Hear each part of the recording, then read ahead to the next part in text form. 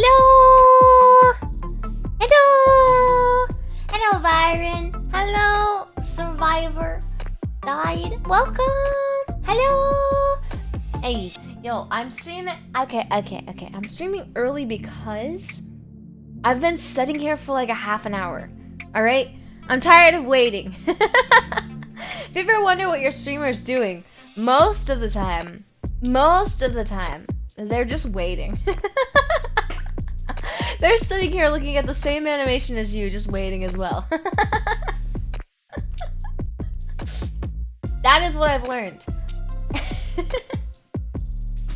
I do the same thing. Oh, Cassie, if I get the job, I get paid every Friday. Ooh, that's the same day I get, well, okay, I get paid every other Friday. I'm bi-weekly instead of weekly. But that's the same day pretty much that I get paid, which is pretty cool. I put my paycheck in, and as of the midnight of, I get my money. I get paychecks at my work. I get paychecks. I'm a paycheck person. Because my work is an old business, and they do things old ways. My work is an old business that takes care of old people, and it does things the old way. Just switched jobs at my company. It's now bi-weekly instead of weekly, but it's almost it's also yeah, salary is where it's at though. Because then if you miss days of work, you like still get the same amount of pay no matter what. Which is nice. Like if you call out sick, you still get the money for it. Which is nice.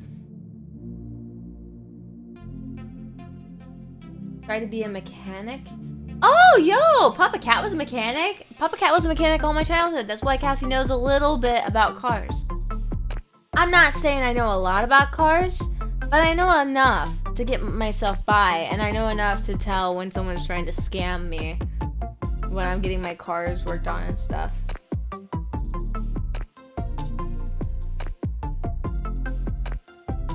Mechanics and plumbers are always in demand. Yeah, everybody needs a plumber, man. That is 100%. It's always in demand. I don't think it's ever gonna fall out of demand. Because there's never gonna be like an immediate plumber that can come to your house. Or like something you can buy that's always gonna be a good plumber. You know? It's never gonna happen. That is a long-lasting life career right there.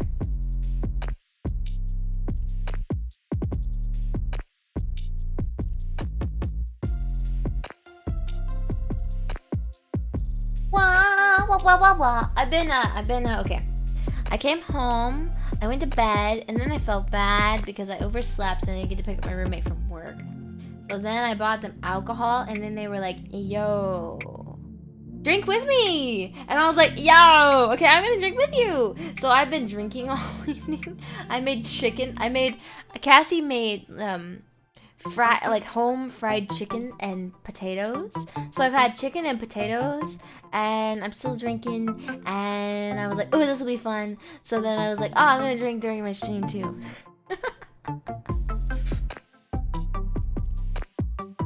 So I'm excited for that. But I am sorry I started early. I've been sitting here for a little bit now, and I've been kind of bored just sitting, you know. I get kind of bored when I'm sitting. I do that a lot though. Like a lot of the time, like if I get up on time, I set for like a half an hour before stream starts. And just stare at this animation. A lot of the time I do. I just sit there for like a half an hour before the stream starts and just stare at this animation until time to click go live. Home cooked food and exciting work promotions. Look at you two bringing in the good news in today. Yeah. Well, I cook all the time. I post it in the Discord in the casserole recipes. It's called. Hold on.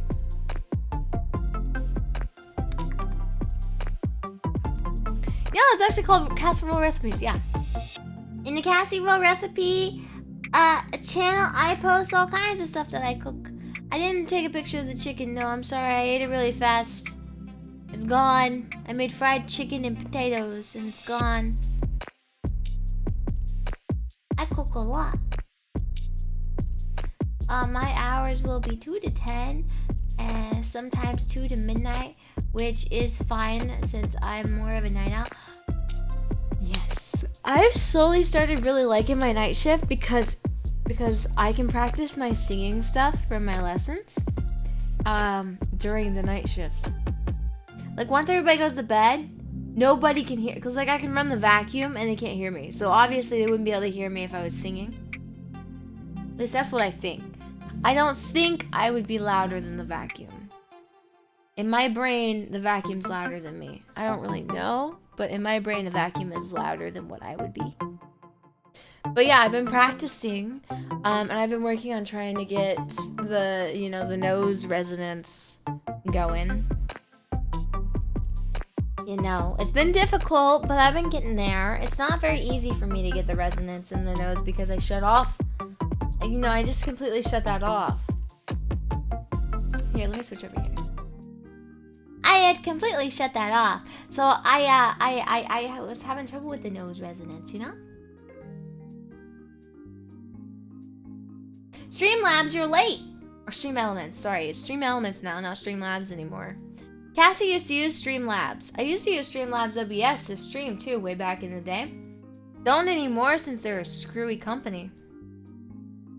Don't anymore. The only thing I use it for is the emote thing, because I don't know how to set it up through Stream Elements, which I could probably look it up and figure out how. I just know how to set it up through Streamlabs, so that's just been running forever. Also, it's 2-man operation. Oh, 2-man operation. Give me some chicken and steak. I don't have any steak. I cooked my steak, I think yesterday. Wait, or was it yesterday? No, it was the day before. I think it was the day before yesterday.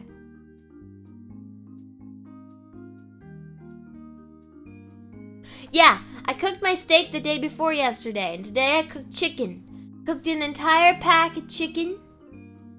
I have leftovers if you want some, but I don't have any more cooked potatoes. I'd have to recook some potatoes and then pretend to feed them to you, and I don't really know what the benefit would be. It'd be kind of a waste of food. Can Cassie sing Hourglass from the Lamb of God? Hourglass? I don't think I know that. Is that a Yakuza song? I can't sing anything right now. I was like, this morning I was like, oh yo, I could come home and do like a karaoke stream and surprise them all, but then I was like, wait a second. My voice is not in the mood today.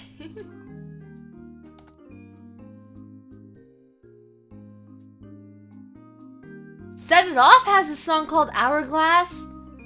Okay, hold up. I have to see this and then I'll find the other song.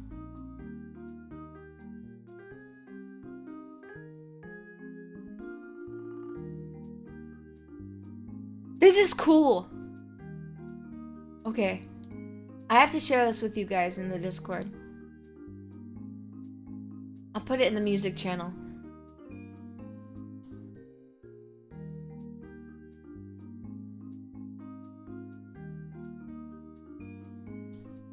Set It Off is always going off, man. Here you go. You guys can have that.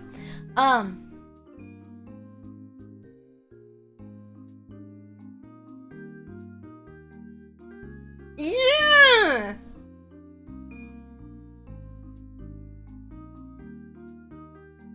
Okay, Hourglass, sorry. Hourglass by... I'm so sorry. Hourglass by Lamb of God. Okay.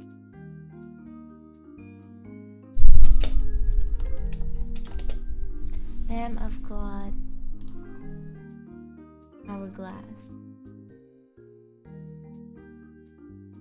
I'm already telling you right now, no. I can tell you by the beginning of this song, I cannot. Again, Cassie can't do rock music. She was placed in the soprano category. She doesn't really have much room.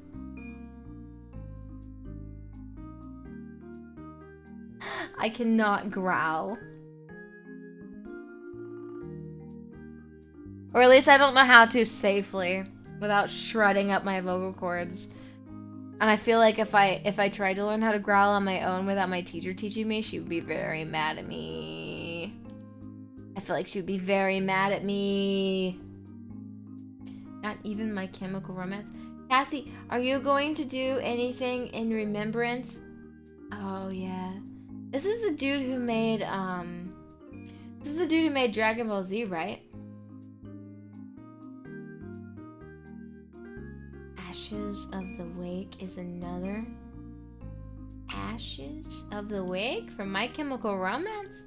Oh wait, no, you were just asking about like if I can sing rock music. I can't. My Chemical Romance I can't even really do very well. The only one I think I could probably ever do if I really worked really hard on it is the Evanescence song. I feel like if I really worked hard on it, I could probably do that song. But I don't think I could do any other ones. Dragon Ball, yeah. Yeah, I didn't watch very much Dragon Ball growing up, though. So I'm not, like, as attached to him. But it is sad. I do feel bad that he, you know, he's gone now, you know? That means no more Dragon Ball.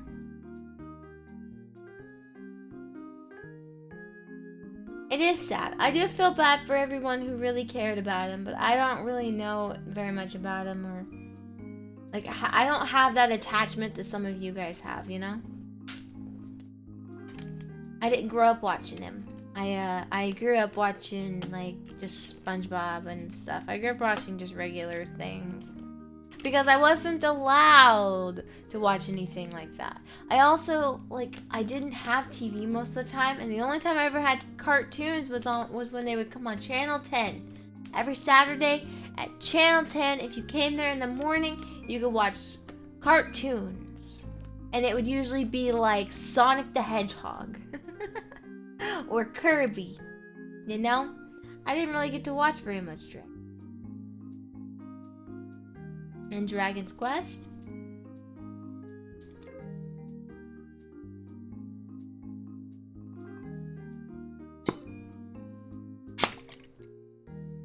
Well, like, I knew there was a lot of fighting in it, but I didn't know too much about it otherwise.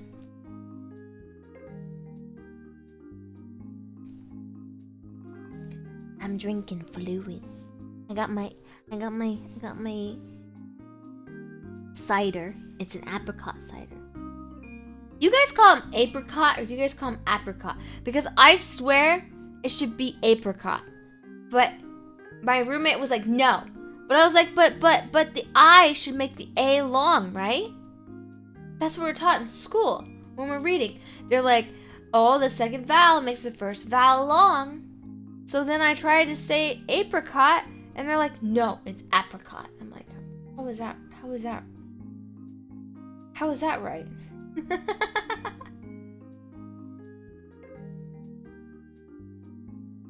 Apricot? You say apricot?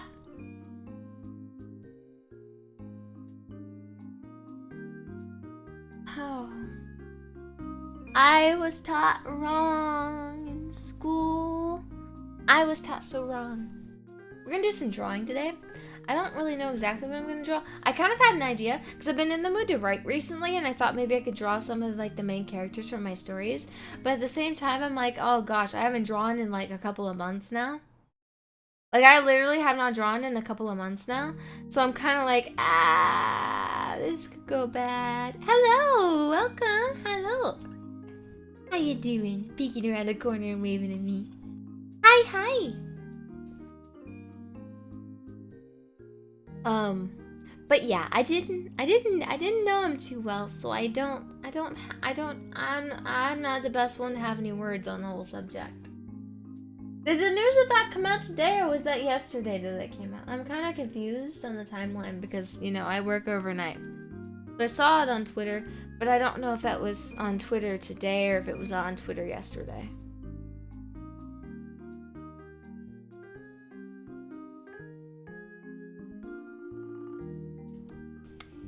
Doing decent.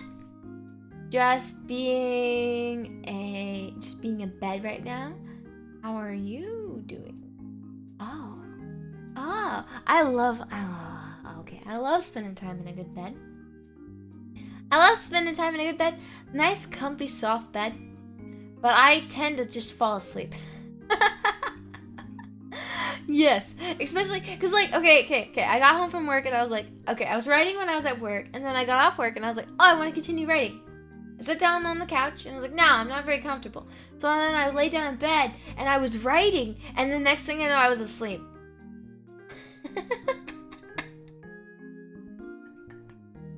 I don't know why. Actually, I think I know why. It's like I told you guys on Twitter before that I use my daydreaming stuff to help me fall asleep, and I think that kind of like affect, because I also use my daydreaming stuff to help me write, and I think now that my brain has just kind of like combined them two, and so now whenever I'm like in the mood to write, or when I start writing and stuff, and if I'm in bed, I think that just helps me fall asleep. Like, that just makes me fall asleep now. I think it just makes me fall asleep now instead of, like, actually continue with my writing stuff.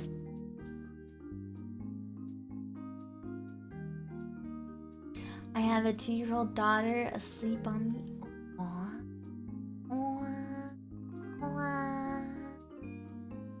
That's how I am when I have my cats. When my cat's around me, I just like, I just will just stay. I'm like, oh, you're asleep. Oh, you're cute. I don't want to bug you. I don't want to disturb you. You can just sleep. And then I end up being there for hours. Just like, any second now, they will wake up. And I will be freed. I have a fantasy western I've written. I've already did the world building long ago. I have, okay. Most of my stories are sort of like, I'm into weird stories, okay? Most of my stories are like science fiction-y, with like supernatural abilities and like weird like labs with testing stuff and like all that kind of stuff. So like most of my stories revolve around that. I have written a couple of horror stories, and I have written a few romance stories, but mostly I write the science fiction-y like stories with like action and that kind of stuff. Hey Cassie, sorry I'm late. I was doing other things. Please don't get the whip. How dare you, Riot? Don't you dare ever do anything during my stream.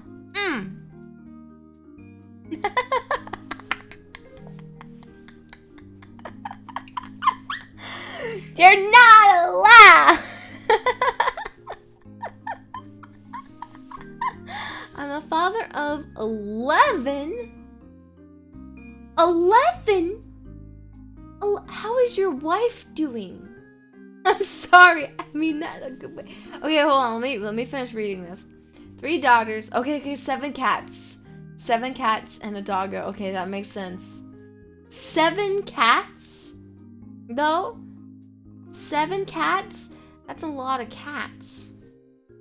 Do you live out in the countryside? Because that was a problem when I lived out in the countryside. A lot of people would just abandon their cats at our front door. Like, just like out, right in front of our house. And we just didn't have the heart to turn them away. So we would take care of them. So at one point, I think I had 5 cats. I made sure to feed them all. I tried to give them all the best of love I could. They were indoor, outdoor. It was just because they kept abandoning them at our house.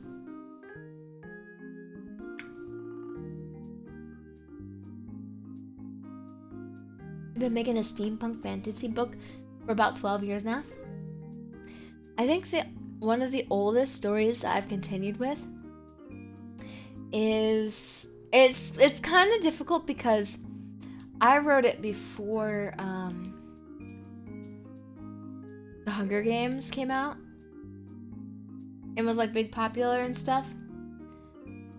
And then everyone who's read a copy of the story that I've written has been like, oh, so it starts off kind of like the Hunger Games. I'm like, no. No! I wasn't even thinking of the Hunger Games! I swear! I didn't even know the Hunger Games existed! Like, the books, I think, existed when I was writing this, but the movie hadn't yet. And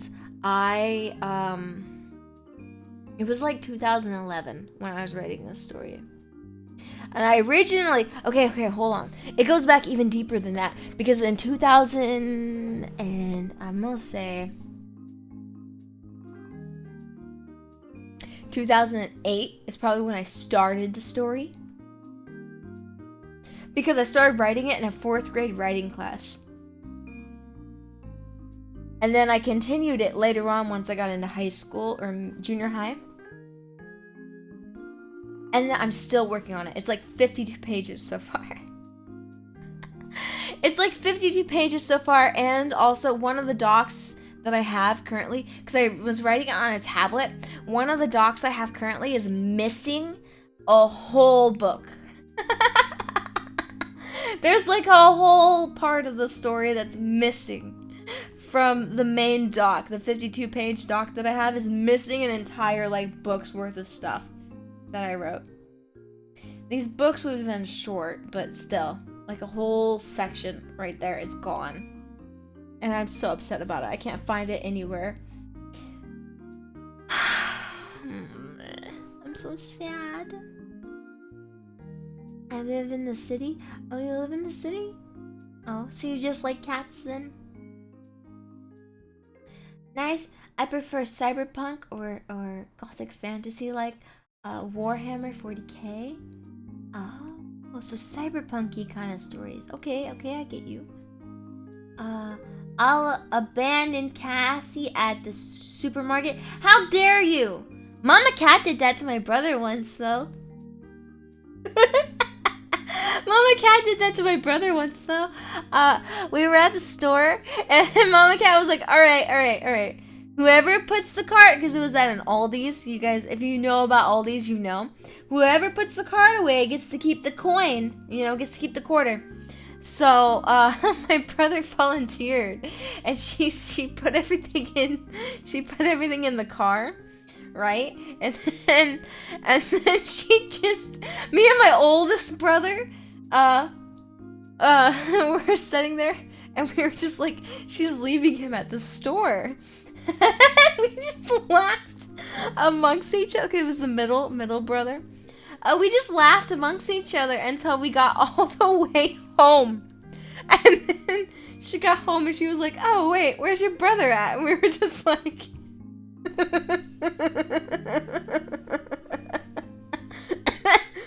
You left him at the store.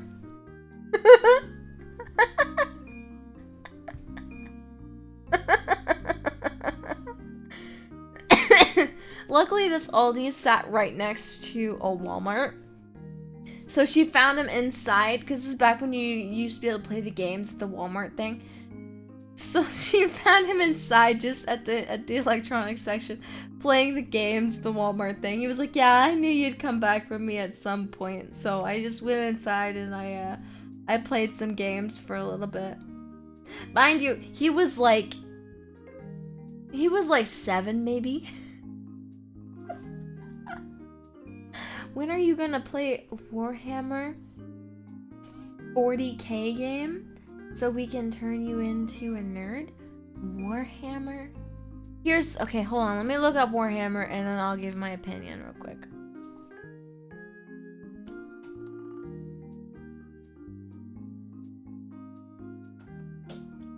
Warhammer 40k. Yeah, this is exactly what I thought it was. I'm not good at these kinds of games. Cassie's not good at these kinds of games. I tried to play Civilization. I tried to play Civ 6, and it just didn't turn out well. I tried to play, what's that other type of game?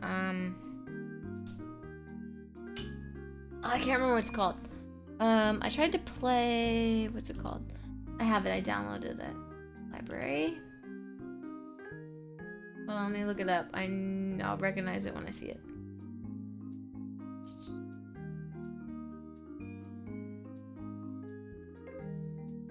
Where is it? They didn't change their icon, did they? I swear if they did, that'll really throw me off. I won't ever find it that way. I have so many Yakuza games.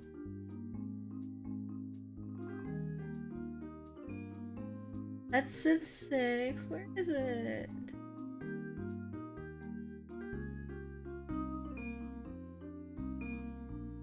Well, it's that other game that's kind of like Civilization, but there's a lot of games like Civilization. Where is it? I've been drinking and this monitor screen is so small.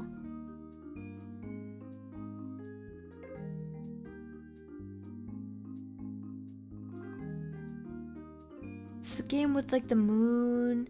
The characters get sick all the time.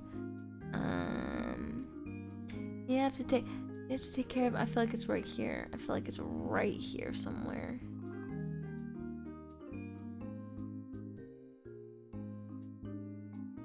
Why can't I find this game? RimWorld! RimWorld! It's RimWorld! Yeah, I tried to play RimWorld. There we go. I was expecting, for some reason I was expecting to see like the moon for their icon or something. Yeah. Couldn't for the life of me figure out that game. I couldn't even figure out how to place things. Like I couldn't even place a building for them to start building it. I couldn't figure out. There was so many instructions and I was like, nah man, I don't want to read all of that. Looks like the fellow button is very tempting. Wait, whoa. What did I miss there? I found my cat's outside, so adoption. I love it when you take in like a cat that's been had a hard time, you know, and needs a good little home. Love it. Yeah, the Aldi, a German grocery store chain. Yeah, Cassie's German, that's what she... Cassie, when are you going to play? Okay, I read that. Read that. Have you ever played Bolt Gun? Bolt Gun? Been wondering about that one. I have not played that. Looks at the follow button. Tempting. Or the follow! Okay, sorry, I'm not good at reading. Yo, if you want to, you can. If you don't want to, you don't have to. It's okay. You can just come back and say hi as much as you want. I ain't gonna tell you that you have to follow. You don't have to follow. Yeah, I haven't beat it, but I got a Switch and it's nice. A boomer shooter. Yeah. I'm trying to read everything, but also I think some chat is rolling in while I'm trying to read it. Cassie. Ole? Space Marine? Ole. Ole is like a hair care. I think it's supposed to be okay, Space Marine. Dip-a-dip. Play or Bolt Gun or Mars. Cassie Warhammer. Got some non-strategic games. The games that I have, right? Okay, let's go through the list. I have 3Teen, which isn't a game, but it's a program. I have Amnesia Memories. I have Among Us. I have Apex Legend. I have Art of Rally. I have Atma. I have Aurora Kingdom. I have Blender. I have Boodona. I have Borderlands GOTY. I have Borderlands GOTY Enhanced. I have Broken Age. I have Celeste. I have Confess My Love. I have Cooking Companions.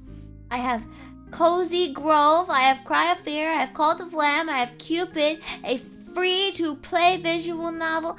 I have Dandelion Girl. I have Dark Souls Remastered. I have Deadly Premonition.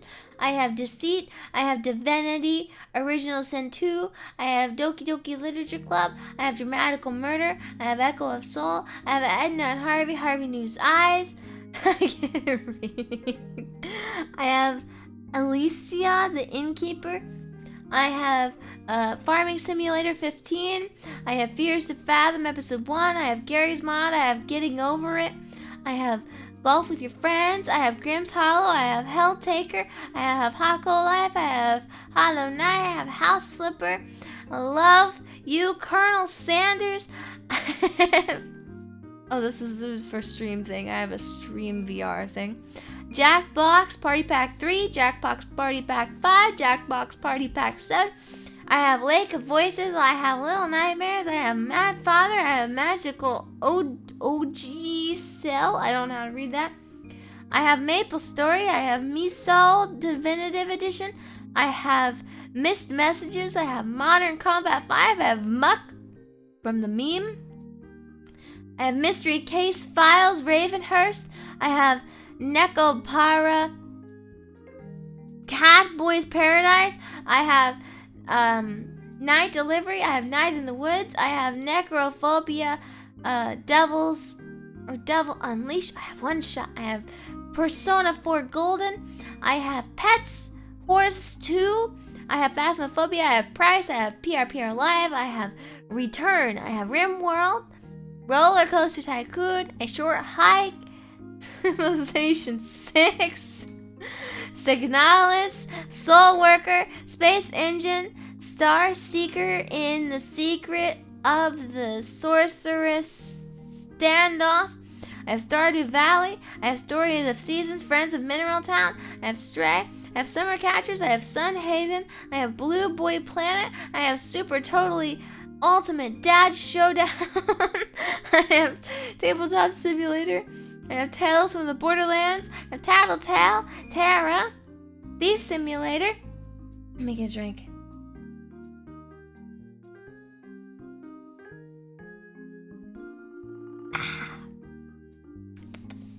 Tower of Fantasy, Trick and Treat, Uno, then a Vegas Pro editing software, and VR chat, then the VTube Studio. I have Whoopo, I have XOXO Droplets, which is weird.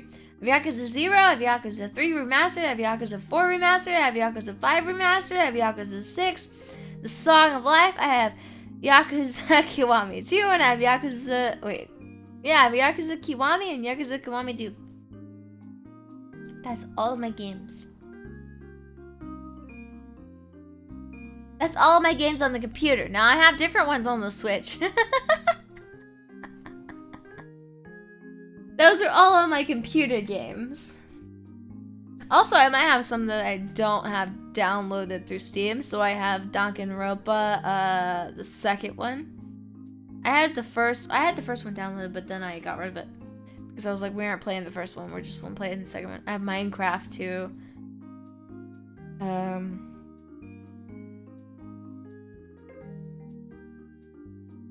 think that's all the games I have. I don't have Skyrim for some reason. I had Skyrim growing up, but on this computer I don't have Skyrim. I think it's because my brother used to put Skyrim on my computer. Also, I don't have Halo, which I grew up playing Halo, but it's not on my computer. Also, I swear I have a Modern Combat, but I don't remember saying I have Modern Combat.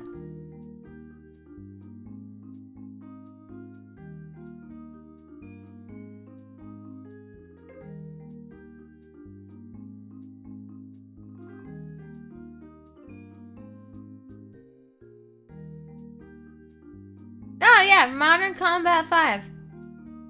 I must have said it, but I don't remember saying it. I must have said it, but I don't remember saying it. Civ 6 is a lot of fun, even not knowing what the hell is going on and relying on low difficulties. Oh, see, I used to try playing Civ 6. I have a bunch of mods on my, I have a lot of mods for Civ 6, so I can have a leader, an anime girl leader, and then I can have her raise a zombie army, and I can but at the same time I'm just like, I don't know.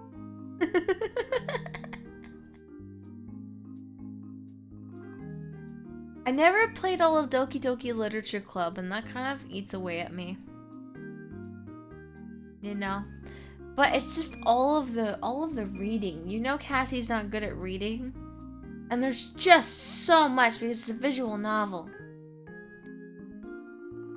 There's just so much in a visual novel that you have to read. That's why I've only played like a few routes of dramatical murder too, because I like dramatical murder. You know Cassie like her yaoi stuff. But like, I haven't played all of them because of reading. There's just so much to read. Yeah, no, I got to that part. She didn't deserve that. She really didn't deserve that.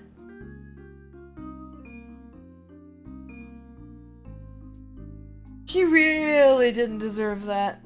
DDLC isn't nearly as much to take in as the 8 separate episodes of Higurashi. Oh yeah, I want to play Higurashi with you guys one day. Like, I want to play all of Higurashi on stream one day if I ever get good at reading. Because Higurashi, just like the anime, was so freaking good. Right up Cassie's alley right there with Higurashi, yeah. It's the kind of horror I like. And Amnesia, okay, Amnesia, this game, it's not horror, but there's like this really crazy guy in it named Toma, and he starts off like, oh yeah, he's just your best bud, you know? He's like your best friend. He'll take good care of you, he'll keep you safe. No, he's insane. He's insane. Toma in Amnesia, not Amnesia Dark Descent, no, it's the Amnesia the Light novel, like, Otome game. Toma is insane. He is crazy, and he is not your best bud, and you stay away from him.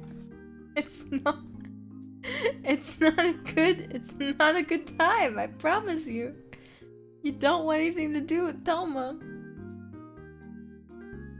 Cooking Companions was weird. Too. I'm looking at Cooking Companions. Was weird. I followed them through their not their Patreon, but their the Kickstarter. Yeah, Kickstarter. And I played their game and everything. The creators were really nice to me too back then when I played their game and everything. But it had like subtle, like weird things that made me kind of uncomfortable with the game. Cry of Fear, I really wanted to play it all, but then I broke the game.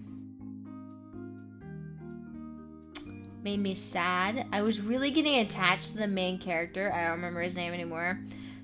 And then I saw like the true, like I went ahead and watched it. I pulled up YouTube videos and I watched the true ending of the game, and I was like, oh my gosh, now, like, after all of this, I actually hate this guy. After all of this, now I hate him. I hate him. Dark Souls, I started to play, and then everybody kept telling me that they wanted me to play Elden Ring instead. So I loaded up Elden Ring after watching my roommate play all of it, and I knew how to beat every single boss, but I didn't have the technical, like, ability to do it, so it's really frustrating. It's so frustrating to play Elden Ring because I know how to do everything and I know how to beat all the bosses, but Cassie can't physically do it. I can't, the buttons, I just can't do it, but I know how, and that frustrates me so much. It hurts so bad. So bad. Price is a game I've always been interested in, but I haven't played it all the way through because the puzzles are too confusing for me. But it looked cool. Same with Signalis. Signalis looked cool. Not really my kind of game, honestly. It's not my kind of game. It's kind of hard. It's not really my cup of tea. RimWorld, super hard. I couldn't even figure out how to put down a building. Roller Coaster Tycoon I used to be okay at when I was younger. I can't play it quite right anymore. I think towards the end of my journey of playing Roller Coaster Tycoon, I switched over to the one where you, like, Zoo Tycoon, and you could have dinosaurs. And then I just spent the rest of my time just murdering people by putting them out in the middle of nowhere and then taking a dinosaur and dropping it out there.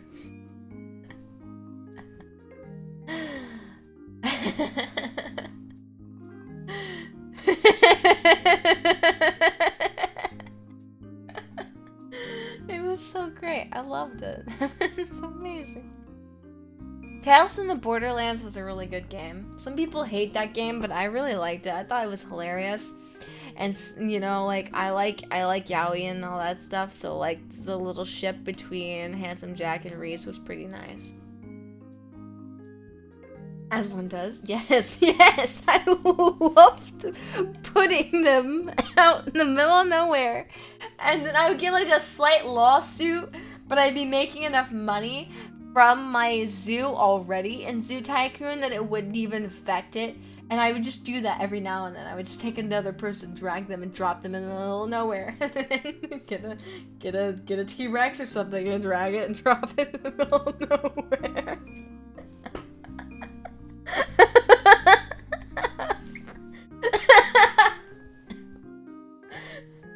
I loved it. I loved it so much. I liked it, but the new one I can't. Yeah. Okay, you're talking about the Tales from the Borderlands. Yeah, I heard the new one sucks. I heard the new one was really bad.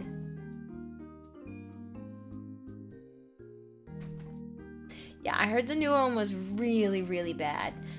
I liked the first Tales from the Borderlands because it was hilarious and you could be nice or you could be mean. You could go either route and you would still get to the end of the game nicely.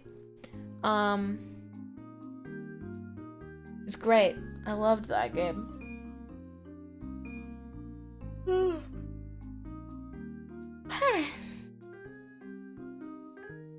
yeah, I started playing Persona 4 Golden too. I've played a little bit of Persona 4. I played until they got to the point where they were going into the TV. They went into the TV a couple of times. I think a couple of times. And then I stopped playing because I was like,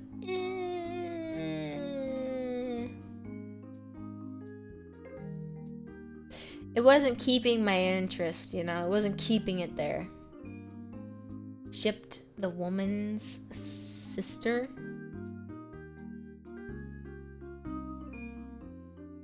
You shipped the woman's sister.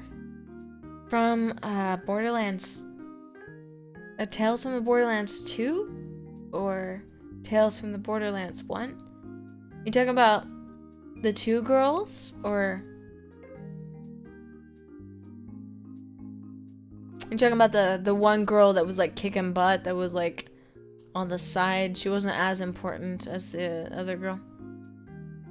The first one.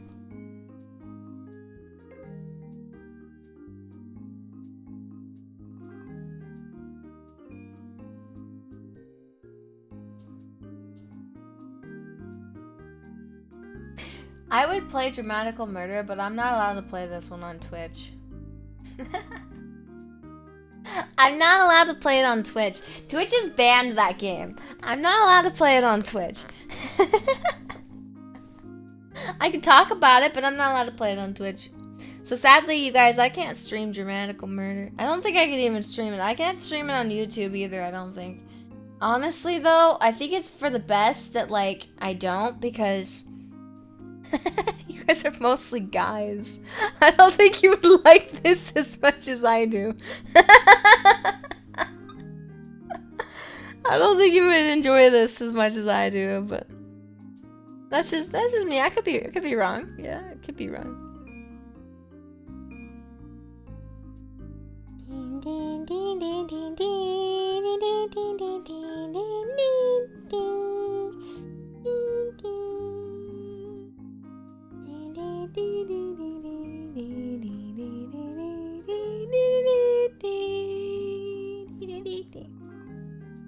Cassie stream, hatred and get banned.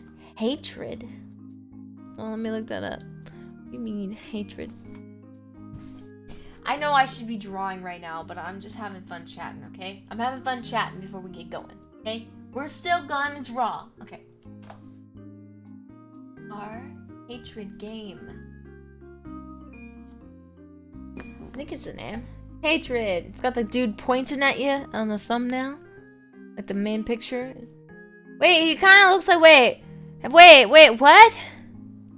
Why is there pictures of him and then pictures of Saejima? Why is there pictures of the dude from the game and then Saejima? Saijima's hair's not that long. Really brutal. It's a brutal game.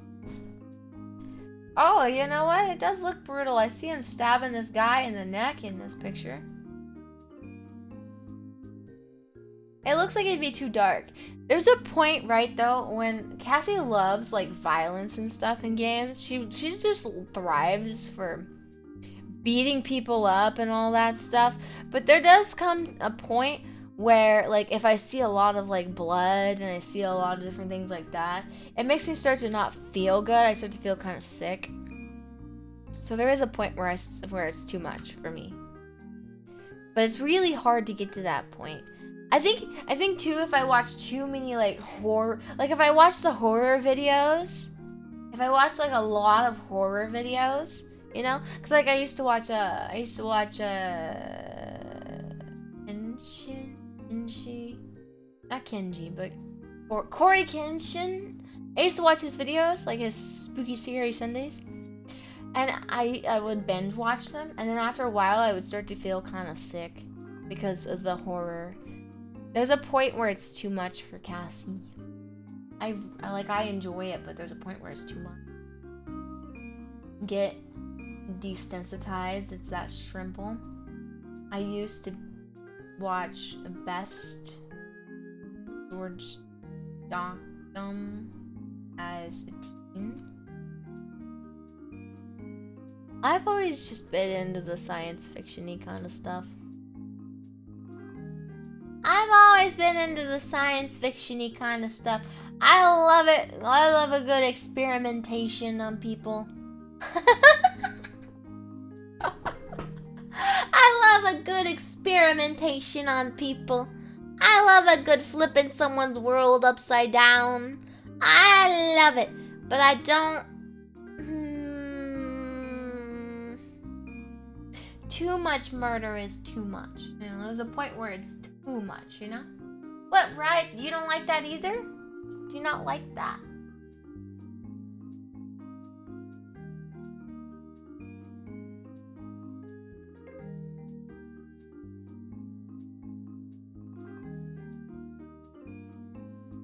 Am I in my yaoi arc right now? Not really. Yeah, my yaoi arc already happened, you guys. This is the aftermath. My yaoi arc already happened. It happened years ago. Every now and then it flares up. Like, I might, now that you brought it up, I might read some yaoi tonight. But, hello, Cassie, human experiments are okay. Yeah, see, it's alright. It's all okay. Human experiments are okay. Riot says so. See, if Riot says it's okay, then I know it's really okay. And because I trust Riot. I trust Riot not to lie to me. So, best score. So, best score is still around. It's a bestscore.fun. I did not say that. No, you did. You said, LOL, Cassie. Human experiments are okay. You're saying that they're okay, so you're alright with it, yeah?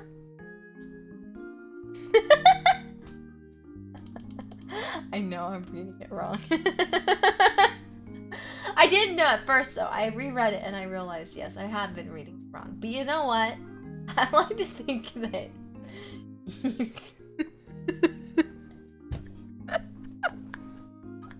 it helps me justify the kind of stories that I write, yeah? That's another reason why I don't share my stories. A, they're kind of angsty. B, B, filled with human experimentation and all that stuff. Yeah, those are the main reasons. There's no C. The other one's like just action, that kind of stuff, fighting, that kind of stuff, adventuring. But it's a lot of mind games and experimentation that I throw into my stories. It's just packed full of it. I don't know why I like it so much. I'm weird. And that's why I don't let people read my stories. I wrote a romance one once that had that kind of stuff in it too, and it blew up. It became big on Wattpad, and I was like, oh, okay. This isn't my forte though. Romance stuff is not my thing. Bye, guys. Peace. I'm out. They're like, please write more. Come back, and I'm like, I never will. Don't you hate that when you write like a story, right? And it's not in your field of like what you enjoy writing, and then that's the story that blows up, and that's the story that everybody really likes, and that's what everybody's all about. I hate that. I hate that because I'm just like, this is not my expertise yet. You guys are treating it like it's my expertise, and it's not.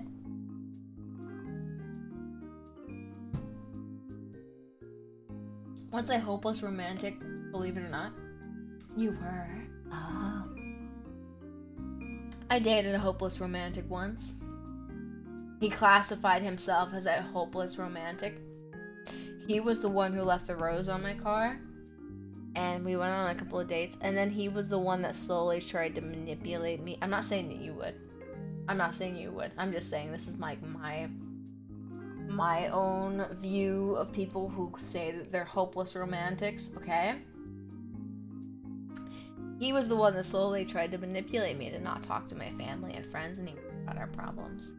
And eventually I shut down and I stopped talking to people about our problems. And then it was just me and him. And anytime there was an issue, I didn't have anyone to talk to about it because I wasn't allowed to talk to anybody about it, because if I did, he would get mad at me. And then I tried to break up with him, and then he wouldn't let me break up with him. So then later on, after I had endured and I had suffered and I had been unable to talk about our problems with anything, like my friends would be like, hey, you seem a little off, are you okay? And I'd be like, I can't talk about this right now. He ended up breaking up with me. And I'm just like, why did you let me break up with you? You know, when obviously you weren't happy with me. Why'd you have to torture me in such a way? So now, my mods, who are my main mods, know that if he ever shows up in my chats, and if he ever shows up around, he is to be banned immediately. He is not welcome. Not welcome. Cassie does not welcome that crazy person. And it's like hard for me, you know, because like I'm accepting it, I'm like nice and everything to so many people, but yeah, no, I can't welcome that person in life again and it'll mess up my brain again. For real now, my friend is going through the same thing, stuck in a loveless marriage. Yeah. Some people think that being in a relationship is necessary, and no matter how messed up the relationship is, yeah. Here's the thing. I was young. I'm still young, but I was more young and more stupid than I am now. And here's the thing, right? Put the rose in my car. I was like, oh, yo, that's sweet. At first I thought somebody put a stick on my car, and I was like, who the heck is putting sticks on my car? And I came around and realized it was a rose. I thought that was sweet.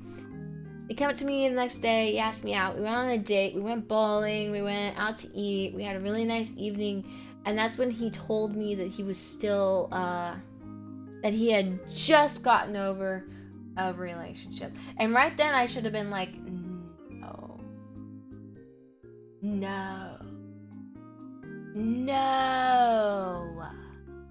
But instead, I was like, yo, you're still getting over it. Turns out she cheated on him. Yo, you're still getting over it. Okay. Yeah, that's fine. I'll help you through it. Because I'm a nice person. And I'm just like, I'll help you get through it. I should have just said no at that point. I should have said no, right? Time goes on, right? And I think we're having a good time, and I think everything's going pretty good. We're drinking, we're having fun, we're partying with him and his sister and his sister's boyfriend, and eventually we like move in together for a little bit just to see if it would work out for us to live together, right? You know, because we didn't know if it was gonna be okay or not, and we were just testing the waters and that kind of stuff.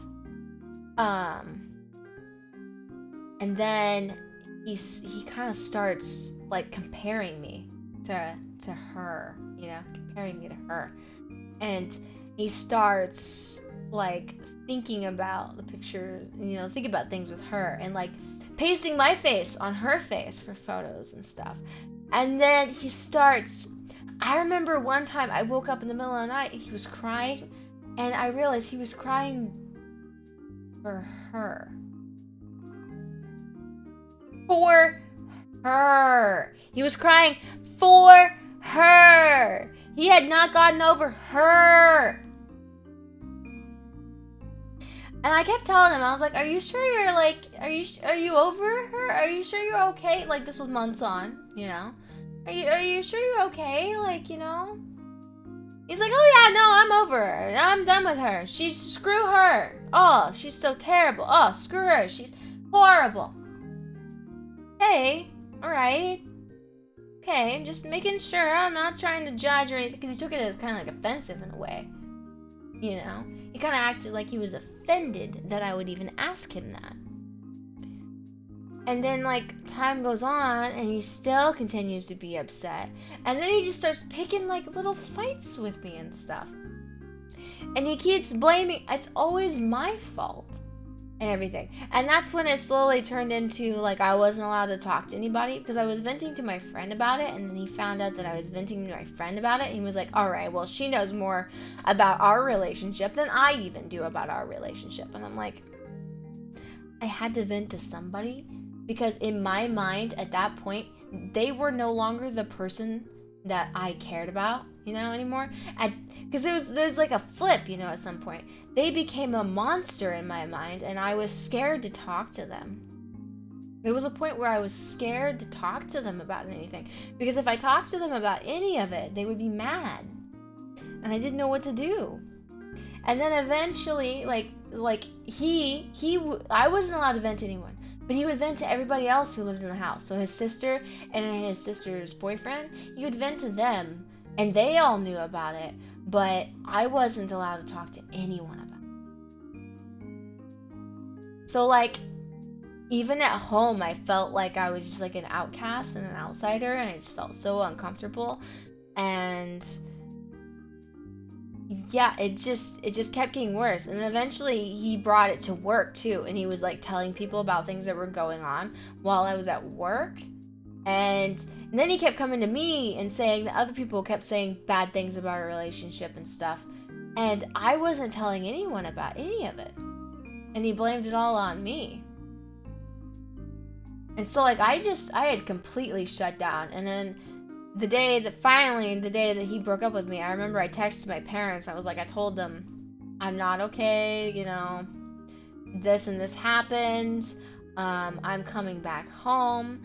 I can't live here anymore and everything. And I remember my parents were so supportive and so nice. They gathered up a trailer and packed all my stuff and had it all moved out before he got home from work. Also, this guy, like, he made me wake him up in the morning, which I had agreed to originally. I was like, yeah, I can wake you up in the morning. That's fine. Yeah, I'll wake you up before, you know, so that way you can go to work and everything on time. He would set an alarm, right? And so I would try to wake him up, and then he would get all upset when I was trying to wake him up, like all mean and angry every single time I tried to wake him up. And he would yell at me for waking him up, even though that's what he wanted me to do.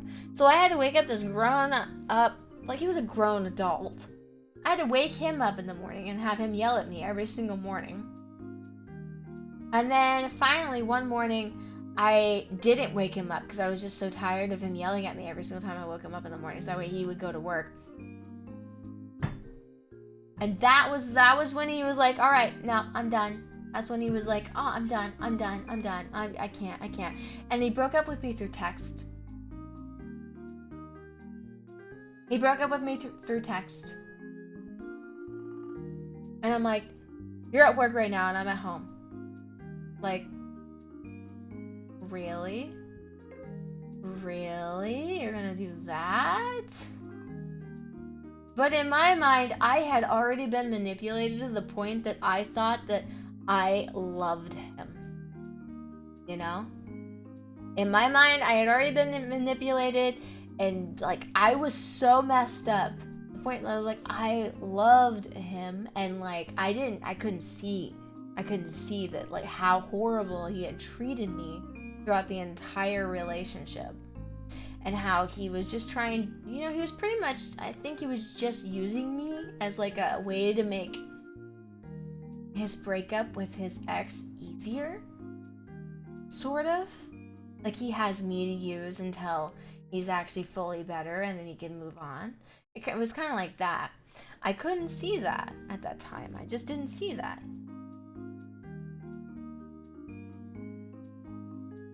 That's why they call it puppy love.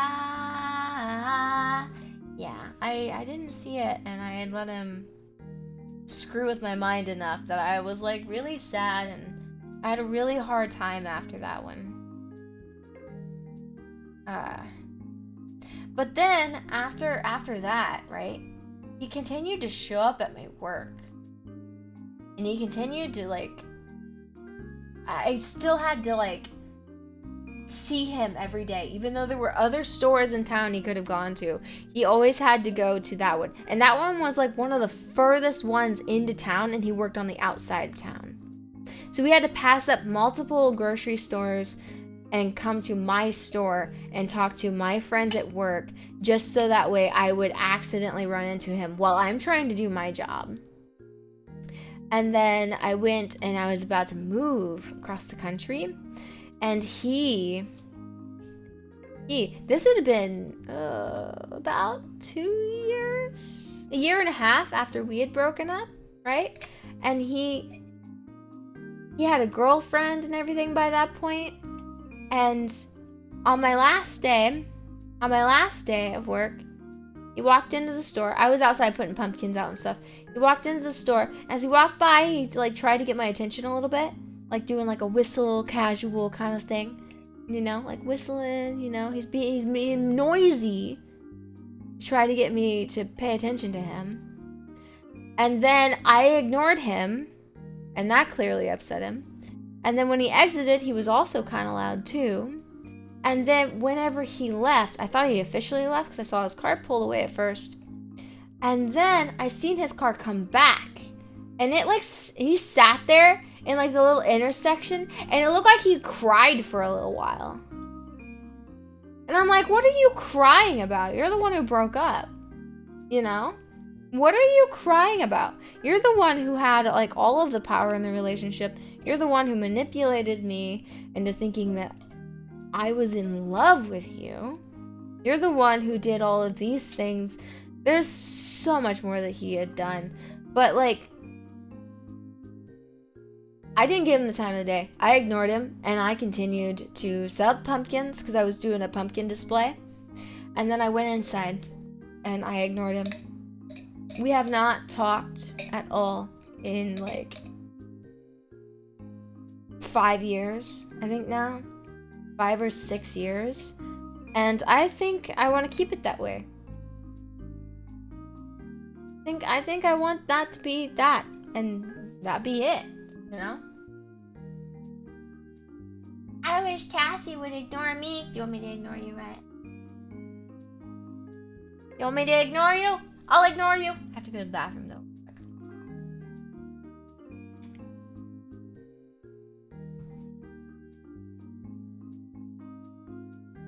It took a while.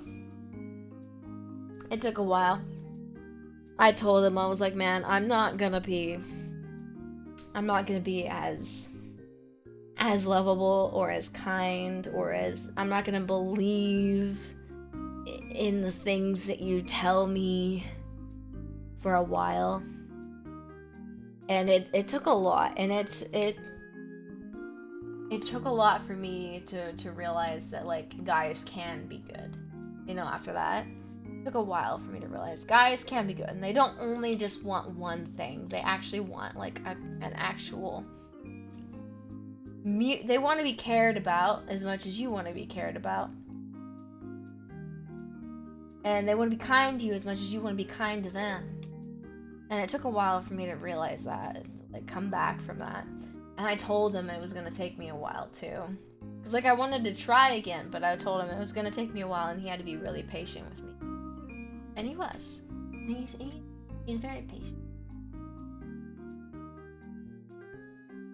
He's very patient. Very good, very patient, very kind, he listens to everything I have to tell him. If I have anything that's, like, upsetting me, he'll listen. If I tell him I can't tell him right now because I'm too emotional, he'll wait. It's that kind of person. Very good. Very rational when I'm kind of freaking out and going wild because I have really bad anxiety and all that stuff. He's good. He's really good. I want an actual relationship, but when bedroom activity is not always. Not always. They won't always cheat. They love you for you, they won't. At least you're doing better. Yeah. It took a while though. Hold on. I'll be right back. I don't tell too many people this story though, because there is always a part... Okay, before I go. There is always a part of my mind that's like, what if he's watching? You know? I'm just like, what if he's watching and listening? And this gives him some sort of, like, either a high horse, or this makes him unnecessarily feel bad and he feels the need to talk to me again after hearing that. You know? Okay, I'll be back. I'm back. Let me put you on the pause screen.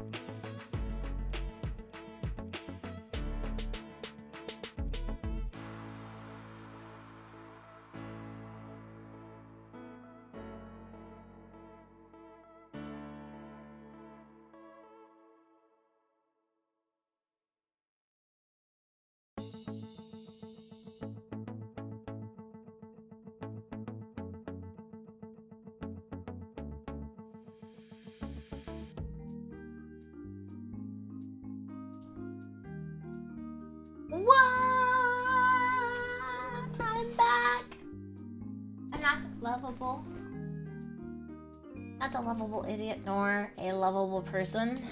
I I'm kind of a lovable person. I can be really nice if I want to be.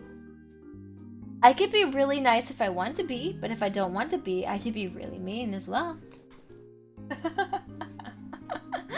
I can be really, really nice if I want to be. If I'm not mad about something.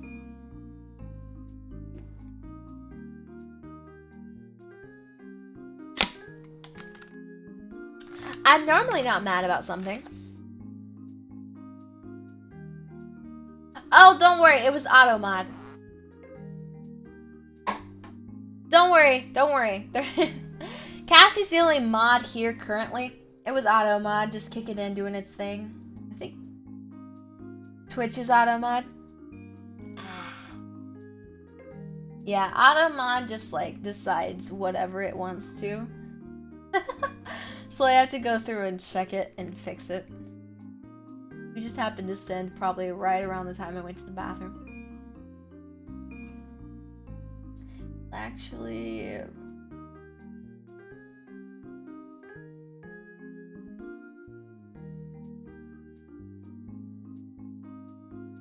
Hold on.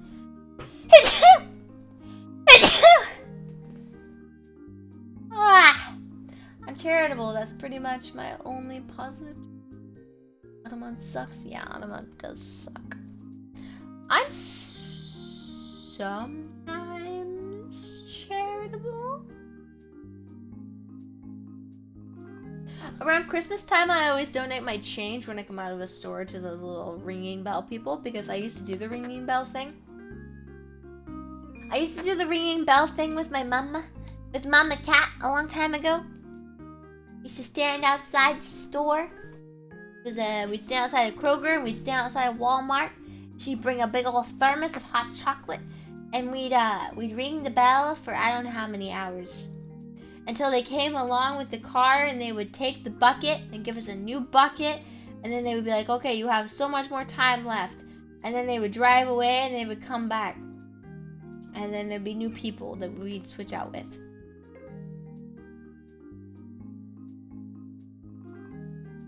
If I have spare money and sometimes ask for some, I usually give some away. Oh, thank you. Yeah, I don't know why. I've had the sneezes a lot recently. Switch over here. Let's slowly start migrating towards what the stream is supposed to be about. Now that we're an hour and 15 minutes in. Hour and 15 minutes. What's wrong with me?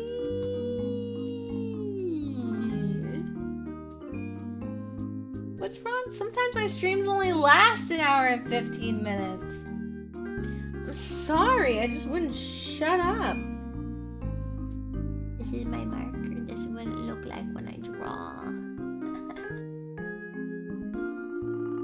Nah. You wanna see my handwriting?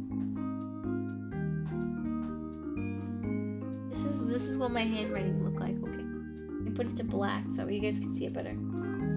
You want cursive or regular?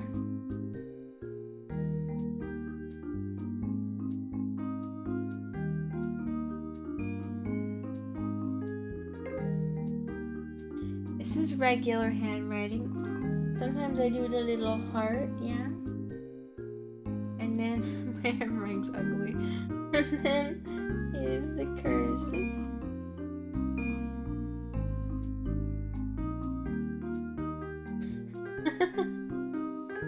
And there's the cursive. Yeah, there's the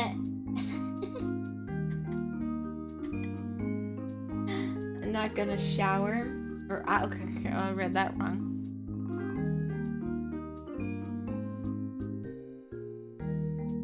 I'm gonna shower, and if I come back and you're done, I'm gonna cry. Not really, cause I'll be free. No, it's fine. It's fine. Don't worry. I'm not gonna. I promise. I promise. I don't know how I'm gonna draw these characters, but I promise you, I'm not going to be done streaming by then. Unless, okay, those church people came back yesterday, and they came back around 8 p.m. It was like 8:15 and they were knocking on our door. And I was like, who comes by at 8 o'clock? I swear they're like a cult. They're not like a regular church. It's terrifying. Shoo them away? I'm scared, man. What if I open the door and they're like, come with me? What if I open the door and they're like, just come with me now? They just grab me and they just drag me out and they take me to their church. They make me one of them. Okay.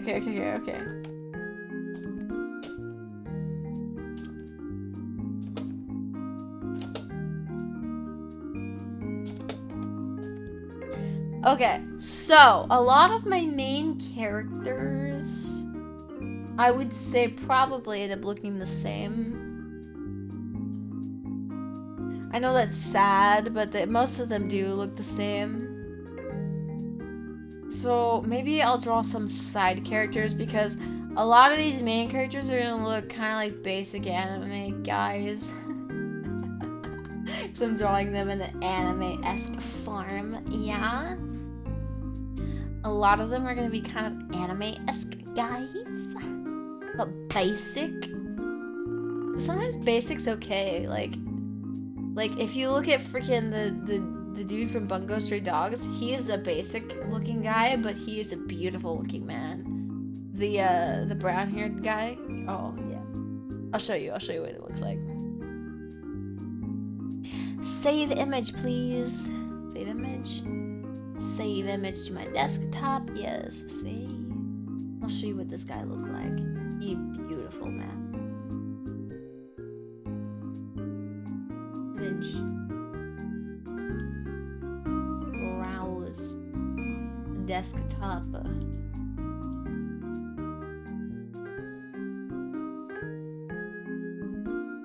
I think it's this one.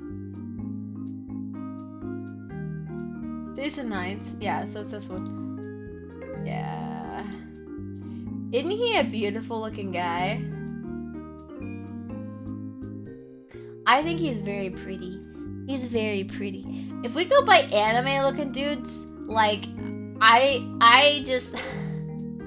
Look at how beautiful he is. Look at his hair. Look at his face. Look at his eyes. He's pretty. Pretty. There's better pictures of him too. There's some with his full trench coat, and he just looked nice. Yeah, he just looked nice. I do like the brown hair on guys. It do be okay. Focus.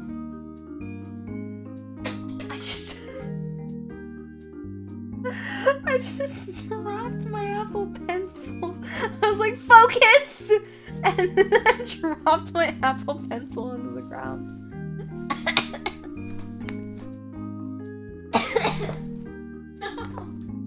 No! Okay, I'm not trying to delay, but hold up. My ukulele is probably out of tune. You want to hear it when it's out of tune?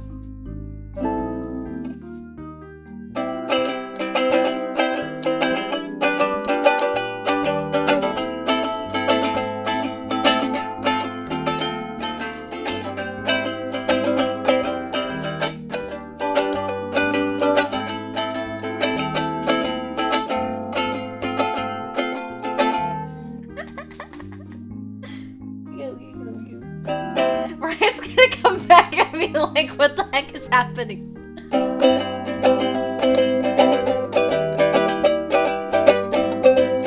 Wait. I go here.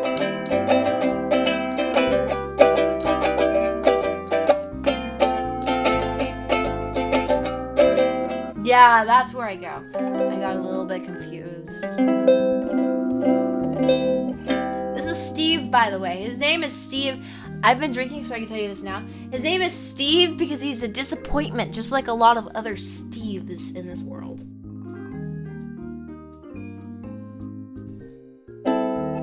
Your name's Steve. I'm sorry if I offend you. But I also don't care.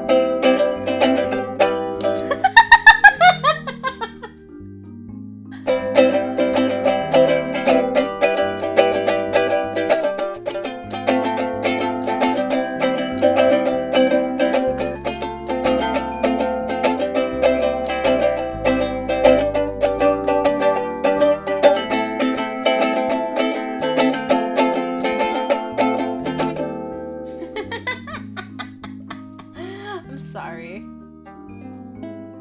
I gotta focus on the actual task. Now I'm playing the ukulele. Goes like this. No.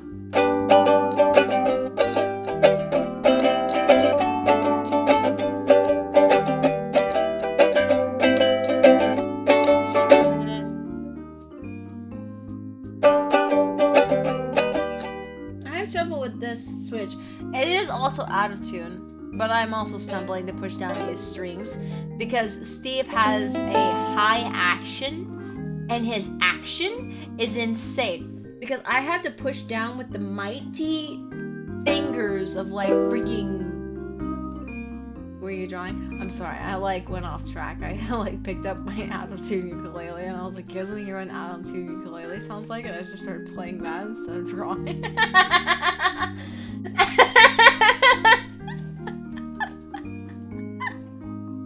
Okay, sorry.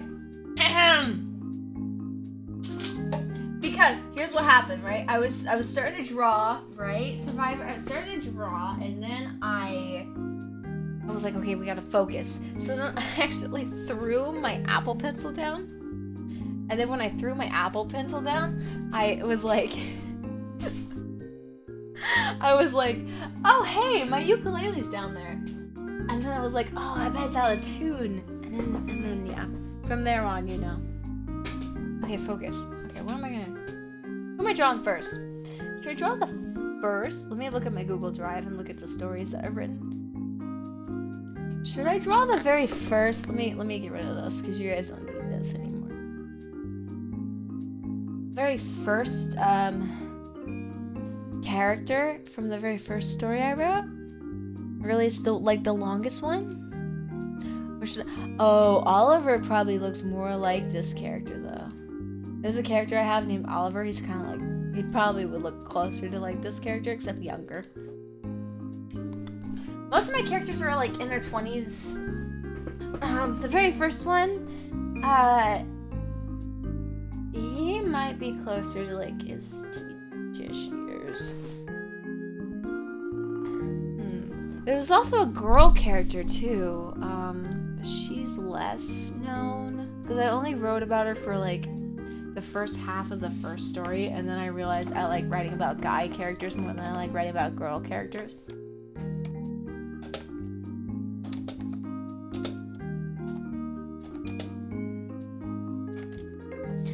But I think that's just the thing, right? Girls, in my opinion, in my own opinion, I could be completely wrong, but this is just my own thing.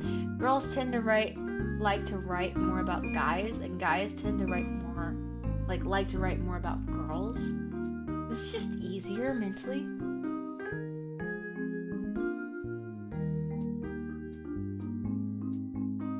I guess if I was good at drawing, I could make a feminine version and it. I wish I was good at drawing and then I could be a PNG tuber. I already have something in mind. Well, I'm not very good at drawing. I just draw.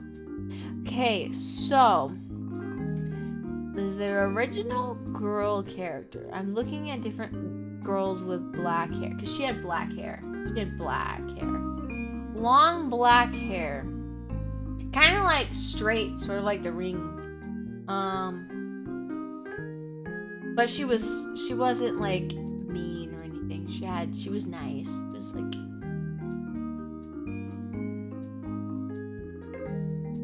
I guess she was kind of like if she was me, but she had black hair and she had a little less emotion. She had been beaten down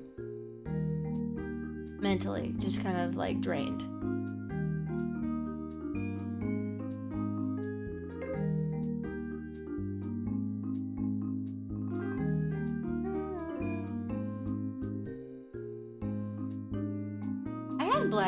one point. When I was younger, I had black hair. I dyed it black for a little bit because I was curious.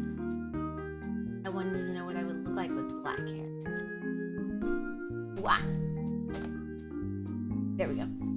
I'll do the emo Cassie for a little bit. I was kind of curious about what I would look like with black hair. I can't change my eyes whenever I'm in the army too because these toggles were set up through VTube Studio and I messed some stuff up when I did it. Right, so I can only do heart eyes.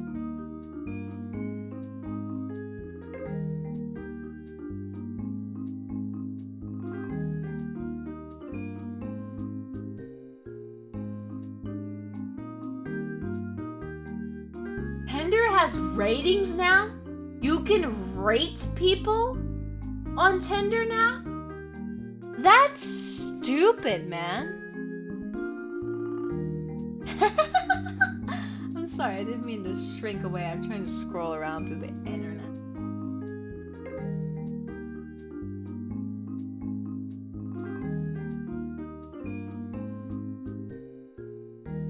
I'm trying to remember exactly how I originally pictured this character. I'm trying to do like a rough idea, you know? I'm trying to do, because I want to do all of them if I can. If I do all of them, and I do all of them to the fullest, it'll be like a 12-hour stream. And maybe kind of like this. The eyes are kind of wonky, though. They kind of mess with me. These eyes are kind of like...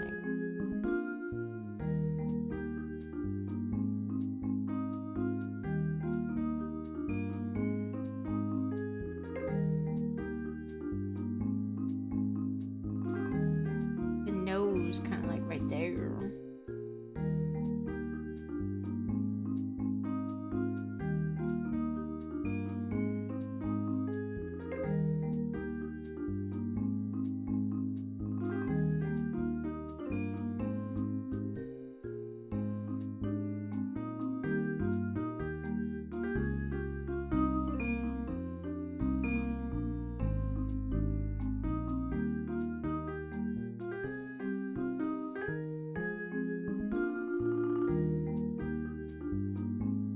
I didn't even draw the freaking head shape. This is gonna be screwed.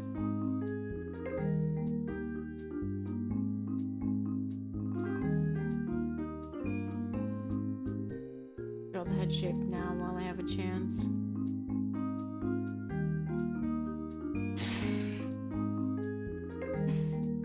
Looks bad. Oh gosh. You know, if Byron was right, I probably can't draw like this, but you know, we're gonna try. Right? We're gonna have a good time. We're gonna chill. You know, because we're all hammies here. We're hammies, gosh darn it. Hammy, every time I say hammies, kind of reminds me, A, of like my high school friend, because she used to say hammies all the time. That's where I got it from. But also, it reminds me of, like, Hamatora. Cassie, did you hear about this one woman who just used men for free food for years? I have heard about girls doing that. Like, they go on dates with guys just so that way they can get free food. And I'm like, okay.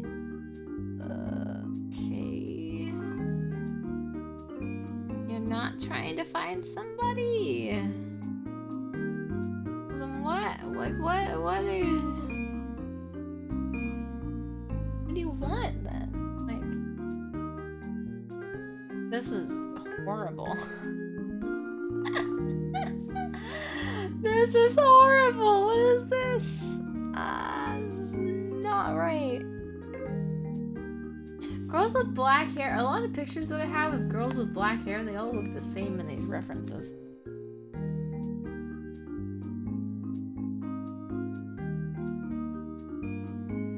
They honestly do. They all look kind of the same. Let me do the face shape first, and then I'll try to draw everything in this time. So for this one, she's kind of looking... She has her head tilted. She has her head tilted kind of like this. And she's like looking downish.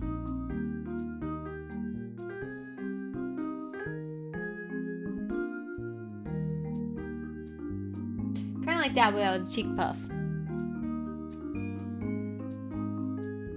Top of her head kind of goes like that. Circle.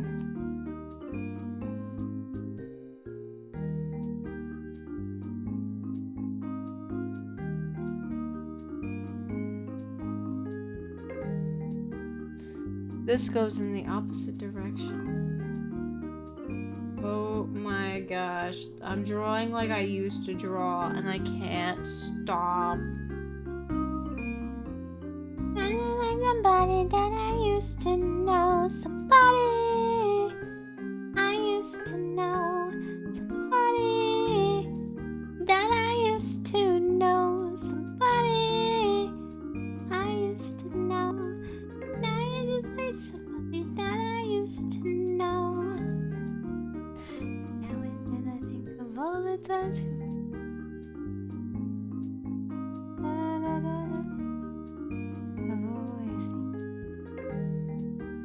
I don't wanna live that way. And every word you say, let it go. That I wouldn't get you hung up on somebody that you used to know. I didn't have to cut you out, make out like it never happened and that we were nothing. And that I don't need that though.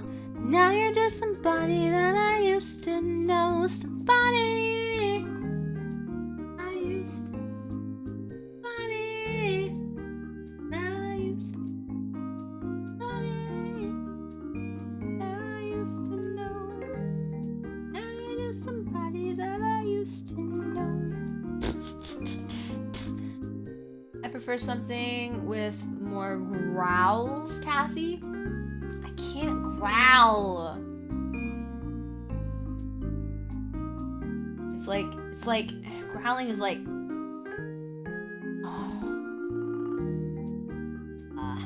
it's like lifting something heavy. It's like lifting something heavy, man. I can't growl. I can do that. Yeah, that's fine. That's not the same though as vocally growling.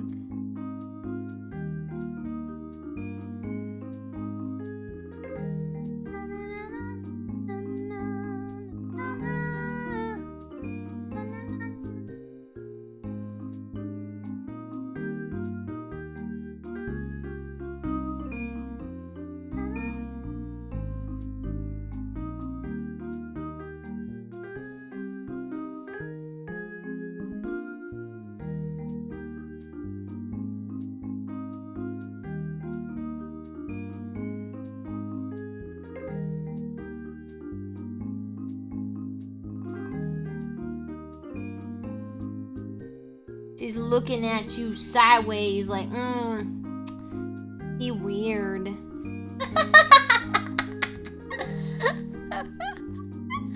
He weird.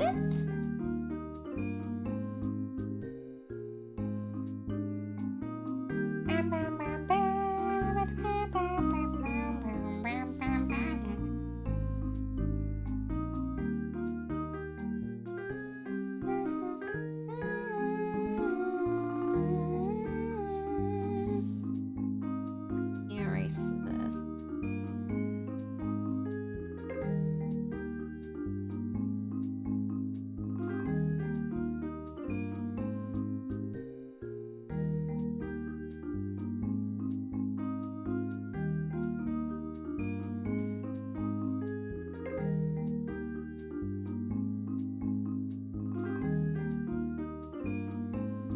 Oh, look weird.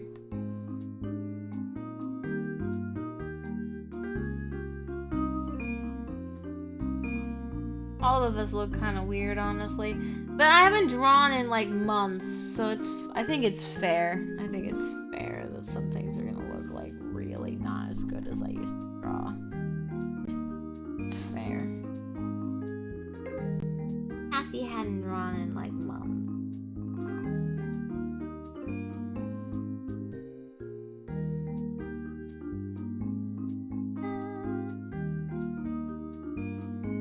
Cassie, can you sing Isolated from 4 Stacy. Isolated from poor Stacy. Why are you isolated from poor Stacy? Not poor Stacy.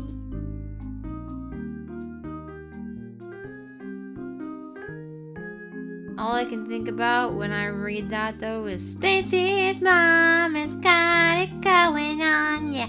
Stacy's mom. Can I come over after school? After school.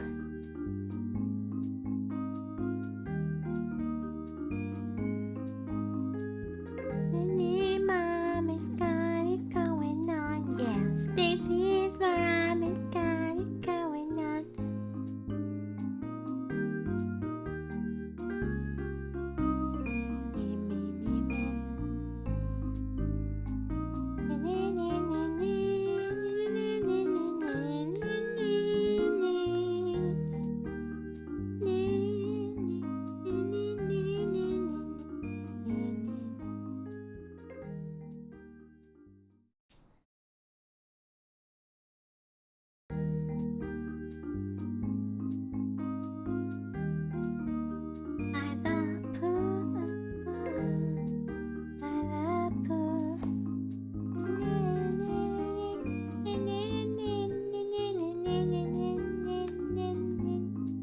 Sorry, I'm looking at it from a field view, yeah?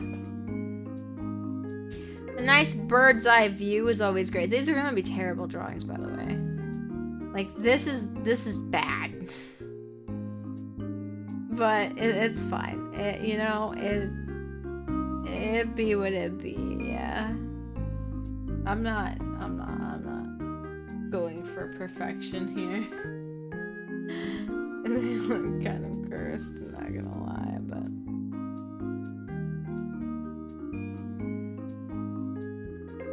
after school, after school.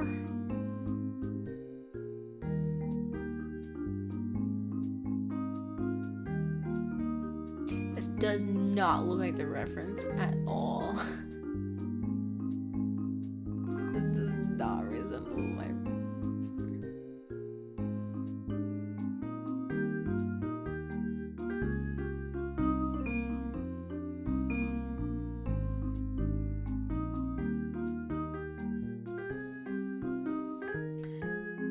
Blood for blood, God skulls for the skull throne, Cassie. Blood for blood, God skulls for the God throne? For the skull throne. Rip to Juice WRLD. Did Juice WRLD die?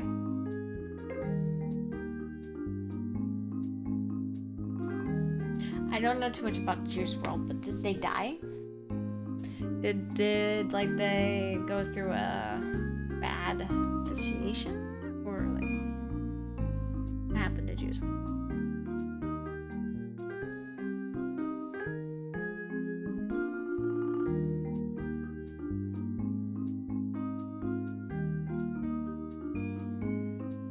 Corone is a blood god. Wait.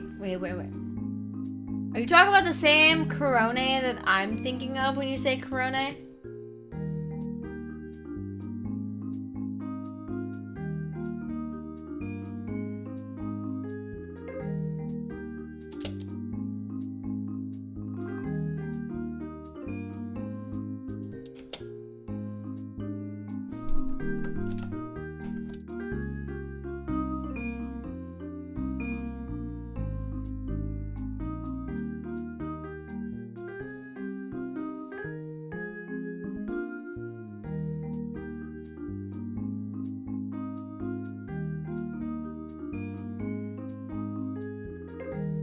When you say Corone, I think of this.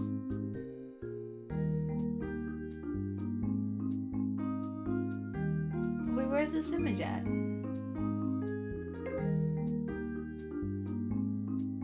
Wait.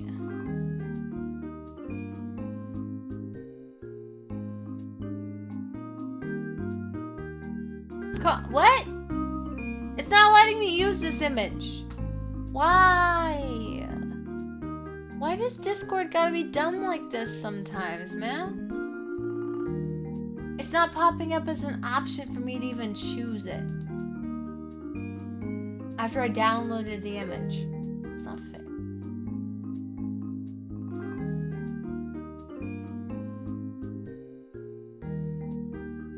Only Velvet was here.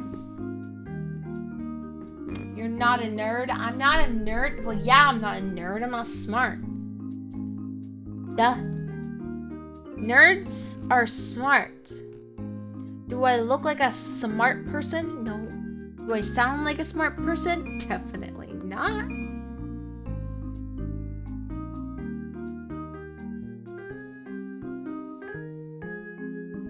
Did I act like a... Was I smart at one point? Yes.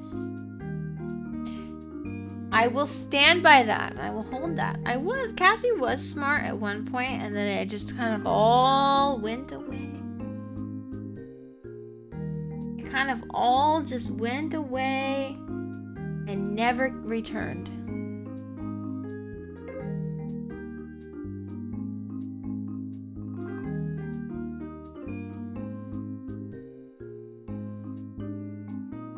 Those eyes look weird. This whole drawing looks weird, though.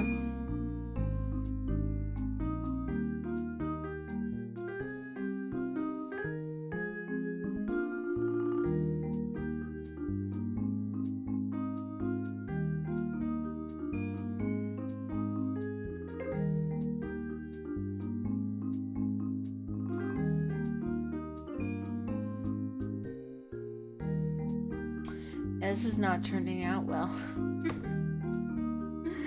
I don't know how else to show you what she looked like. I can give you a description of what she looked like.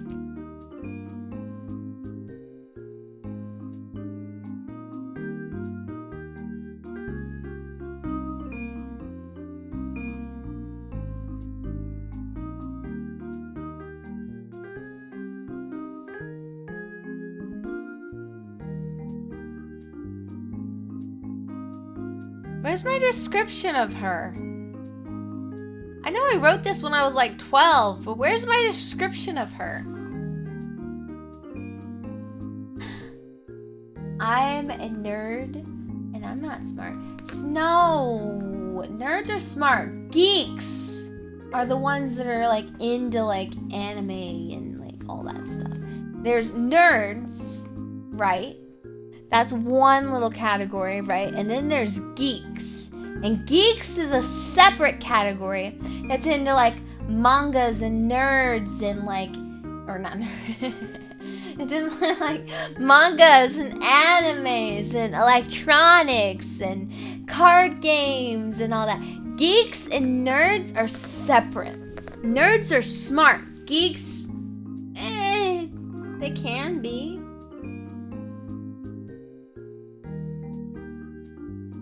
It's a whole separate category there. And I refuse to link them together. They do not belong together.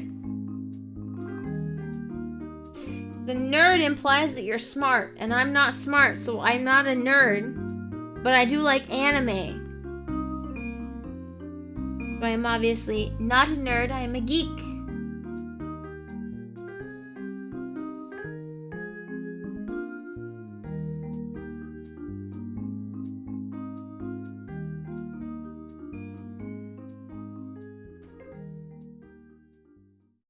Let's do what they do in cartoons. The 6, there's the ear, that's it, that's a 6. I'm gonna make her neck smaller, I feel like it's too big. But I'm also like, I don't know. Confused. Not really thinking clearly right now.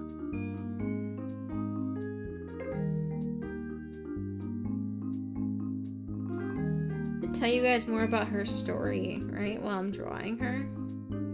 I'm just gonna kind of like just go crazy with trying to make her look like whatever I feel right now, because I'm, you know, I haven't drawn for a while. I might as well just let myself draw however my body wants to draw.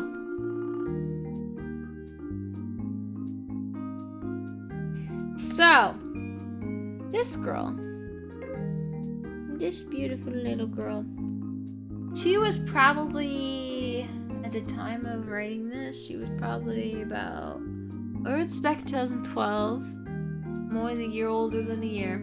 So she was probably about 17 when I wrote this story. And she was in this,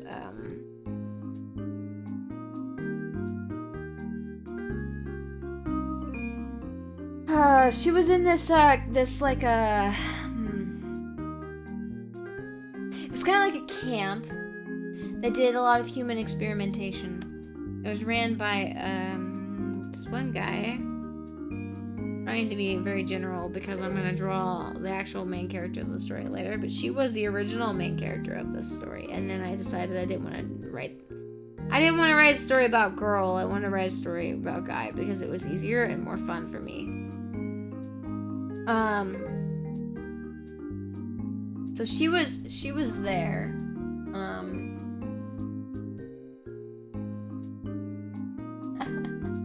If I'm gonna talk about my stories, I have to talk about it, right? Oh yeah, why did you guys, whenever I brought up human experimentation, why did you guys say Cassie's going through her yaoi phase again? I don't understand the correlation between human experimentation and yaoi. What? How and why and what did they mean?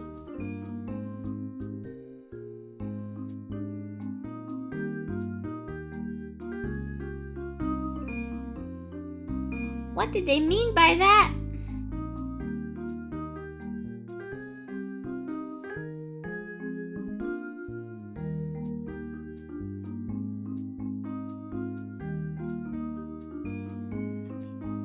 I'm gonna draw her with a big ol' scarf on because she, in part of the story, she was wearing a big ol' scarf.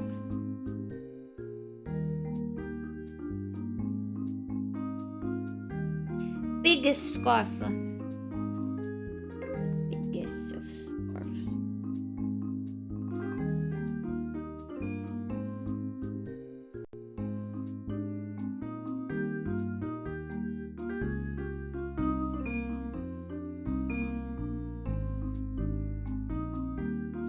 Should I not tell you about this story then? Wait, I forgot, but you say something very yaoi. I said something very yaoi. When will someone tell Cassie about the Monkey Island experiment? Monkey Island experiments?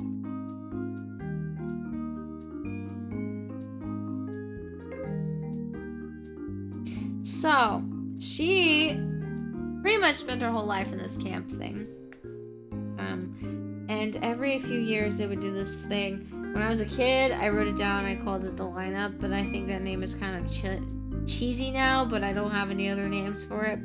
Where they would like call everybody together who lived there in the camp.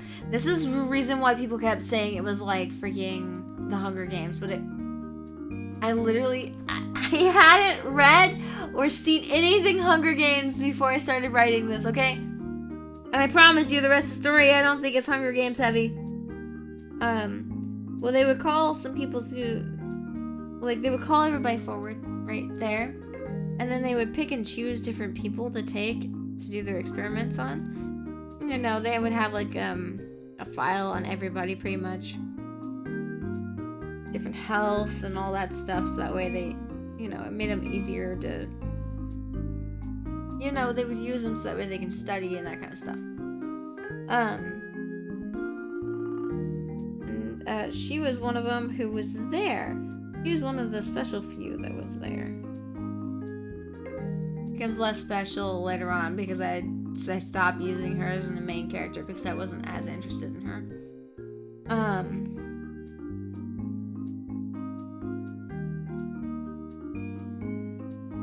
So one day, I forget, did she miss it?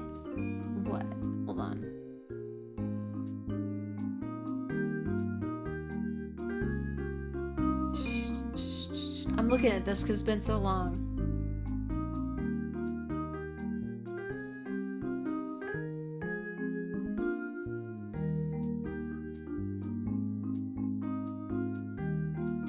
Oh, yeah, one day, she kind of was, like, late. She kind of overslept it because they normally would, like, go through about every month or so, and they would get new people. No one ever really knew what happened to the people after they were taken away, other than, like, the experiments. But they weren't completely sure on what was going on with them. They just knew that they were being taken away, and they were never really seen again. Most of them were never seen again. Some of them came back, but they were just not really normal after that. They were just kind of, like... I mean, as you would be. Like, if you were taken away and experimented on, you probably wouldn't be the same person you were before you were taken away, yeah? You'd be a little bit weird. A little bit weird about the whole situation.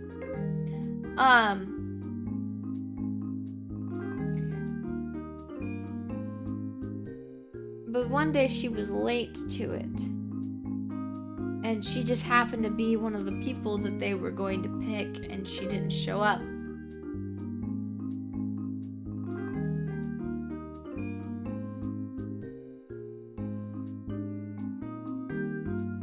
So it introduces the villain. Well, actually, no, the main villain character. He ends up actually seeking her out and going and finding her home. But he knew where she was and everything. Because there's more to it than it seems, because he actually knew about her before she knew about him, kind of thing. I'm trying to make it very general and very quick and easy.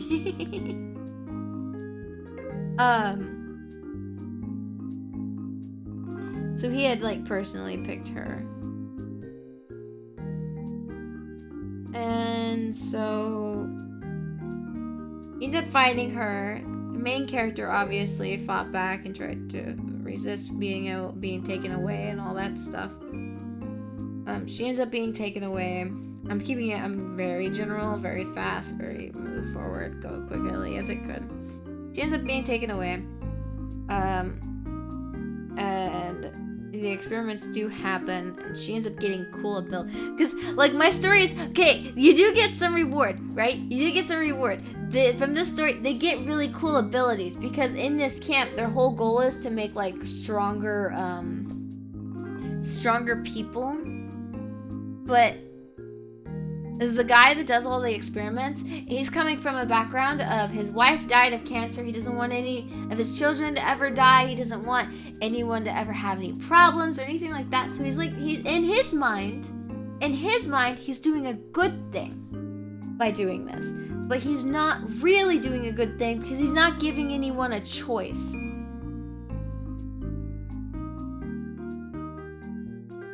He takes away the whole choice aspect of everything. You don't get a choice. He once he decides he wants to do something, he just does it, and he just doesn't care.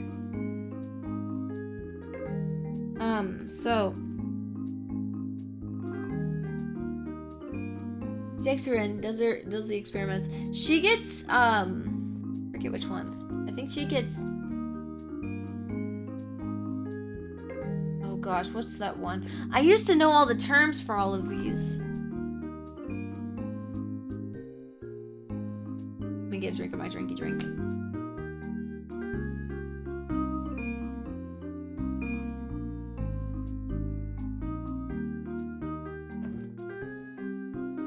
The government wouldn't be doing this for the good of the citizens. Not really.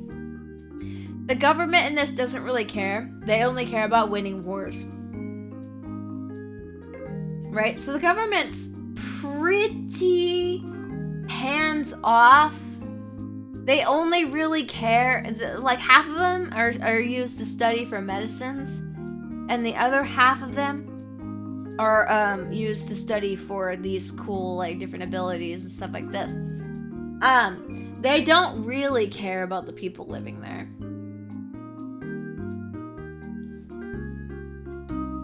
But what was the ability that she ends up getting?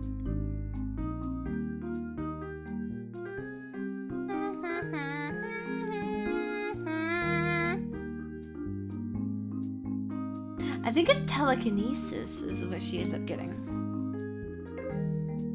If I'm correct, telekinesis is like you can bend and move things with your mind. I think is what it was. I can't remember very well. So the government actually is Cassie. So I'm actually on track with my story here. I'm on track? I'm actually doing it? They don't care? Yeah, because they don't care the entire time. They don't help anybody in this thing. They just do what they're told to do. Nobody helps anyone, really. They just let this insane guy follow out his plans because higher-ups believe that it will be effective and be really good and be really helpful. And it's all in its experimental stage, so freaking... he can do whatever he wants right now.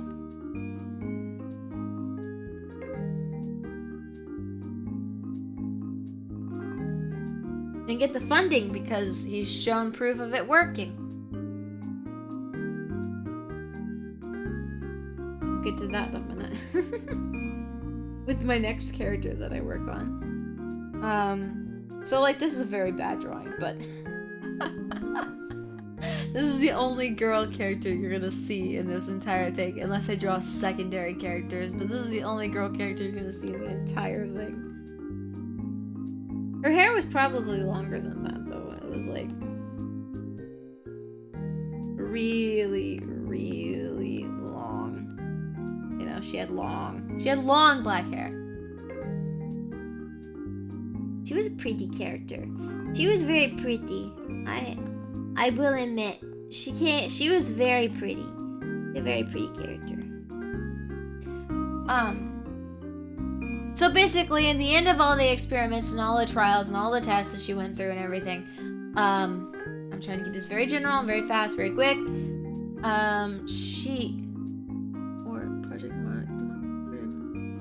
Does he look up? Tatsuki experiment. Okay, I will. She ends up gaining these abilities. Her best friend, in her eyes, ends up being shot, which later on, I'll tell you right now, she doesn't die. She's not actually dead. She just thinks that she's dead. And at the time, she, her best friend is actually one of the main guy's children. It's kind of like another reason why he knows her so well.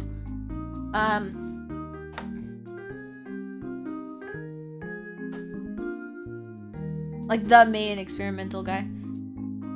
The service study? Treated so. Oh, I heard about this! Yeah! Where they were lying to them and saying that they were doing like treatments for syphilis and stuff, and then they were still dying, and they were like, oh, we don't know why you're dying, we're doing everything we can, but they weren't really. All I hear is that Cassie hates women. No! Okay, so she ends up living, right? Her friend ends up living, but she doesn't know about it, and then she ends up escaping and getting out of there, because she ends up kicking butt and escaping and beating them up and all that crap and getting out of there. This is just very general, not worded correctly or anything. I'm just trying to make it as easy as I can to explain and as fast as I can to explain, because we have like 10 characters together. She ends up kicking butt and everything, and then she escapes and she's free for a while, but she's kind of got like some trauma, you know, from the whole experience. She went through human experimentation, so obviously she's got a lot of trauma issues, a lot of issues, yeah. People that she ends up staying with, I think it was like her aunt, her uncle, because her parents were dead. That's kind of how she ended up actually going in there. The person that she thought was her mom throughout the beginning of the whole story wasn't her actual biological mom, but she loved her the same and she cared for her the same. I never wrote anything else about her, so I never went into depth, which I probably should, about like what happened to her after she was taken away, but I never did because I didn't care at the time. When I was a kid, I didn't care. So she ends up going and she ends up finding like her uncle and them, and she ends up staying with them for a while. And then they start feeling bad for her, and they know about her situation, and they know about where she was like stuck away at, and they end up finding somebody who had been in that same situation somehow. I don't remember exactly how. And they decide, oh, it's best for them to meet maybe and maybe trauma bond or something, you know? They could talk about the whole situation. Yeah? Ow! Why are you beating me up, Edwin? Ow! I'm talking about my angsty story. So I'm in my angsty outfit and you're beating me up.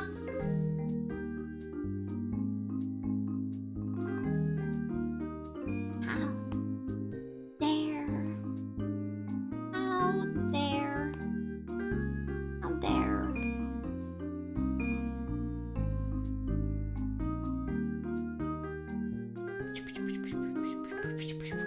Cassie, did you hear Charlotte got a VOD flagged for hate speech? Really? For hate speech? What did Riot do this time? I just got hit. I was just talking about my stories. I'm trying to... Ow!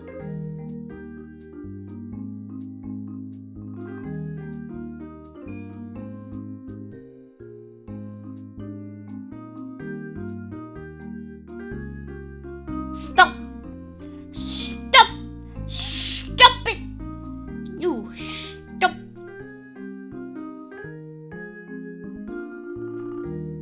I'm trying to tell them about my characters as I draw them. I'm kind of crappily drawing them because I've been drinking a lot. And I'm still drinking. And I'm trying to tell them about the stories and my characters. But I'm being very, very, very, very general and very broad and very quick. So it's like not the best explanations, but it's the only explanations I can write. And I'm only doing the main characters. I'm not doing the side characters right now. If you guys want, I might do the side characters eventually, or I might redo the main characters. Because this looks so bad. What you drinking?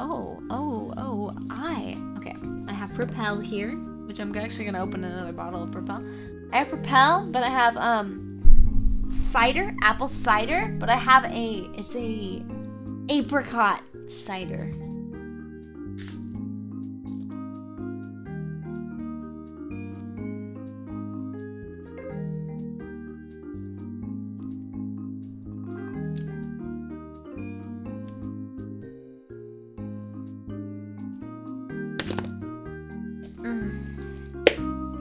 I needed that electrolytes. There's so many electrolytes in this water. It's Propel, 0 sugar, electrolytes. It's the energy drink for people who don't want to have to drink their calories. But it's got so many good things in it. I hope I don't feel sick tomorrow. I don't think I will.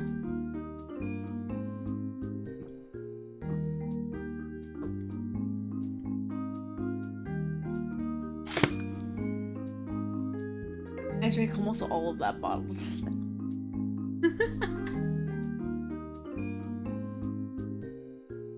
But yeah, it's an apple cider. I can't tell you what brand it is because I think the brand is local. But it's an apricot apple cider. You're not working tomorrow, are you? No, don't worry, I'm not. I wouldn't do this if I was working tomorrow.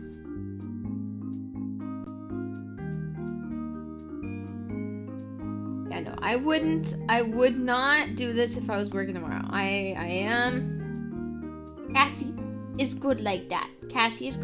She can rest all she wants tomorrow.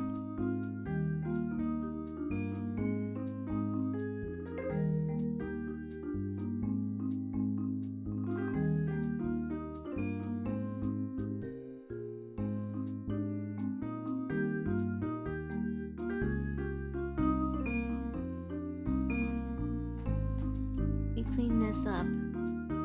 Okay, so she meets this other character. He's a little weird. Upon first meeting. But he sits and he listens to her.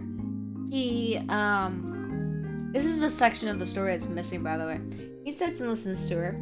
He's willing to hear out her story, you know, what all she's been through, and he has his own bit of take on everything, but he has like more of an understanding of everything than she does.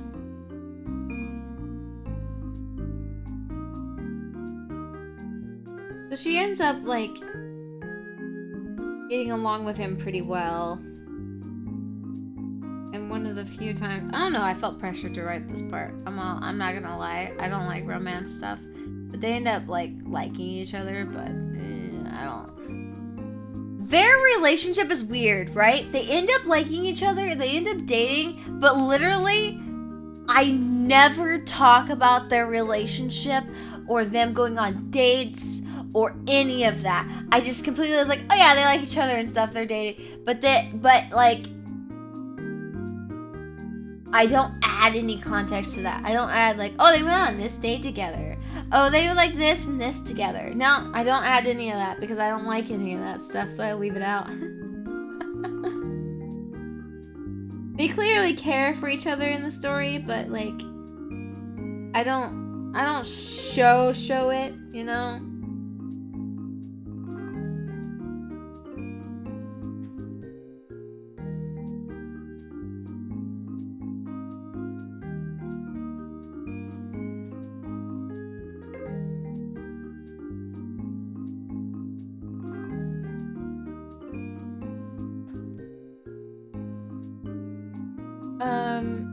But they end up, you know, hitting it off pretty well, and they're talking, they're hanging out, they're having a good time, they're, you know, getting to know each other, they're learning about all of the stuff, they're like having conversations about it because they don't really know what else to do, you know, they've been through a lot. Based Charlotte take? Cassie, you didn't do the meme? What are you drinking? A smoothie? I would like a smoothie. I don't know that meme. I don't know that meme. Cassie, don't you know NTR is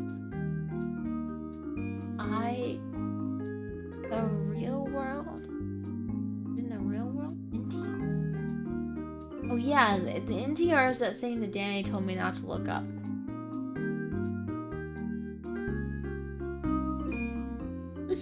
NTR is the thing that Danny told me not to look up. Yes, I remember now.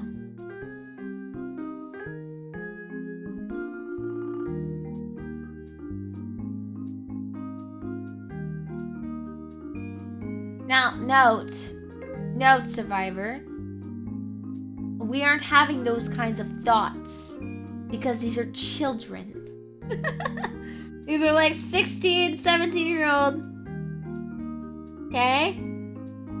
They aren't that old yet. They're still quite young.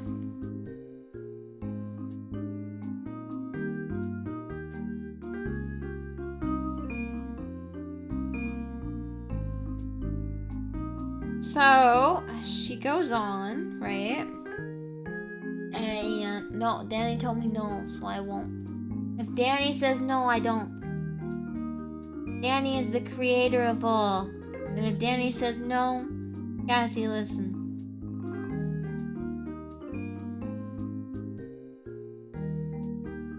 Danny is the creator of all, as in Danny made the Discord. Danny enlisted mods. Danny did a lot before Cassie's arrival.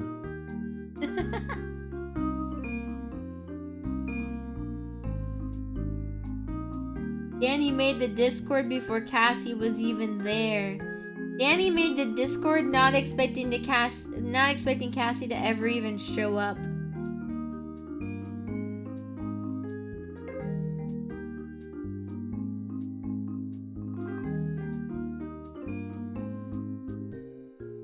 He didn't expect me to ever show up in the Discord.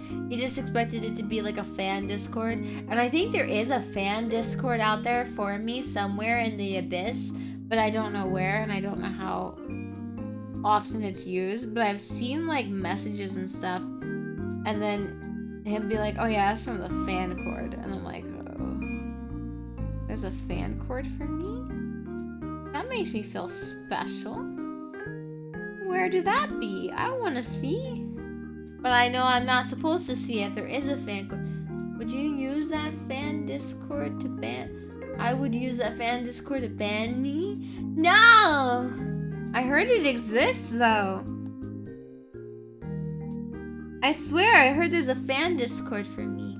But I don't know where it is or anything about it other than that it used to exist. I don't know if it still does. Remember, Cassie kind of fell off when she was gone for a while.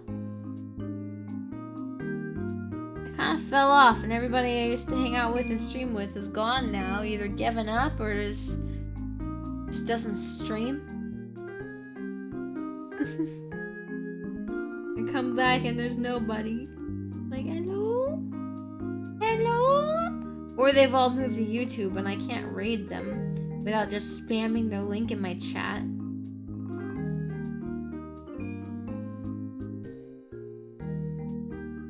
Okay. But anyway, she meets him. They end up dating, but it's not like an important part of my story. I end up kind of shoving that to the side and all that stuff. But then he begins to tell her his story, and his story makes her kind of uncomfortable because he is actually one of the main scientist guys. He actually is the main. He's the one that like had his wife die and whatever, and he thinks he's doing like good things. He is his son. One of his children. This guy has a few children. But he's like, it's hard to explain because this character is like, which I should be switching over, but I'm not ready yet. I'm not ready to switch yet. Yeah. Let me do a little bit more and then I'll switch, okay? Let me like darken this part of the hair.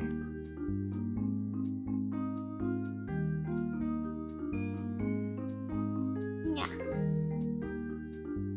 Not a very good drawing, but you know. We're not here for me to draw masterpieces.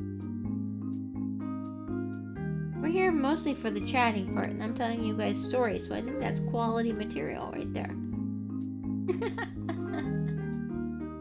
In my opinion, that is a quality work right there.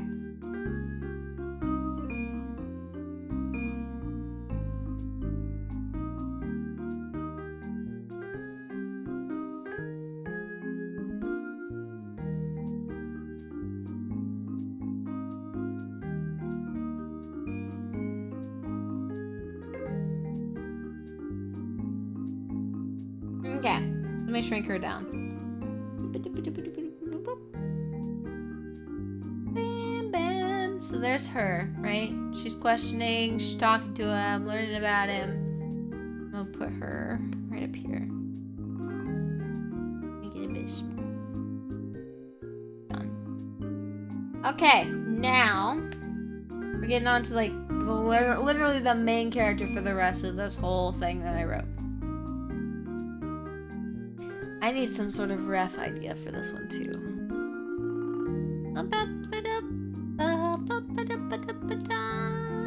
Let me look up a ref real quick.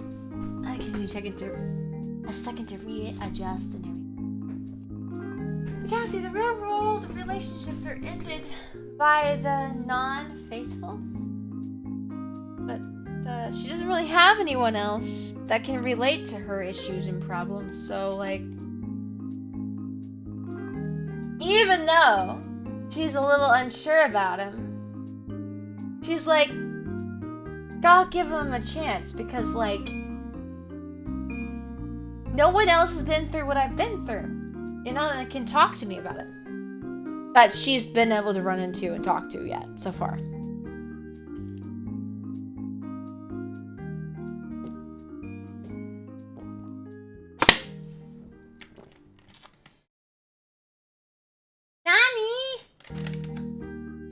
Okay, fine.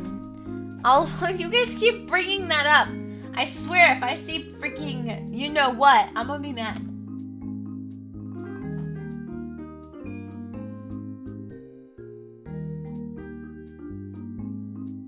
No, I just see some dude. I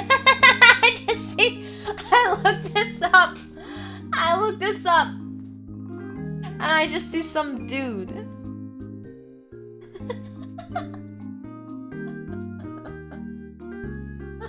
I just see this dude. Okay. I think Danny told me what this means. He told me not to look it up.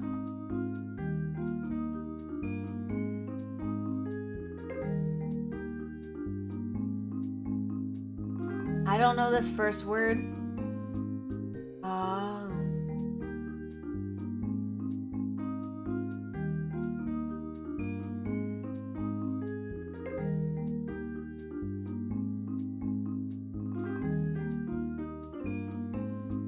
But what do you mean that's the definition of NTR? This is all talking about cheating and stuff. She doesn't cheat on him. What do you mean? I don't understand. It's a genre. Why? But how does that relate to my main character here? She doesn't cheat on him or anything.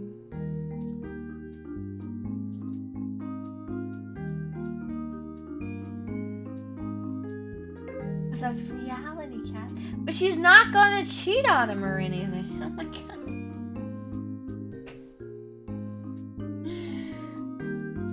You know, not all girls cheat, right? I've never cheated. And I don't ever plan to. That whole thing just doesn't seem appealing to me. Right? Same as not all guys cheat. Not all guys find it appealing. Right?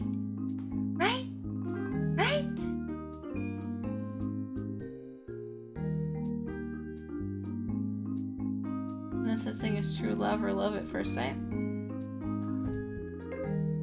Well, I don't believe in love at first sight. I used to when I was younger.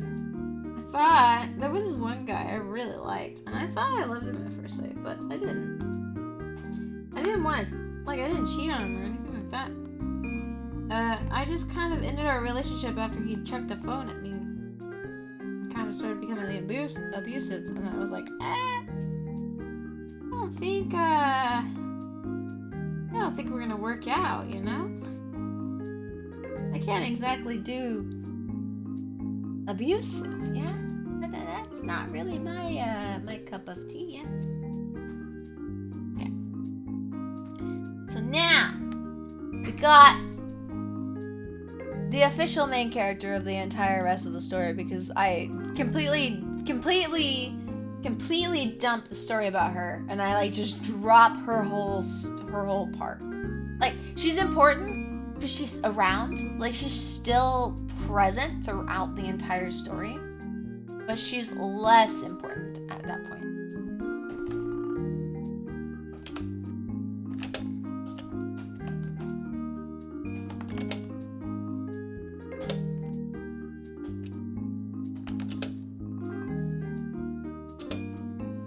Oh no.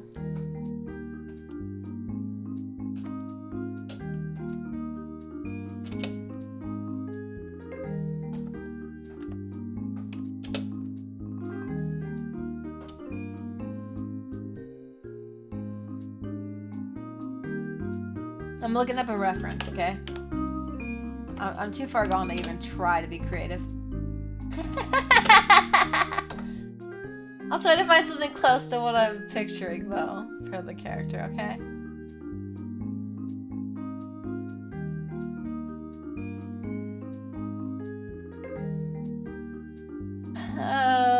is actually kind of close.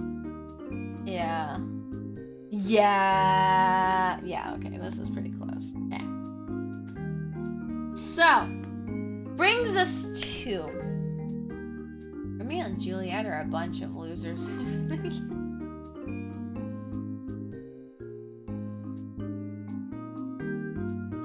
Why? She cute? You think she cute? Yeah, she was a cool character. She was, and then I kind of like left her be. Not a very good drawing of her, but it's the best I can do right now since I've been drinking. But then I kind of leave her behind after that point. I'm sorry. She's still there. She's still there. She's still supporting. She's still doing the best thing ever. And she ends up having a moment later on, which is important as well. Okay, so she's still a part of the story.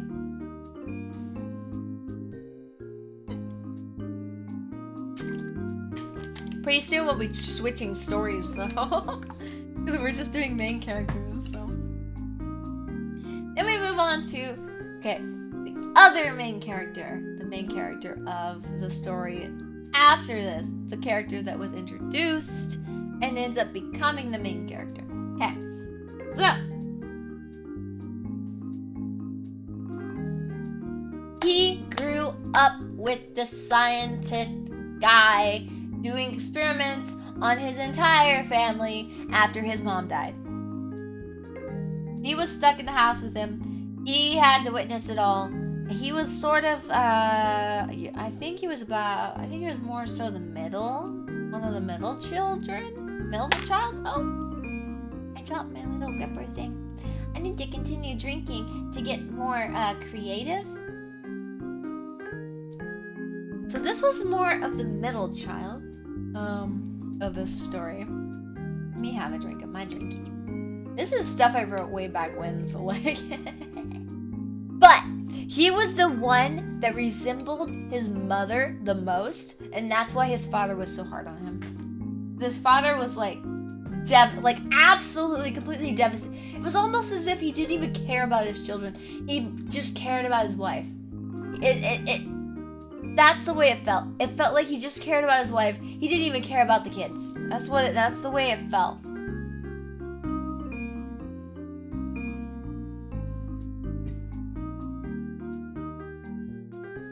I'm gonna start drawing while I talk. If I can. Oh gosh, this is gonna be hard for me to draw. This is gonna be difficult, so I'm bad at drawing, guys.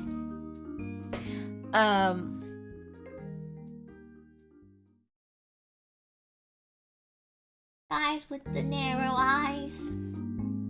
Guys with the narrow eyes. Okay. My voice is all kinds of... Because I'm not getting enough water in. What happened to his wife?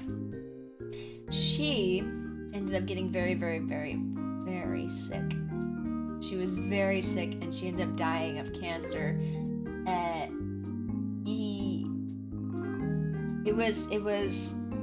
He had 2 children already.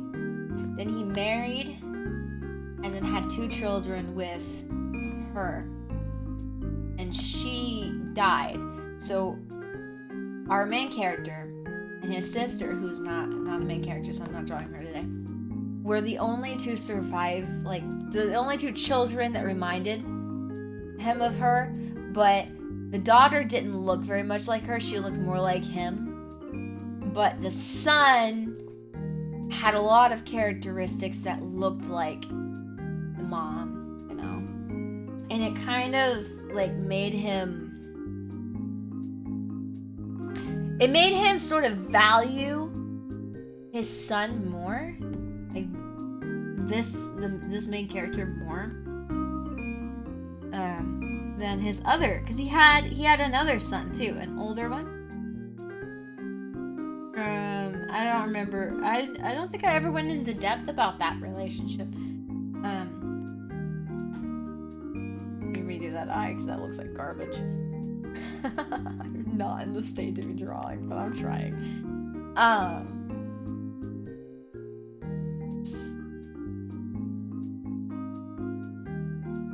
So he just had more of an attachment to him than the rest of them. Normally in families, though, a lot of families I've seen, they normally are like, I don't know, they always feel less attached to the middle child, but this character was the middle child, so it was kind of weird to write. You know what? Actually, no, this is a good ref. This is a good ref. No, I'm sticking with this ref. If I can pull off this ref, it'll be fine.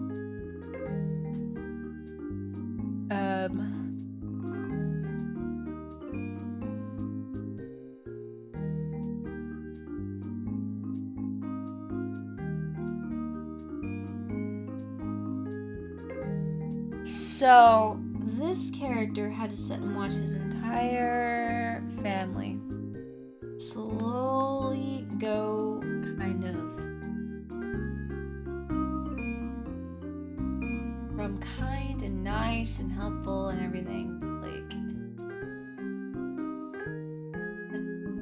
crazy and toxic and not what they were before, because he started with the other ones and he saved him for the last because he sort of pitied him, you know. He really cared about this son.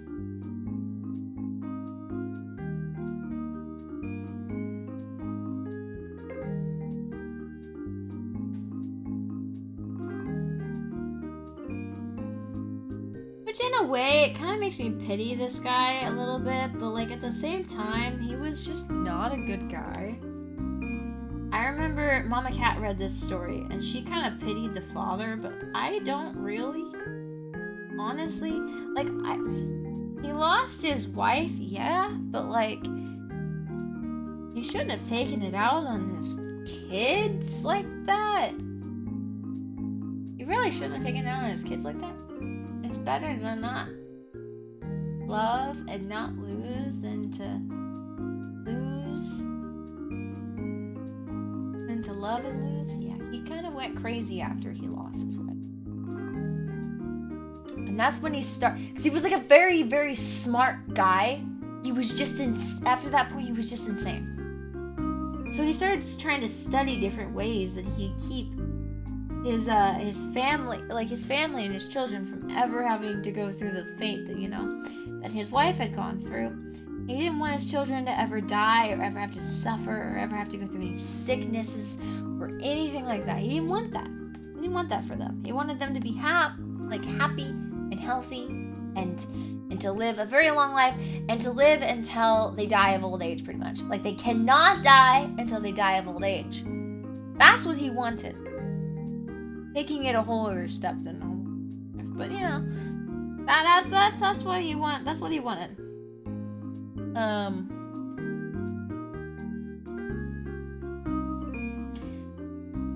So he started his experimentations, and somehow his experimentations, like the main character, the other main character, they always lead to like some kind of cool ability and stuff. I always gave myself some sort of treat when I was writing, yeah, and that was my treat, was giving them cool abilities and fighting powers and like making battles and all that stuff. That was just like my own little personal treat to myself. So if you don't like it, but I wanted something. I needed a treat for writing this.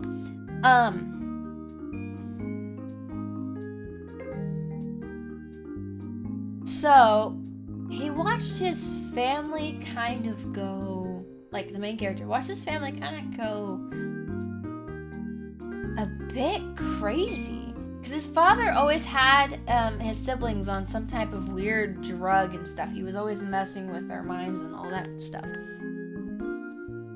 And he watched this for quite some time. He knew this one family friend, and he always thought that this family friend was gonna help, was gonna step in at some point, was gonna do something to, knock some sense into his father, but this family friend never did.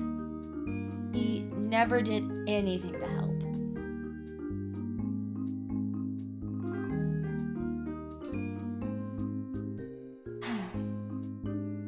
And then we got to I'm trying to be as general and as fast as I can, because there's so much. And I talked about this character before in the past during an Animal Crossing live stream, and I told you guys the end of the story before I even wrote the end of the story because I was still thinking about it. But yeah, if you guys want to know like what happens later on, that would be the stream. It's on YouTube somewhere. It's an Animal Crossing stream. I think it has a picture of Rudy. That would be the stream that would tell you the end of this story. But so he had to grow up pretty much with crazy. Hey, don't beat me up! Don't beat me up, okay? I'm gonna have to switch eventually to a different main character, and I'm not gonna be able to continue this story's story. I'm gonna have to go to a different one. I'm giving you an option to know what happened.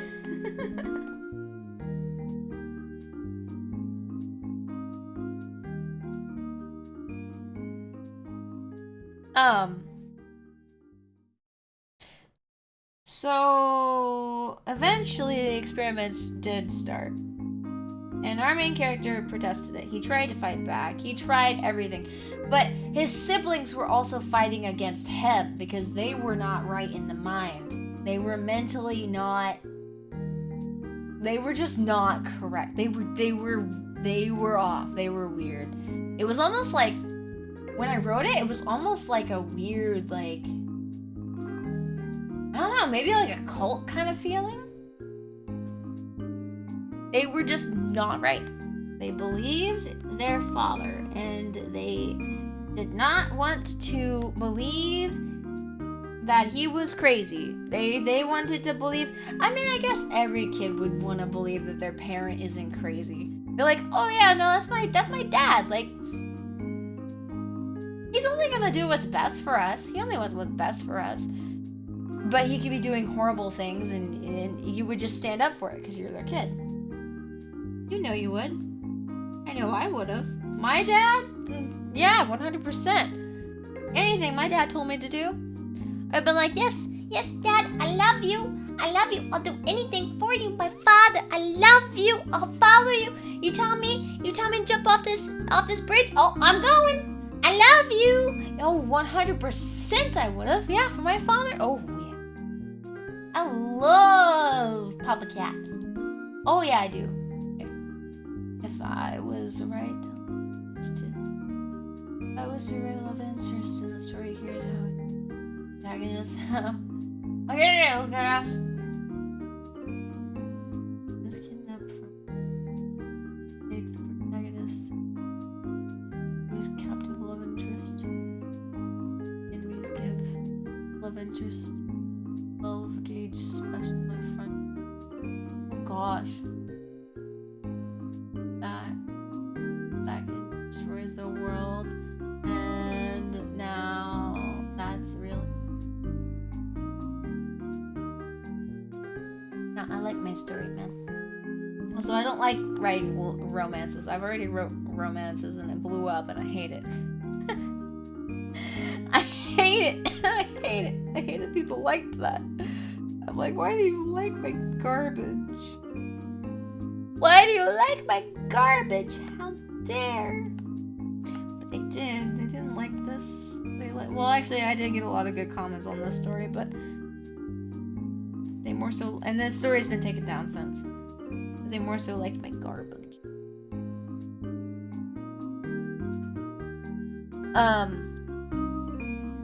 Okay, so... Get where he was exactly. I've forgotten where I was exactly. Gosh darn it. But yeah, okay. So his whole family was kind of turned against him in a way. They like were full on supporting their dad. You know, all about supporting their dad because you know it's their father. Yeah, they all care. They're like, oh yeah, he's a good guy. Like he would only do things that are good for us. Like why would you fight against him and stuff? And the main character's like, but these things are just not normal.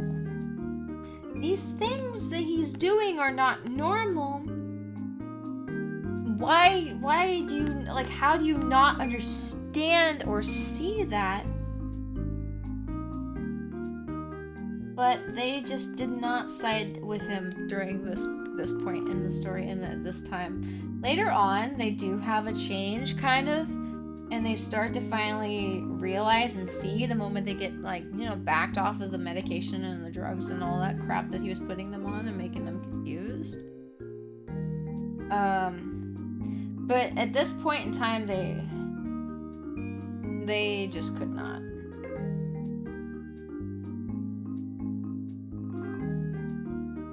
So he had made a few efforts to try to run away and to escape and everything, and each time was met with kind of like just kind of failure.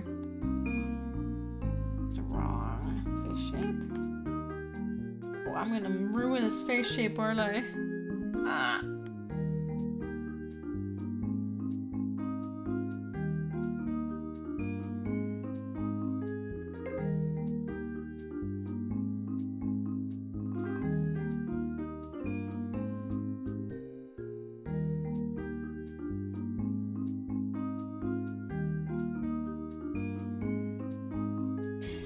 But since he cares about him so much, since his father cares about him so much, he ended up giving him a lot of power and a lot of abilities.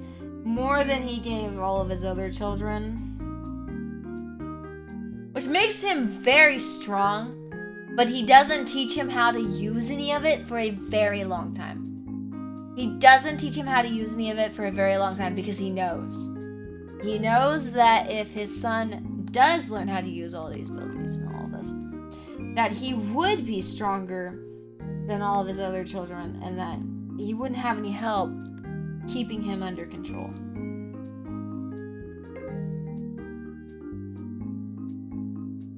And he wouldn't have him to be able to help him with, because at this point,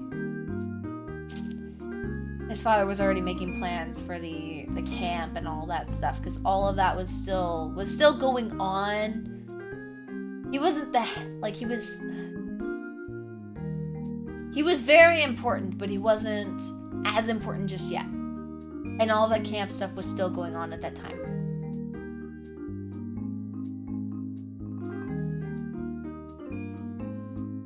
I want to do that.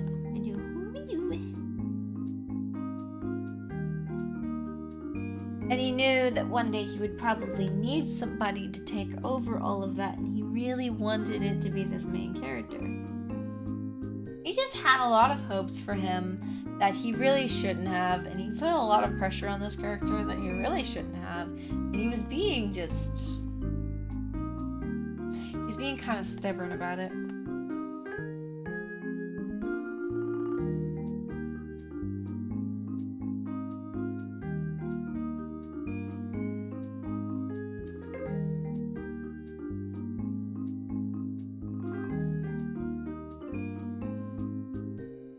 That's bad. That's bad. I have to go to the bathroom. We're gonna have a little intermission and I'll continue with this story in a second. I gotta pee, so I'll be right back. Intermission. Think about what I've told you so far. I'll be back. Wait, hold on. Why not have an experimentation, pure rage, a perfect killing force for military, and they killed their entire family, a consequence of using pure rage as a tool for war? Yeah, we'll get into that. Hold on.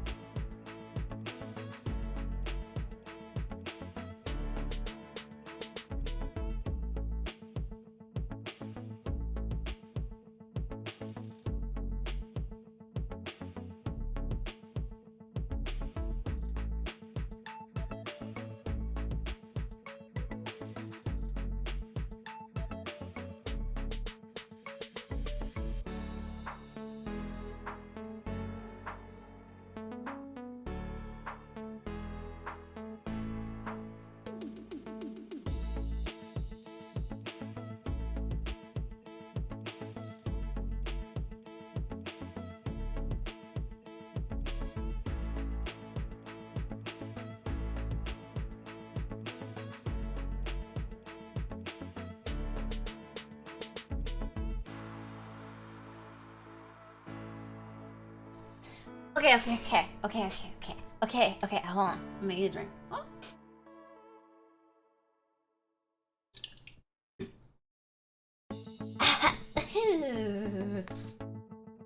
That one got me because it's getting kind of warm.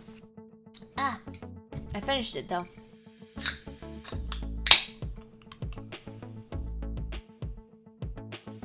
Are you even jaded? Hold on. It's still angsty, I promise you. The whole story is covered in angst. What more do you need? My whole story is covered in angst. It's just reeking of angst because I wrote it during an angsty time in my life. Okay. So. That little part right there is insanely steep. No, man. Maybe I'll like do it like this. I don't really know. I feel like I've already messed up on drawing him, but it's fine. His other eye is supposed to be like right here-ish.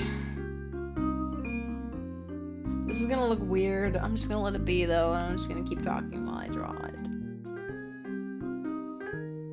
Okay, so he ends up giving him a lot of power, and he ends up kind of in a way regretting it, but at the same time not, because he really, really, really cares about this one.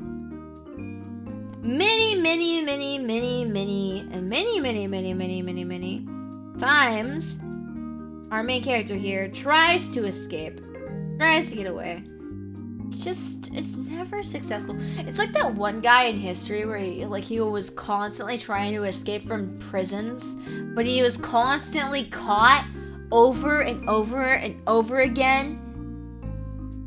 I forget his name, but like there was this dude who like went to French prison and he went to Russian prison or something, and he was like constantly trying to escape, but he could just never escape. Like he got out and would leave for a little bit and always come back right back.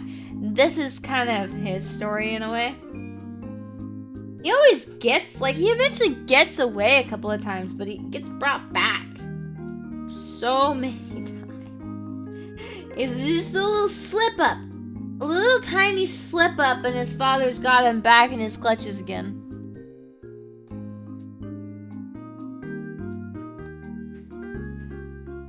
So, his father ends up making this, I think from this, I'm going to go to the side story. From this story, I'm going to go to the branch off side story, because then it'll make more sense and I can talk more about the same-ish characters, just the new main character. Because after I finished writing this entire story, I decided I wanted to branch out and tell another story about another character that also was kind of in the same-ish situation. That was around, but we didn't really know he was around. And I'll get to him in a little bit, but right now we're on this character, so. This is one of the stories I didn't want to let go of, too, also. So, like, when I finished it, I was like, I don't want to ever finish this. I love it way too much. I enjoy it. This is my comfort story. I'm sure all of you who have written stories before have your comfort story. Have the story that you're like, oh, I'm gonna work on that one today. And you always just want to return to it, right? At least that's how I am when it comes to stories. I'll be like, this is my comfort story. I want to come back to this one every single day of the week. I want to continue writing this one forever for the rest of my life. So then when I finished it, I was like I still have a lot of editing and stuff to do to clean it up and make it nice and like find that whole missing portion of the story and everything. I have a lot to do to it too before I could ever really release it for anyone to read, actually read. And but it's my comfort story. I like it. But I want my stories with tragedy. I think there was enough tragedy, honestly, in this. Like, people died. I may have breezed over it, but people died. A little potato man from the papers, please? Little potato man from the papers? Why not just kill them off? We'll get to that. But... my stories have tragedy. like love interest killing each other? Oh, that kind of tragedy? So you just want like romance killing. Romance killing. Romantic killing. Tragedy is good. Oh, tragedy good? Hey, hello, welcome. Hi, how you doing? I've been drinking. I'm kind of like, I'm not doing good at drawing right now. I'm doing very bad at drawing. But I'm kind of doing like, I'm doing a thing where like, I've written a lot of like stories. So I'm trying to draw all the main characters for all the stories that I've written. So like, she's from like the first half of the story. And then I'm trying to draw him. He's like the second half of the story. But I'm really not doing very good at drawing, so please forgive. But I'm telling the stories along the way, or at least a glazed over, very fast version of these stories. Tragedy is good. There will be a little bit of tragedy. I might tell you about the tragedy. Alright?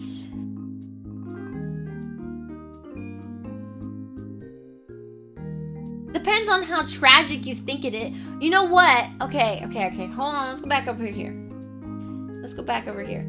Remember? I told you about her, right? Her story. I told you all about her story. Her parents died in this story. I'm doing this in a very general manner, so I'm saying it quickly. Her parents died. And in front of her eyes, she thought her best friend died. She was shot in the face, or so she thought. Her best friend in front of her eyes, or so she thought, was shot in the face. Just a gunshot to the head. Dead. What do you mean that's not tragic? I would be in shock if my best friend was shot in the face right in front of me. I'm sorry. I'm sorry. If my best friend was shot in the face in front of me, in front of my eyes, it was when that happened too, they were in the middle of escaping. They were in the middle of escaping the camp, and she was shot and killed, according to like what she saw when it happened. She like lived for a while without finding out that she was like her friend wasn't dead, but she really thought her friend was dead. Also, both of her parents were killed in a car accident. The car veered off the road, but then the car ended up also blowing up, so we're just gone. Their parents were just gone. They didn't have a chance of existing later on. Look at Obito. Friend died, and he became wise. The world of the horse, he was doing it all for a friend, which is stupid, jaded to all life. Think I read that right?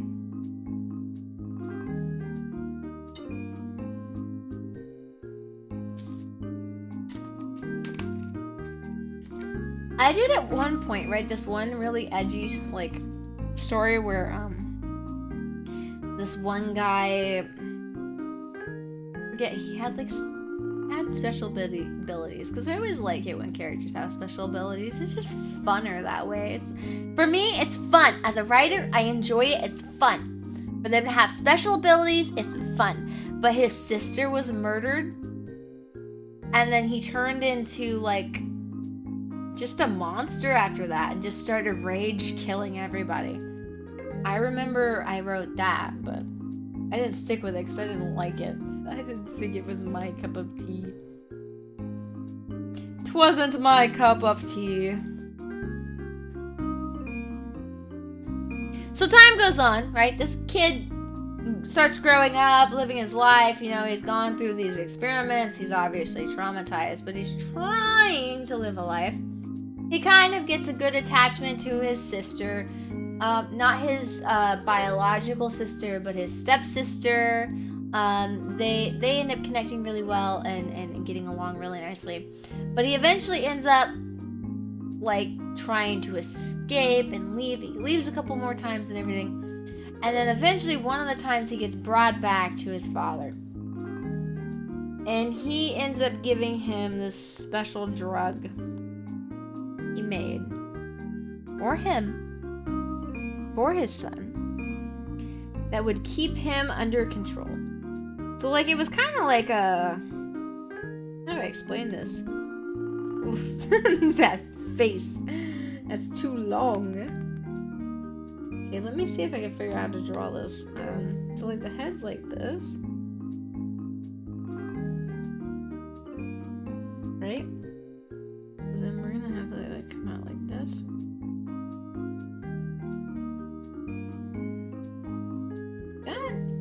Look, that's too long. Yeah, that's too long.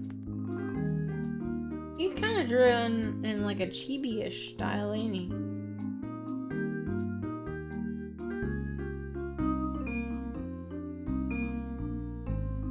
What the heck? Is this me or is this red? Guys, am I going crazy? Is this red? It says it's on black.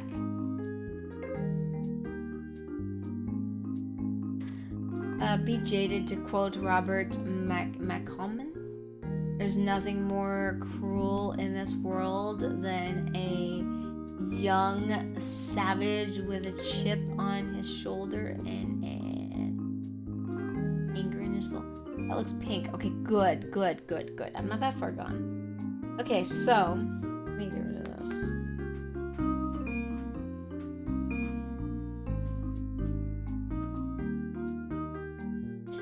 What is this world? What is happening?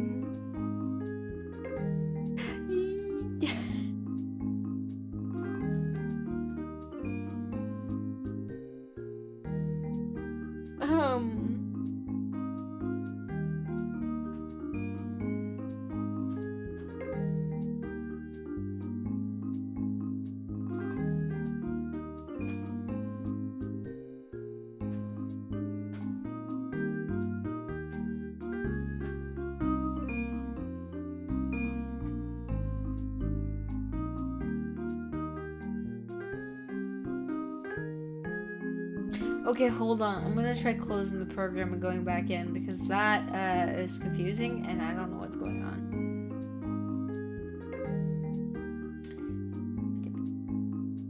There's the one that says drawing tab, that one. Close this. I can't wait to tell you about my other characters though. I'm excited. You're gonna meet one of the other cool characters. He's gonna look one of them is gonna look kind of like this one, except with darker hair. And then a lot of the other ones look different.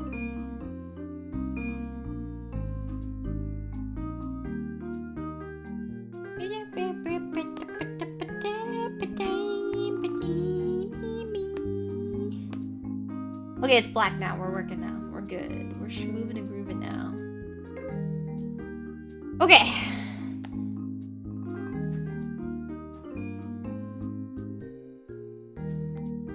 There we go. All right. Oh, wait, what?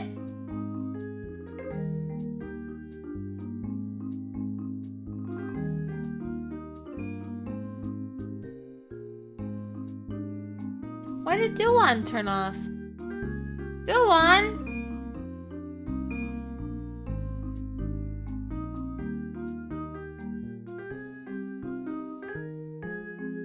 There we go. Alright. Okay. Can we get more stories?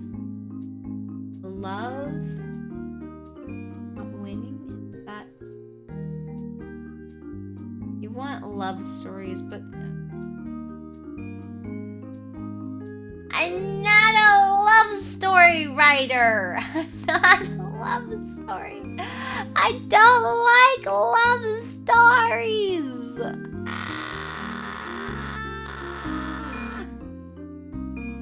Or do you mean just in general? Or do you mean from me? Okay, which do you mean? Do you mean in general or do you mean from me? Because I don't like love stories. I can write them, but I don't like them. I am the last person to ask to write a love story because I don't enjoy it. I like to write what I enjoy, man. And my enjoyment is in that science fiction genre, yeah.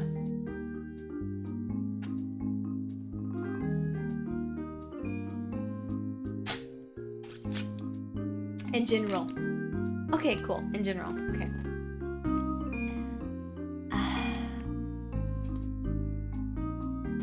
I'm trying to screw the... I am so bad with twisty caps. My gosh. I'm so bad with twisty caps. Anytime I have to twist a cap on, like screw it on, I'm so bad at that. It's... it's why?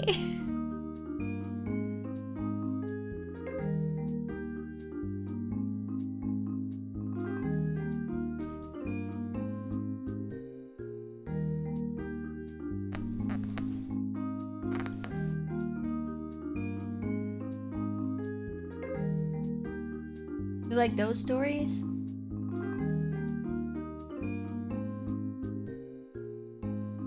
I'm flapping my ears at you.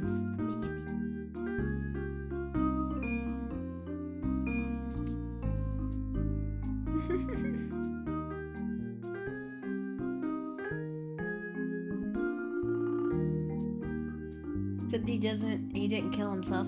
So you prefer stories where they, like, kill their cheating girlfriend? That's what I got from that. You prefer stories when they kill their cheating girlfriend.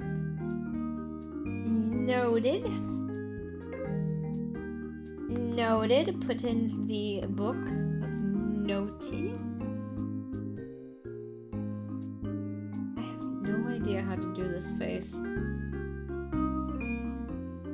Let's do a pointy face. I'm so horrible.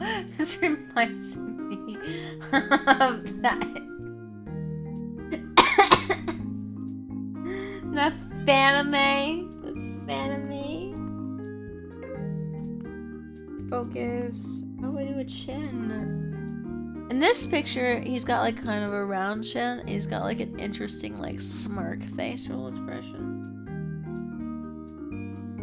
But if I draw the same thing that's on the screen, it would look kind of like...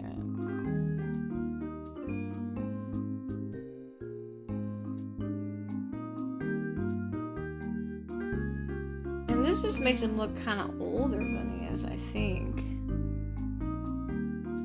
So remember, in the story, most of the story, he's pretty young still, and then he becomes older later, but that looks horrible.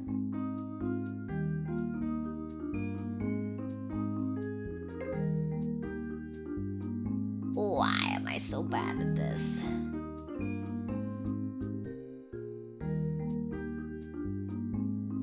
It's too far down, man. His love doesn't do the world any favors.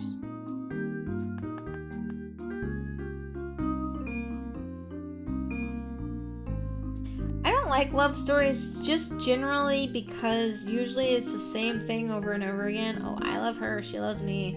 Oh, we're gonna be so happy together. Oh, I just love her and she just loves me. And I'm just uninterested in the whole story. You know, it's like watching two people that are in love. You know, normally on a normal day's basis and all that, you wouldn't want to sit and watch two people be like, oh, I love you. Oh, how are you doing today? Oh, Oh, you hurt. Ah, you don't want to watch that. That's annoying. Ah! No. You just don't want to watch that. It's annoying. And gross. Yeah, that's just not my thing.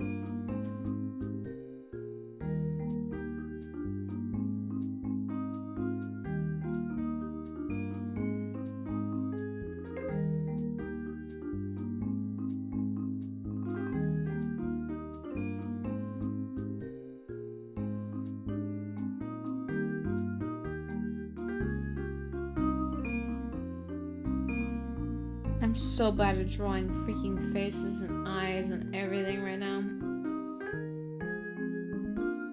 I'm about to give up on trying to make these look somewhat good and just keep telling my stories. I think that's been my favorite part. Not really drawing. I've been enjoying telling the stories.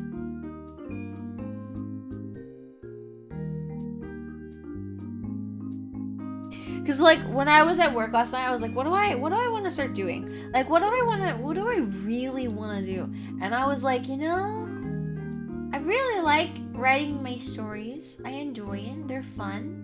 And I was like, okay, so then why don't you make more content, streaming content and that kind of stuff around your story time stuff? Your stories, talking about them, that kind of thing. Cause like I always force like a thought of, oh, I like this or I like that, but I don't. Sometimes it's like I think I like it, but I don't really like it. You know?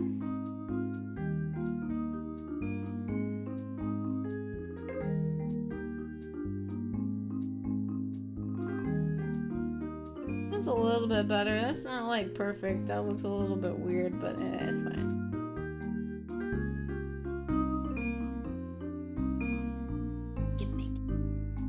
Just fast forward in the story, and the love was fake the entire time. She was cheating on him. Tokyo Ghoul ending sucked. Were they not cheating on them, and that's what made it suck to you, or really what? I'm gonna get rid of this part of the draw hair over it.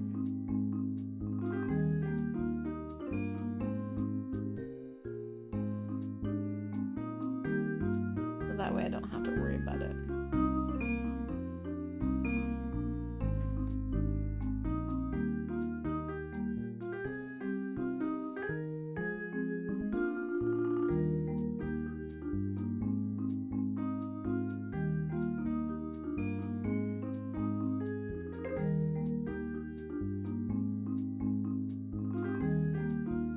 Oh, I think my cat wants in.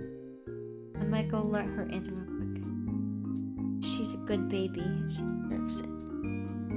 She deserves everything. Everything in this world, it's hers. She deserves it. By being cute. Just by being a cute kitty. And nice to me. She's always so nice to me. She deserves everything. I'm about to give up on drawing this.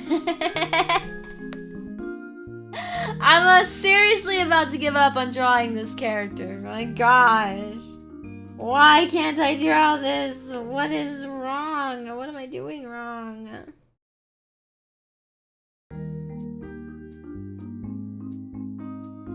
Why does his face look so freaking weird? I don't know.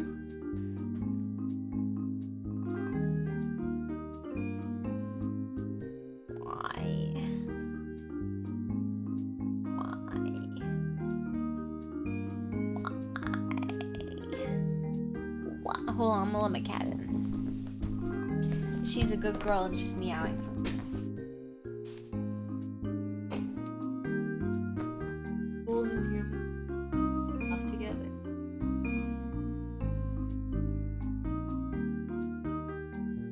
So like, but But that doesn't mess with the main ship, doesn't it? Like, it doesn't mess with the main ship. The main ship is Kaneki and Toka, right? Like, it shouldn't mess with the main... Do you want in? Come on in. Yeah, we welcome you. All the casseroles love you. They got to see you. Yeah, they did. Oh, give me a hug. I love my... Mwah.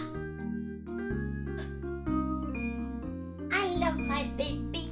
Mwah. Mwah. I'll leave the door cracked. That way you can go in and out as you please, Miss Ma'am.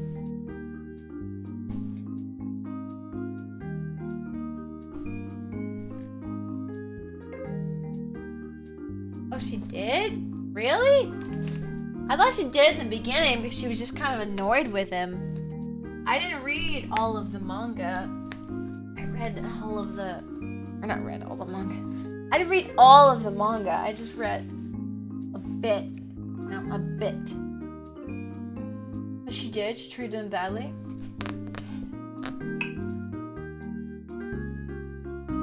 Okay, I can't draw this. I don't know why, but I can't draw. I'm horrible at drawing guy characters. I think it's a sign that I should stop trying to draw guy characters, but I'm just really bad at it. Also, I feel like his whole face is like too far apart. I feel like it should all be closer together. I feel like maybe his eyes are too big and turned weirdly, but just not. Don't have the.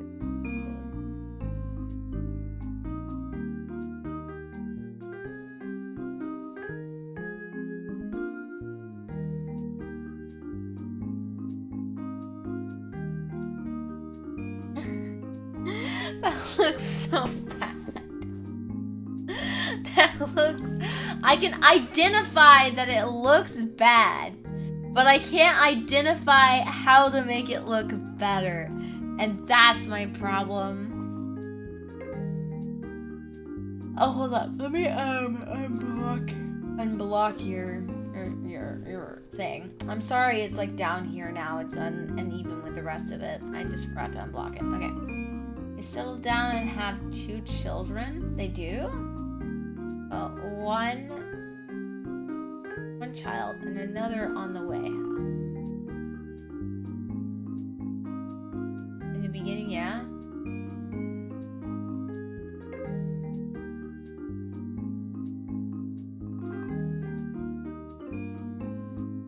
So she was bad to him?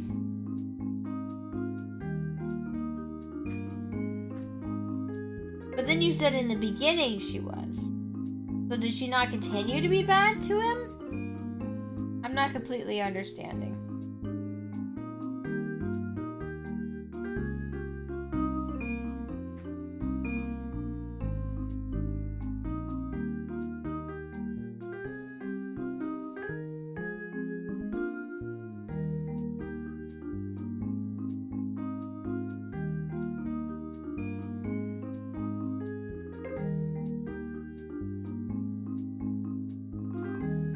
Yeah, this is not a good representation of this character at all, but I cannot draw. Definitely not tonight. I'm calling it here. Okay, so basically, okay, what all happens with this character? Okay, so it's a speed run of his life, right? He grows up, kind of. He's like in his 20s by the end of the story. Eventually, he ends up breaking free from the drug that that his dad gave him that caused him to be under the control of his father. So like anything his dad told him to do, he did. He couldn't at least we did art today. I'm sure trying, but I'm so freaking frustrated with this right now. I'm so frustrated with this right now because you don't see the example that I'm looking at, that I know I could probably draw if I really put my effort into it, but I just can't, for some reason, do it. It is frustrating. But anyways, he eventually breaks from the drug that his dad gives him, because over time that drug does wear off and his father didn't know that it did. He ends up stabbing his father, trying to kill him, and he, after that, is just kind of like doomed with a life of pretty much eternity until he dies of old age after everything that happened to him.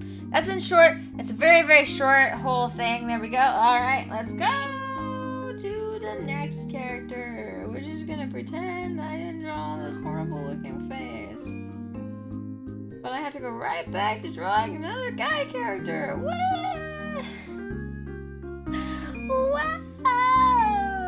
So the next character kind of looks similar to him, except let me change this.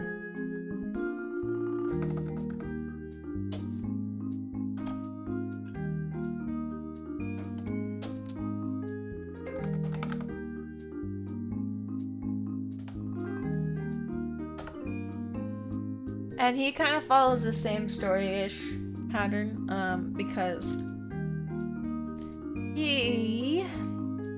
It's a different situation. Again, so this guy, this doctor guy, he was studying multiple things, but he had different people that were working with him at the time, you know? And this kid's parents, which this guy's actually older. He's older. His parents died. Like, they died early on, but they gave godfathership to this guy before, like right before he lost his wife. So like right before he went crazy. And then his parents died. Still, right before he went crazy. So this was like a little bit before all of the experimentation and all that stuff happened. They gave him the rights and, you know, like the ability to keep, you know, take care and all of that stuff for this kid. And then this doctor guy, I'm not really doing names and stuff right now because I don't feel like it. He ended up letting him be. Just kind of letting him be. And just letting him kind of, in a way, raise himself for a while. Same way Ichigo or a Himesh.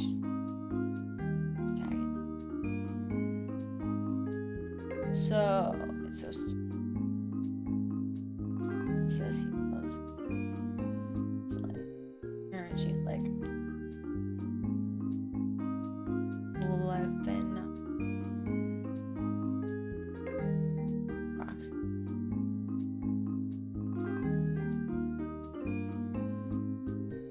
She hasn't loved him the entire thing. They didn't make it seem that way when I was watching them. At the same time, it's... Poor Kaneki though, man! It's like one thing after another for Kaneki, eh? He's just freaking getting it from everyone and everything, I swear. Okay, so this character kind of grew up. You know, he kind of like lived his life for a little while, just kind of doing his own thing.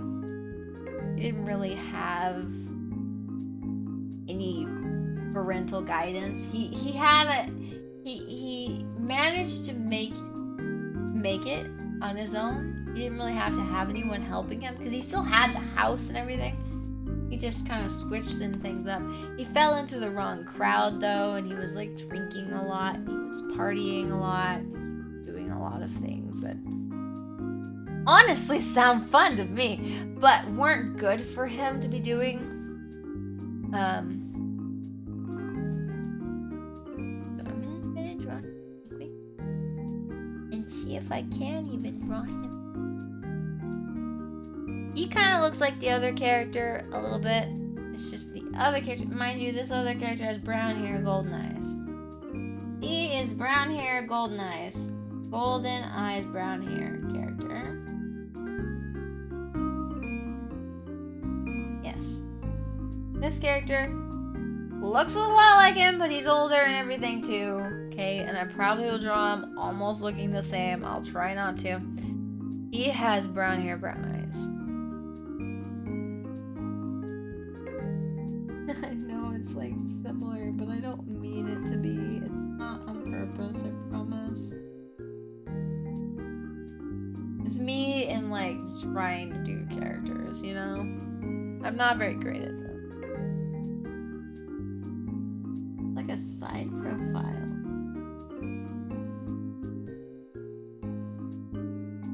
But not that straight on, you know?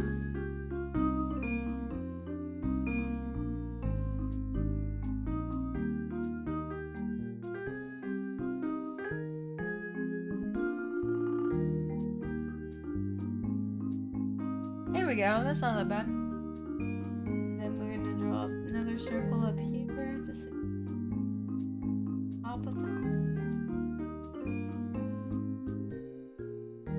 Okay. Eye is gonna be. I'm gonna try not to draw the eyes too big this time. Is older a little bit than the other character. Actually, he's older than all the other characters.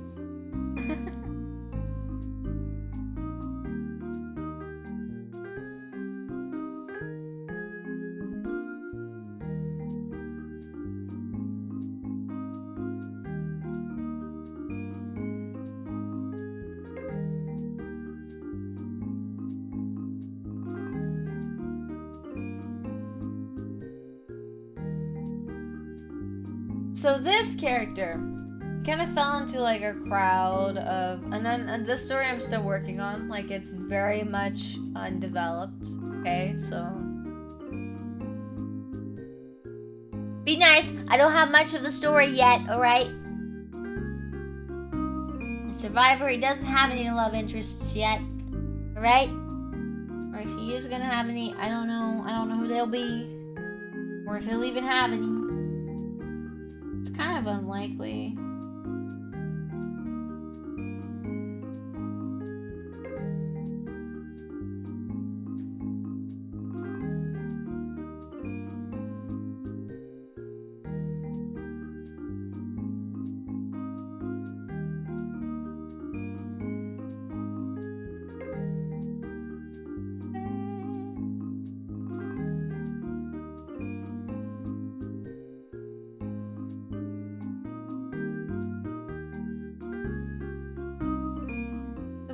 The version I'm looking at isn't straight on, and I'm drawing like almost a straight on image, so I just don't really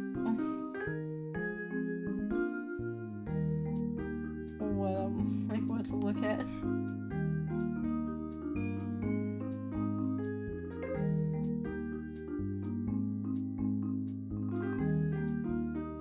This looks so bad. Ah.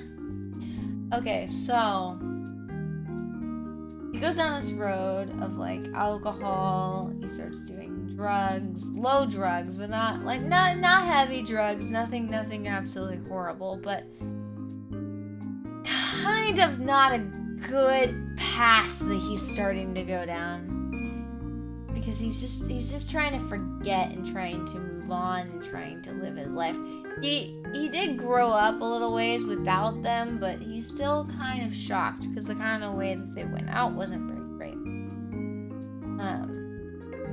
So like everyone else in the story, actually, you know what? He's actually more of a special case, and he kind of changes the whole feeling and vibe of the original story.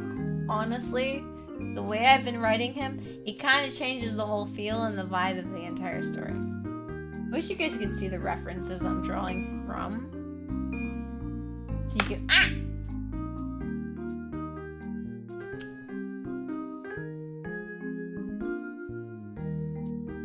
I'll show you the references that I'm drawing from, so that way you get the better idea of each character that I'm telling you about. This is this character. I'm using this reference, but it's not the best reference just because of one thing, and that is his eyes aren't the right color in this ref. Okay, his eyes are not the right color in this ref. So understand, eyes are not the right color in this ref. Okay.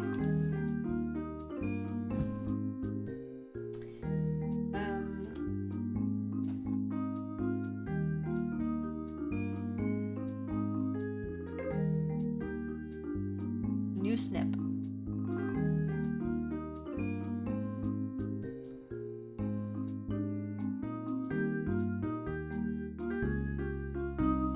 But I do think it's a good representation of this character. Almost. Okay, I saved it. Should have been saved to the desktop. Yes, it is! Okay, cool. Alright, I'll show you guys better representations of each character now. Okay, so this character... I probably should just do this since I'm not very great at drawing.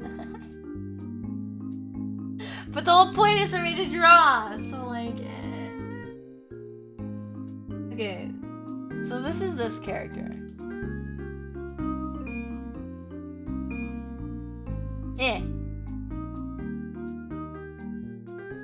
See him? It's like this, but like just brown eyes. Because his eyes are kind of golden and that's not quite right. This is kind of like what he looks like. Maybe not the outfit, but like this is kind of like what he looks like, right? And then the last character, I'll go back and I will pull up every single character for us. Yeah, I'm gonna pull up every character. Okay, so let's go back.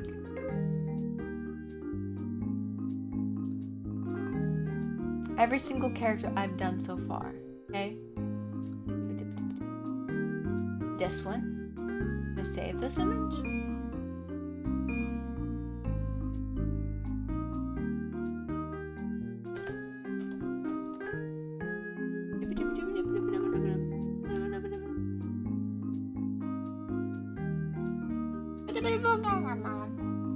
Make your world a cruel place where people know no hope and joy. Why? Survivor, you're so cruel. This image is not... I hate this. I can't freaking save anything. Whoop. That's not what I meant to do. I have to do a snip of everything and then put it in. And I don't know why.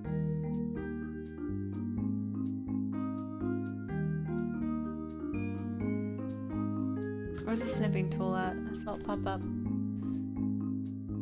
New.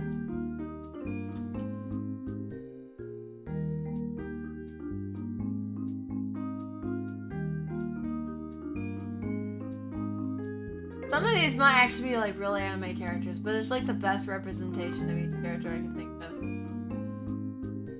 of. Save. I'm doing the most recent versions of each image too, so like they've grown up. Some of these characters have grown up and stuff, so just note. That they have. Wait, is this it? Capture? Gosh, this could be bad. Or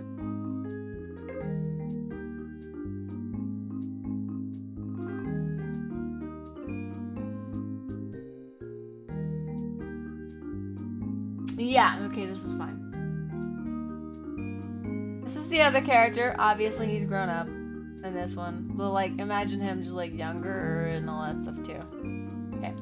This is, like, the original main character of the story. And then this is the character after. And then the girl. The girl. Okay. Let me go back and get the girl ref. Show you which one I used.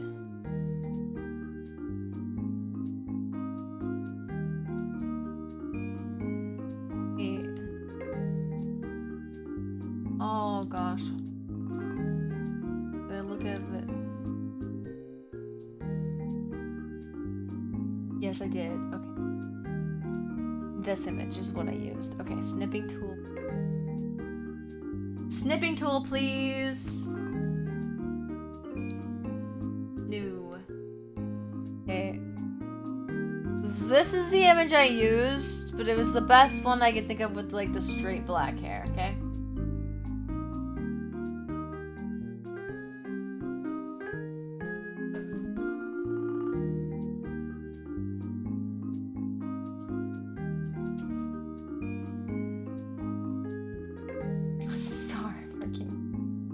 Shush! Hush!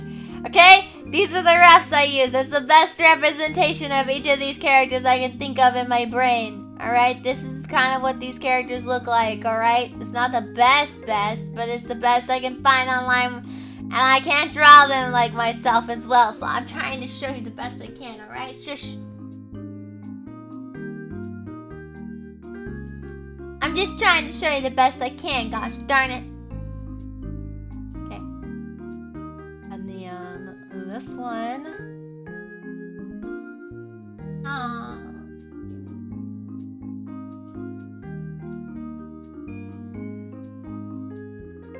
Okay. And then this one's like original main character girl. Okay, this is kind of what she looked like. Like the hair is like perfect. The like expression is pretty great too. The expression is pretty great. The hair is pretty great. I would say maybe less booba, but yeah, that's pretty much her.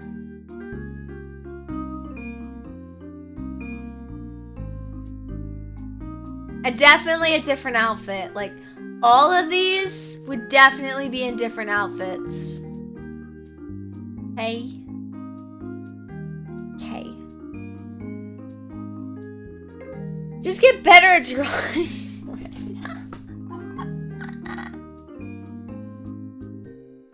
Less? More no! She didn't have less! Gosh darn it, don't! No! No! No! I'm searching. No. You see the rough that I'm looking at, trying to draw this character. What I'm drawing. Expectation versus reality.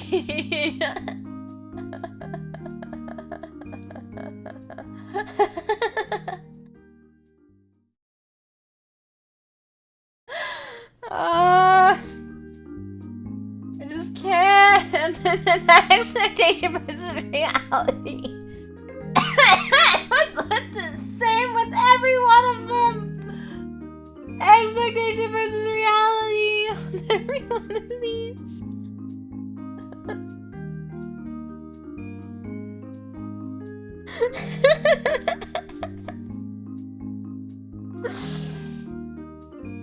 Gosh darn it, I cannot draw. Right, I drew good. I was drawing so good before I stopped drawing for a long time. And now I'm drawing like garbage again. I need to restudy everything. But alright. Okay, so let's just move through this. Then. Okay, so this character. We're on him. Right? We're on him. So. Cassie being dumb. Pessimistic. Good combo. It's just so bad though compared to what I'm trying to do. It's so bad compared to what I'm trying to do, but I swear I was drawing so much better. I really was.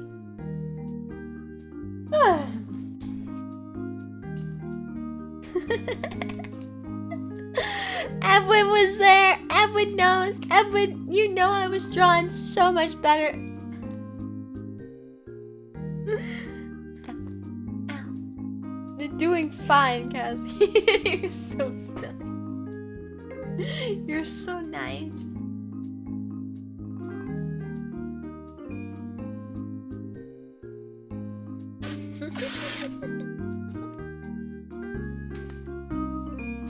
tried to imagine a day when Edwin would come in and be like, "That's horrible. You're doing a terrible." And be like, did something bad happen to you, Edwin? Like, I can't imagine him being mean to me. Like, actually being mean to me.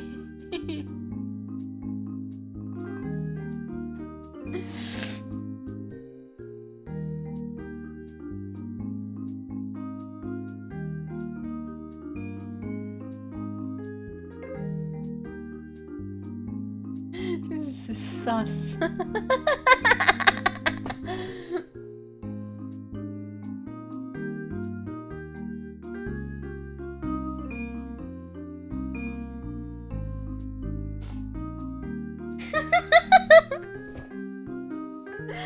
Okay.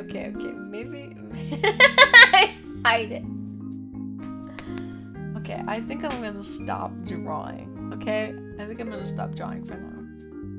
We did drawing today though, at least. We did do art, and I'm somewhat mildly okay with this one.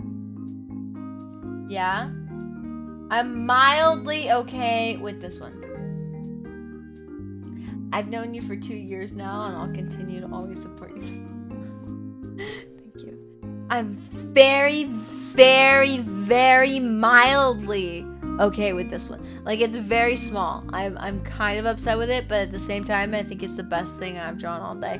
And I've always sucked at drawing guys. I'm really bad at drawing guys. Like, I'm actually horrible at drawing men. I don't know why. Cause like I love to write stories with guys, but I don't like to I really don't like to draw guys because I'm not very good at it. But okay, so let's get into the nitty-gritty. I'll tell you about these stories. So this character, right, he gets taken in, right? He ends up being captured, right? This is like later on, once he's grown up, so like the other characters exist now. During a time when this character kind of was like running away, doing his own little thing, trying to escape and all that stuff. His father's like, oh no, who's gonna take over? Who's gonna be in control over this entire place? Who's gonna do that?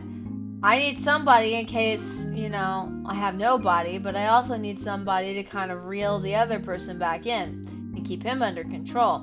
I'm getting too old to do that at this point. Because he was like in his 40s probably at this point. His father was.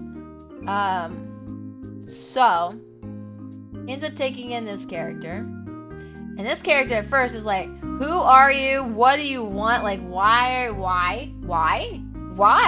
Just why in general? Because he kidnaps him pretty much. So why in general? He's very mad.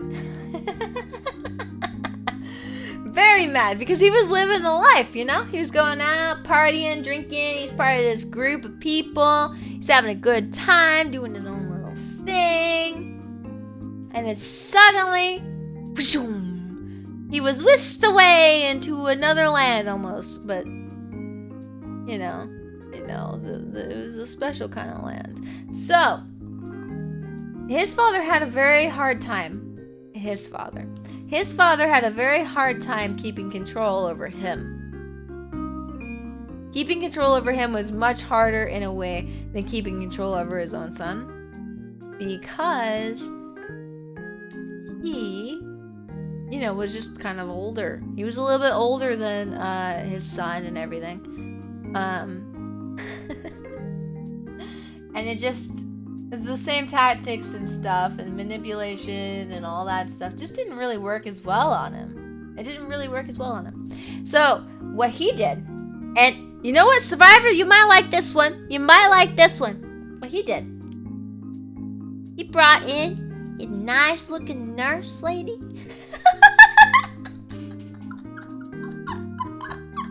He brought in a nice looking nurse lady that was about his age, right? About his age, and he told her to trick him and to make him think that she loved him and cared for him. And so she did. For a while, and she tricked him. She got him to take all the medication. She got him to do all kinds of stuff. for his father, for his father.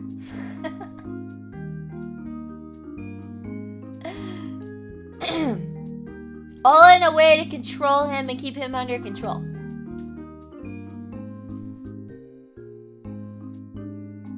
Did he kill her for?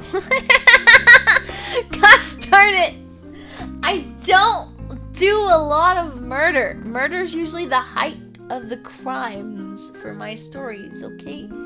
The height of the crime is usually murder. Like, the absolute top is usually murder, okay? There's nothing after that, so I don't normally write that in very often, right?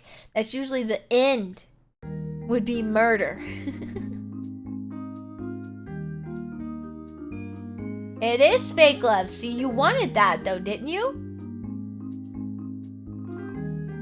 So she starts taking care of him, starts cooking him, making him, take his medications and stuff every day, starts, taking him through the loop. His father starts doing all the experiments on him and trying to get him in shape, so that way he's as strong or potentially stronger than his son. But it would be an interesting battle. I don't really know, honestly, even as the writer, I don't really know between these two who would really win in a fight. Because they both end up being pretty strong. Because he ends up giving him the same amount of abilities, just one is less trained than the other. Because one kept escaping and running away instead of doing his training stuff. One just happened to keep escaping and running away. Meanwhile, the other one was preoccupied with certain lady,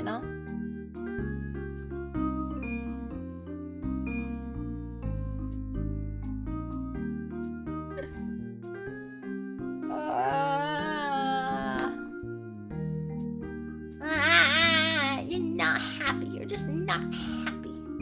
Cassie murders people for fun? Well, no, I don't murder people for fun. I said it's like the height of the most I will do in a story is murder people. But that's usually like the height, so that's usually the end, pretty much.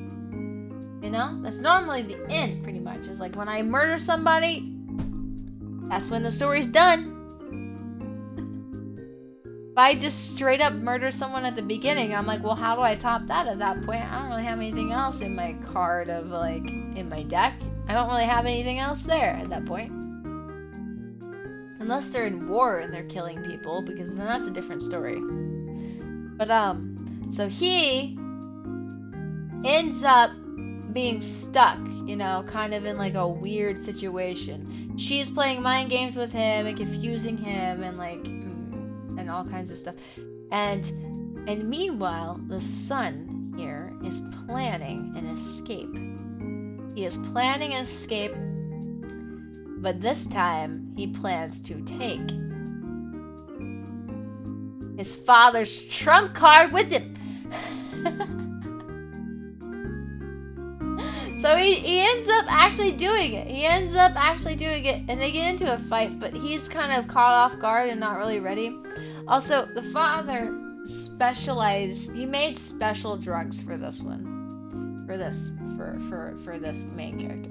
He made special drugs for him that are, because he had a history of drug use, a bit stronger, but would just it kind of made him flip personalities, sort of. It's kind of like a bipolar, but there's a different person living inside of him, sort of. Here's a good example. Sort of like Yu-Gi-Oh! There we go. That's a good example. Sort of like Yu-Gi-Oh! Yeah, that'll explain it to you guys. You guys will understand that one.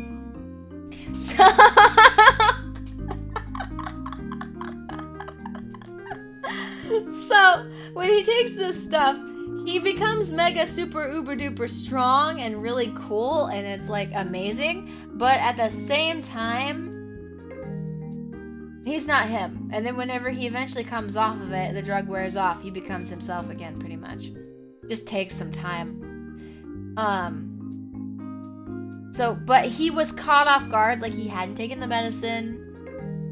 the girl hadn't been around him. She didn't know it was about to happen and everything. So he takes him, and they like he like runs off with him. He kidnaps him pretty much, takes him away.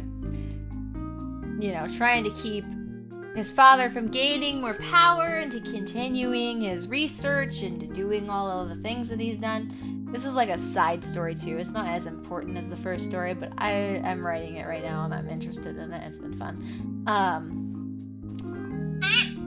No, I dropped my pee. There it is. So during that, he is trying to kind of like get him to come back to it, you know, trying to get him to come back to normal and like be like, hey, yo, she was manipulating you. She was really messing with your mind. You've been on these drugs. And this guy is like, no, I like the drugs. I want to stay on them. It's been a great time.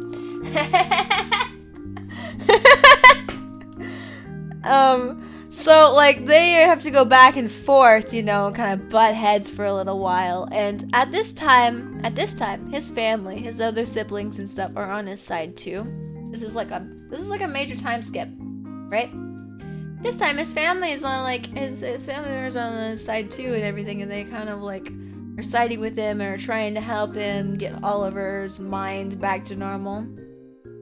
Guy, kill that... for lying to my guy. I haven't gotten that far yet. They could end up killing her, but right now he has an emotional attachment to her. Like, he thinks that she's a good person and everything, but she's just tricking him and you know, and everything. But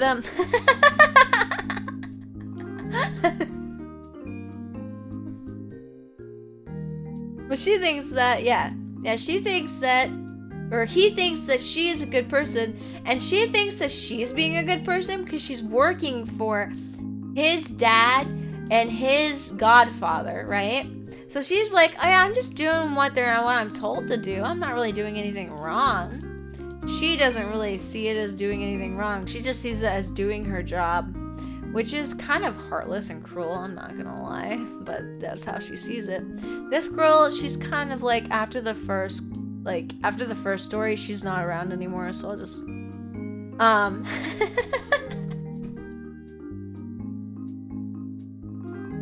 after the first story, like the first whole entire story, which is 52 pages of her existing, she's not around anymore. She's around, but she's like,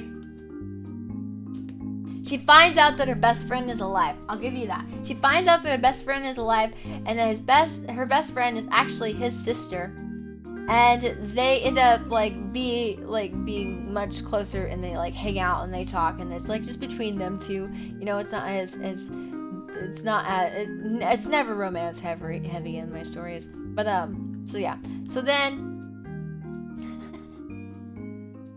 kill the best friend in front of her eyes. No, Survivor! Why? Why are you so cruel? Why do you strive for blood? Why do you strive for such blood, man? You strive for more blood than I do. Actually, I strive for more psychological torture stuff than blood, I think.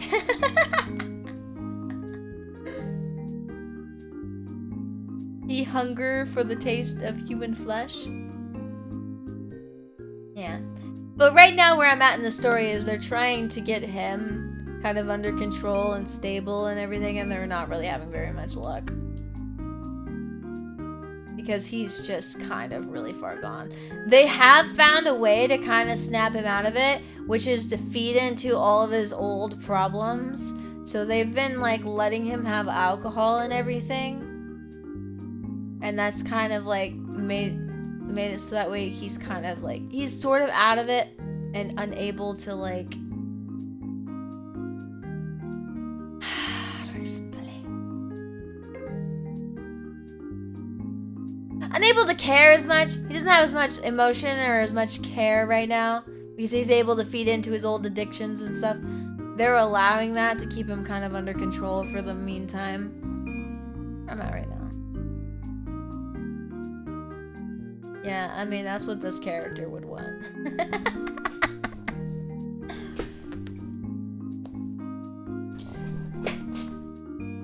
Maybe not the one thing, but yeah, that's pretty much what this character would want. So yeah, that's those characters. Okay, so if we're gonna do another one though, I'll do another story. So we have.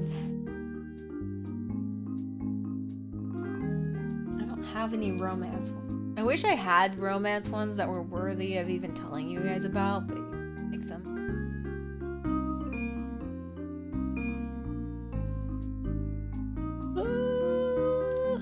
I usually almost always write from a guy's point of view, so it's like really hard.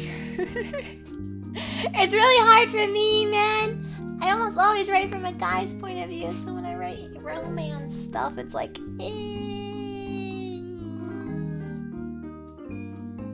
no. Unless you want yaoi. I could technically write that. I have read enough that I could be capable, I think, of writing something like that, but I don't think you would want that. So I do have another one. I do have another story. Let me think. Okay. I'm not even gonna attempt to draw them. I'm just gonna explain it. Okay, so there's this alien story I'm working on. Right, where there's one character. He's been going to school and stuff. Again, he's kind of like that last character I was talking about. He kind of has like, not this one. Not that one. He kind of goes out, he drinks a lot, you know, he parties. He's not that bad because he's really good in school and he takes care of all of his stuff that he needs to do and everything. But he kind of grew up with parents that would abuse him. Like they beat him and all that stuff constantly. And so he eventually got taken away from them and got put up for adoption. He got adopted into a family that only wanted him to make themselves look better. Because they wanted to be like, oh yes, we adopted this child that just needed help, you know? I'm using this picture as an example. This isn't the character. The character I'm thinking of has like black, bluish hair. Like a dark hair color. But he goes out, parties all the time. He gets his schoolwork done. He's in college. He usually does pretty good, but he noticed that recently he like started drinking more than he used to, and it was like starting to get bad. But he didn't really want to stop, so he didn't. One day, while he's in class, he was he just wasn't feeling good. He was like really sick and everything, just trying to pay attention in class, but he just was having a hard time.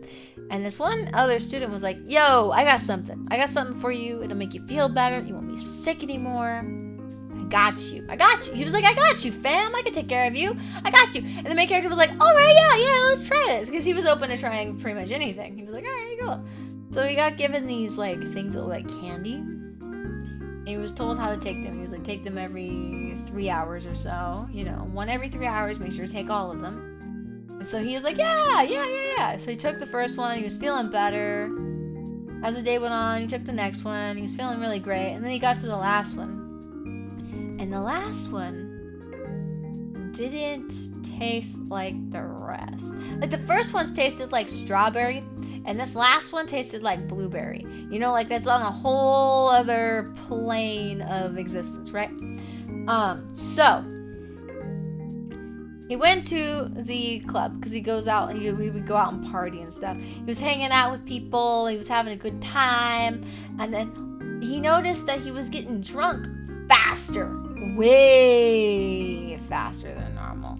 He was feeling not right really fast. Like it was happening quick. He was not ready. So like he was like, all right, so I am just gonna stop here and I'm gonna go and I'm gonna go home and I'm gonna, get feeling better and I'm gonna do my own thing. And so he left.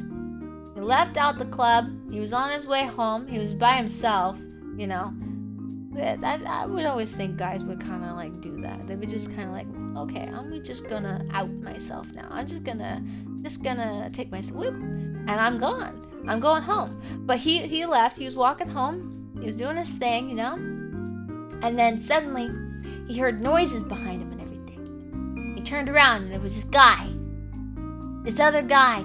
He didn't know who he was or anything. This is another angsty story. But he didn't know who he was or anything.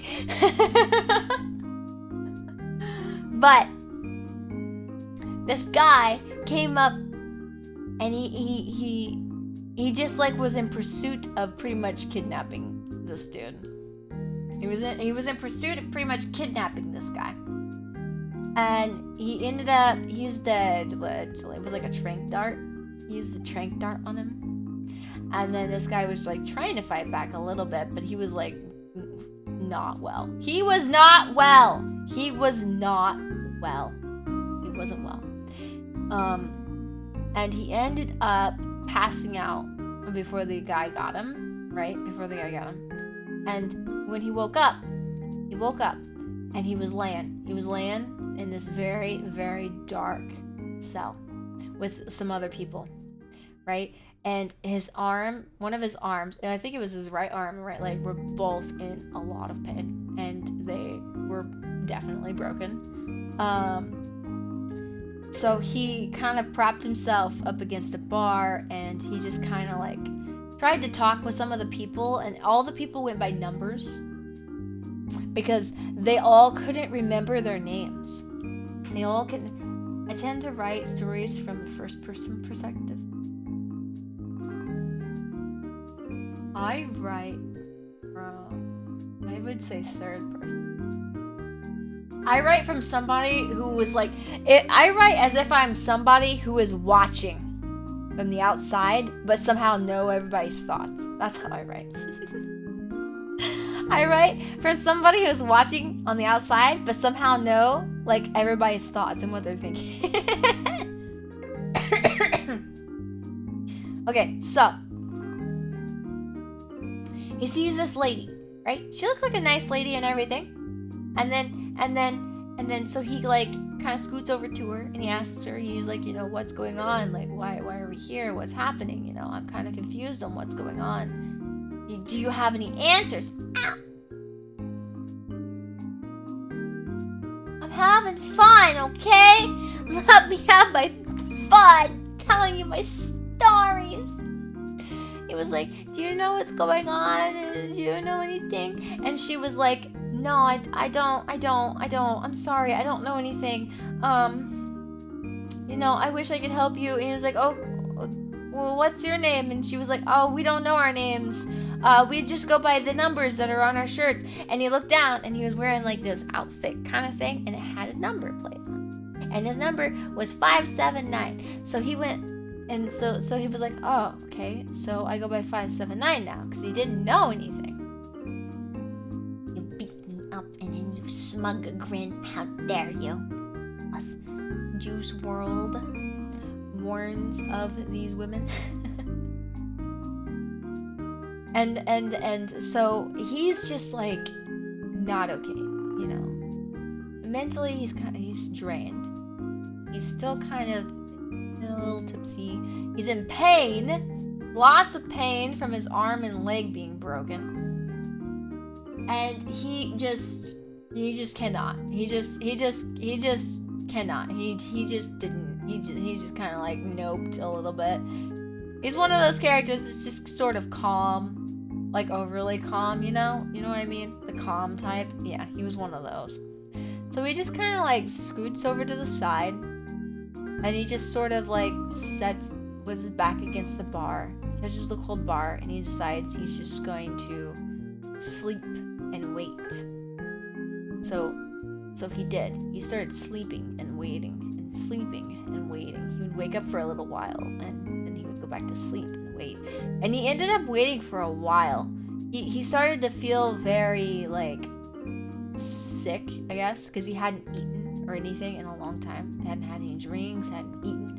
It had been probably close-ish to 3-ish days at the time. So like he eventually kind of like he just kind of like was dozing in and out, and then eventually he was awoken by someone like kicking the bottom of one of his shoes,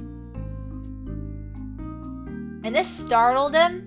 And he was very, very, very weak. Like he was probably close to dying at this point, because like he hadn't eaten anything and hadn't been taken care of and hadn't been maintained as a human being for a while. They just like kicked the bottom of his shoes, and he kind of like woke up a little bit, like the bottom of, you know, like his good leg. They didn't do it to his bad one. They were actually nice a little bit. And then they told him that they were gonna take him out of the cell, and then it was like his lucky day. He gets to leave. He gets to leave the cell, and he gets to, well, Survivor will like this, but he gets to leave the cell. I'm gonna leave it that for now because I'm gonna come back to this. Survivor, you'll like this. I think you'll like this story. Out of all of my stories, I think you'll like this one. Okay, so he takes him, puts him in like a wheelchair because he can't really walk. He can't really walk right now, definitely not. Like, he's weak from starvation and hunger and, like, loss of water and everything. And then he's also weak from just, you know, just pain. He's been in so much pain. I feel so bad for this kid. I just imagine the icy cold concrete floor and the metal bars and just, oh, that was horrible. I feel horrible about writing him in this situation, but he had to be for me to move on with the story. But okay, anyways, he takes him, and he takes him over to this one room, and he puts him in this, like, it's like a hospital room, keeps him in there, starts giving him medication for pain, and starts, like, taking care of him and, like, actually bringing him back.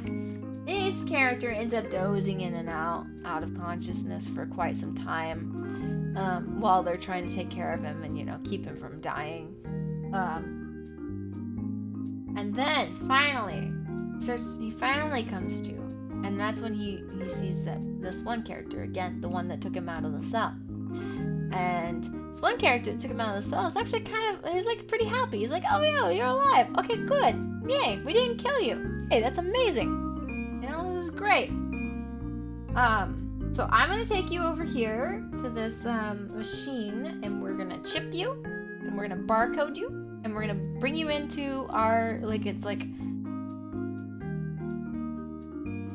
sort of like a giant underground city. Like, giant, massive underground city. It's like a massive underground city. Okay? Interest in my stories in case I finish and I add continue. Gotcha. And then okay, so takes him up to the machine. The machine, like, literally, okay, this machine is horrible. Okay, it's on this old bridge, right? Meanwhile, the main character can't really walk very well. He's still in a lot of pain. He's not moving too much. Like, he's just kind of doing his thing. But the other guy's like, we're gonna get you in, we're gonna get you barcoded, we're gonna get you chipped, and we're gonna get you to the doctor, and then he's going to take care of you from there. So he takes him in, and he takes him up to this machine, and he shows him you got to put your hand in, and then it lights up green for the other character, and then he just pulls it out. It's fine, everything. And they're on this giant. Okay, let me explain though. Let me explain, because I skipped a couple of things. Okay, I'm going more in depth on this one because I think it's gonna be my last one that I tell you guys. Because it is the most recent one that I'm working on. But he's okay. Whenever they leave the room that they had him in while they were trying to heal him, well, hold on, Survivor. Hold on, Survivor. Wait, I think you'll like this story. Okay, so they take him, and whenever they leave this room, it's this giant cavern, like a giant dark cavern, and in the cavern there's another one. There's another giant dark cavern. It's really dark and scary down here, man. And they go up, and there's this bridge, right? And you can't see the ground from on the bridge. You can't see anything in this giant, like, long strip. And on there is that box I told you about. The other character sticks his hand in it, turns green, and he's good.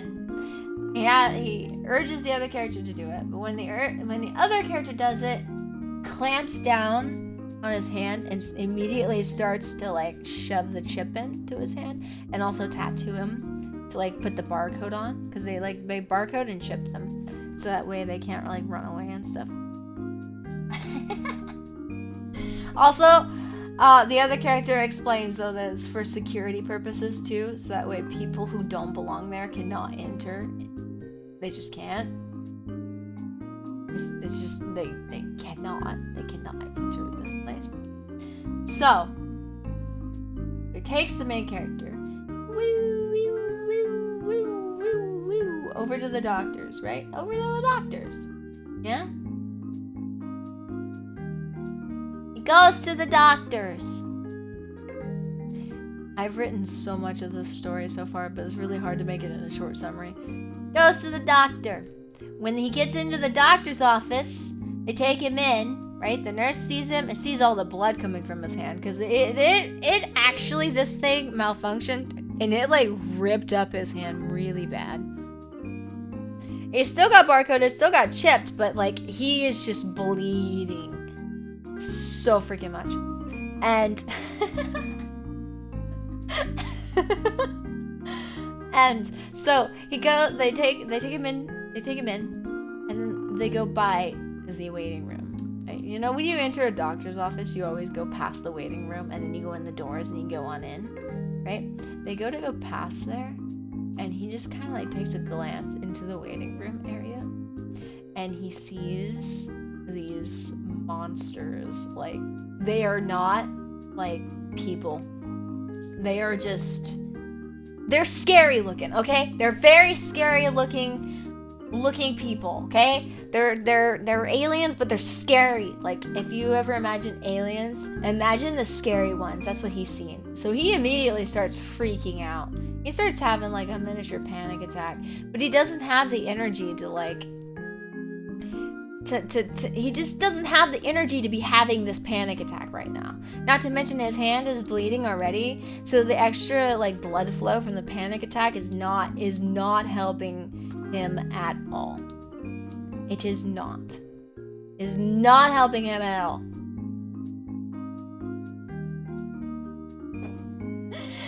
This is Survivor, hold on. You'll like it, I think. Just give me a second, man.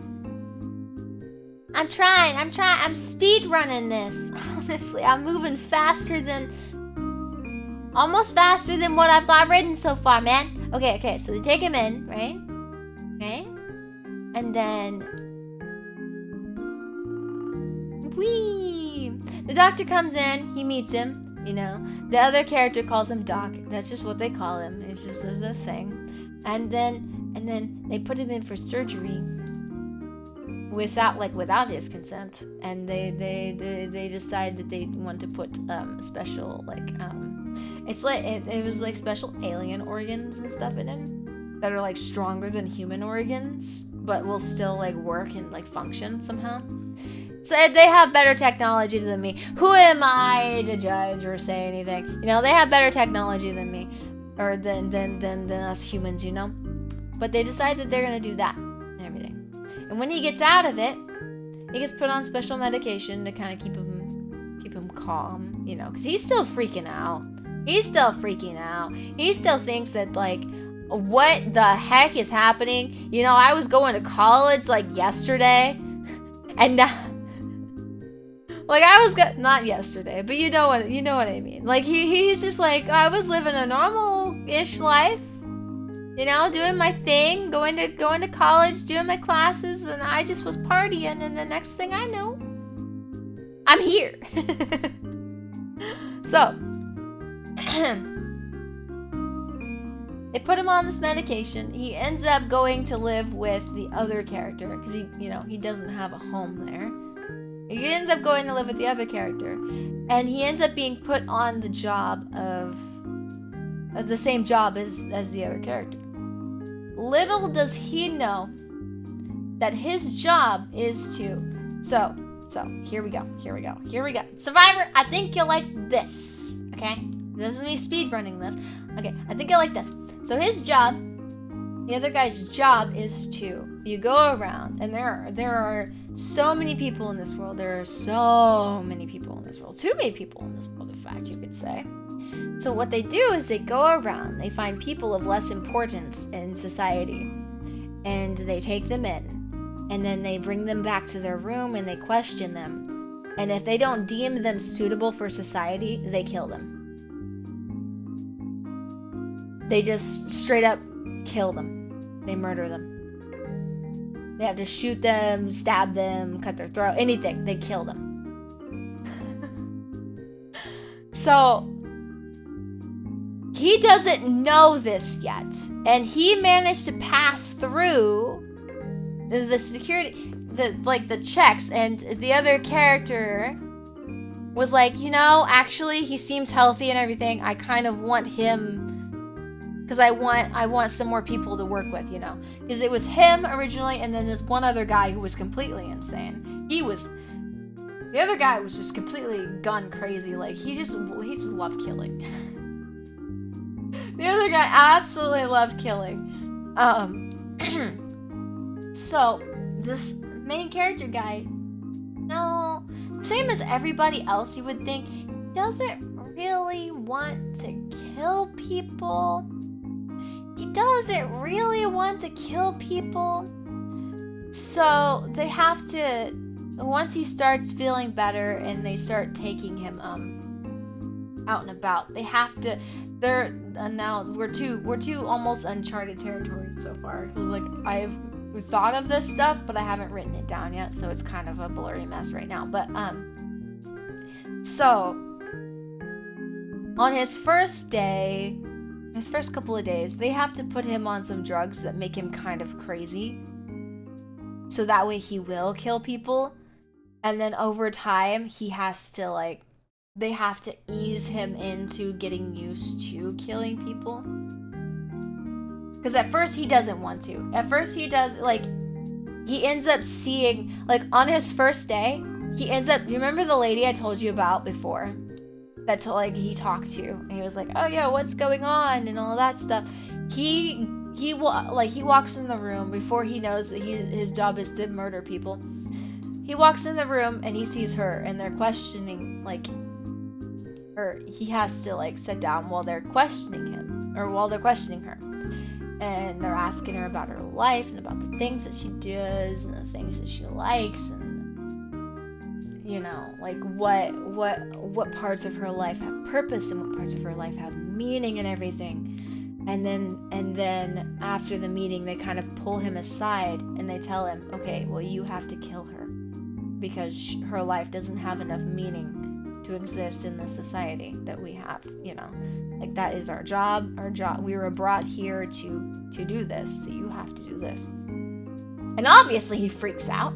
I mean, nobody wants to actually kill anybody. Not really. Unless you're completely insane. He doesn't want to. So that's when they decided that they had to start putting him on medication and ease him into slowly killing people. Meanwhile, the other character, the one that he met before, you know, he's perfectly fine with doing it. The other one is completely crazy, and he actually enjoys doing it. But yeah. So basically, it's like an alien society that is brought here to go and take people who are lesser than in society, and then to eliminate the larger, like, you know, make the population smaller. Yeah.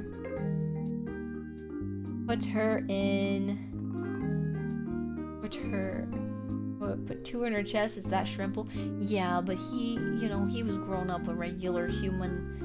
Meanwhile, though, that other character that he did meet, he was originally human. He was also originally human. It's just over time he got worn down too, just as much as this character is about to be, because his trainer was ruthless. And I'll get into that part of the story later on once I actually really write it. But his trainer was ruthless, did not care, and was like, you're gonna do this whether you want to or not. And so he has to, this character's person now has to be that way with him too. Or if he doesn't get used to it, then he has to be done away with because then he can't do his job. So yeah, that's where I'm at so far with that one. I thought you would like that one though. That's their job, is to kidnap and kill, pretty much. This other inner workings and the whole like city is really cool too. It is cyberpunky. It is cyberpunky kind of city looking. It's got all kinds of really cool stuff. They're way more advanced in medical stuff, way more advanced in technology, way more advanced in all of that stuff. It's pretty cool. It's one I'm working on recently.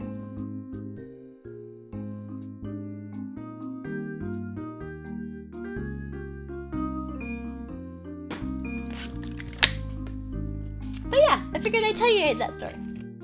That one, and then the original story, you know.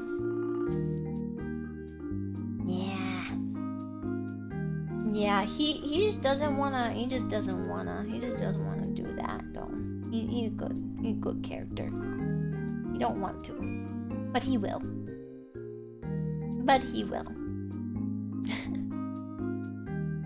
So like he's basically stuck with these two crazy people, and he's the only like sane, normal one. Although he is dealing with the new. There is a whole adapting period for him too in the story with the new alien organs that he has in him now. Cause like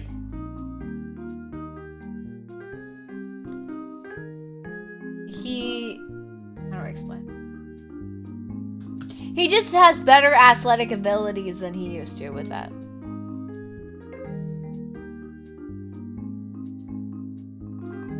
But he do be cool.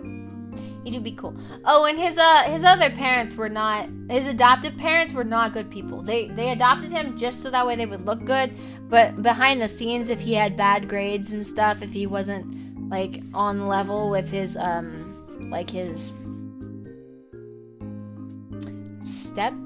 adoptive family, I don't really know the wording. They would beat him in places that you couldn't see. So like they weren't good to him either. He wasn't making too much progress in life because he was just constantly drinking. Like he was passing his classes and everything, but no, he didn't have anybody that cared about him, which made him a good subject to take. So yeah, okay, those are the stories. I'm gonna switch over here. Oh, bean. Yep. I gotta go bathroom real quick, okay? So I'll be right back, okay? Okay. I'll be right back.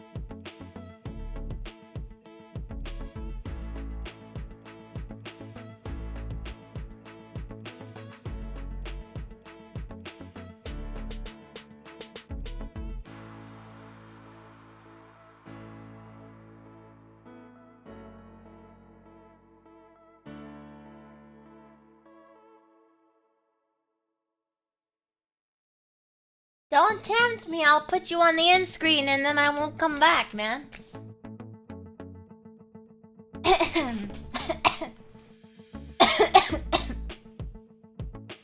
Have the coffee. Without the coffee. Oh, wrong stream. I have the coffees without the coffees, you guys.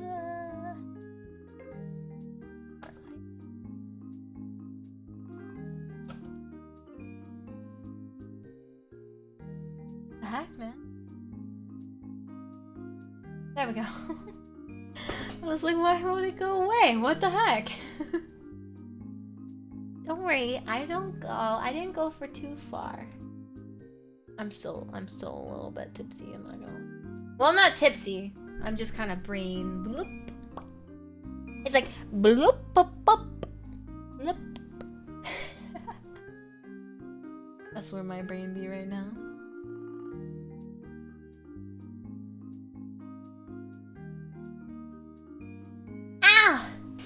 Ow! Oh, that hurt, man.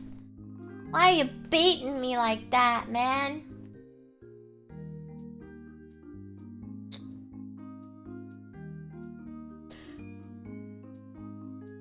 Why are you beating me up like that, man? That hurt. Hurt. Oh yeah, if I worked today, oh gosh, I would be screwed. I would be screwed. I'd be late to work. But I don't. They did ask me to work tomorrow, but I think I'm just not gonna reply, and then I'll reply tomorrow and be like, oh, I'm sorry. Because I really don't want to work on my days off. Like, if I get days off, I really don't want to have to come in and work. I just want to work the days I'm supposed to work, and that'd be it. Right now. That's how I am right now, at least. I need little breaks. I need the little breaks, you know? Yeah, Novum. I need the little breaks. They make me... I get tired at work. And they want me to work... See, I normally work 9 to 7 a.m. They want me to come in tomorrow and work 7 a.m. to noon. And I know that's not that long. That's not that many hours. That's like 5 hours, maybe. Not even that, actually. No, 5. It's like 5 hours. I don't want to, though. I'm not interested in it. I'm sorry, I'm not.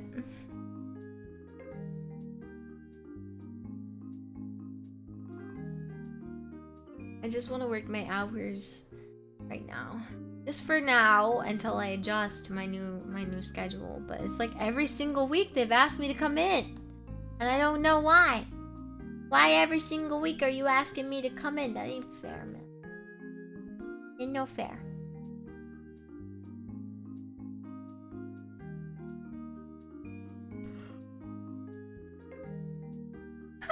That no fair. You guys like my stories? You enjoy them? I enjoyed them. I don't know how well you guys enjoyed them, but I was enjoying them.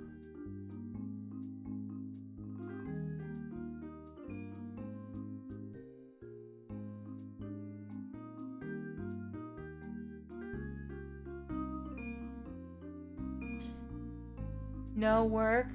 Tell them no. Yeah, I don't think I'm going to. I'm not going to go. I'm definitely not going to go. Not tomorrow. Not after this. Definitely not after this. I'll probably feel a little bit sick tomorrow from all the drinking. I'm gonna try to stay awake long enough to like go past it, you know, and not be sick. So that's the goal. So we'll see. I'm gonna stay up. I'm gonna watch Kenji. I've been really wanting to watch anime recently, but all the animes I've been wanting to watch, I've been like, oh yeah, I'll watch them with you. But like now, it's like they're not watching them, and I just want to finish it. And I just wanna watch. I just wanna watch. Same as I wanna watch the new. I wanna watch the new incognito mode episode, the new video. I wanna watch that, but I watch that with them.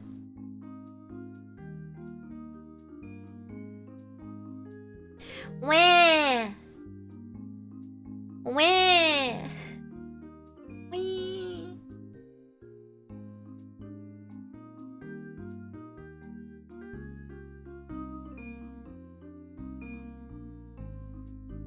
I wanna watch anime.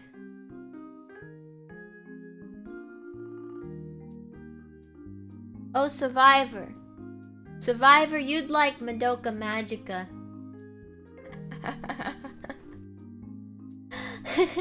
I've only seen a bit of it, but I know for a fact you would like Madoka Magica. Go watch that one. You'd like that. I think you'd enjoy that one. What is it about? Should I give you like what it's actually about, or should I give you what the surface level of it is about? There's two different levels here. Let's just say if you like death, go watch Madoka Magica. You enjoy death, then go watch that one, yeah.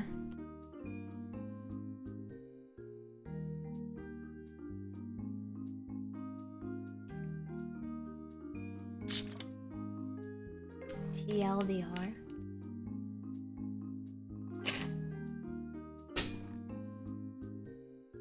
TLDR. TL?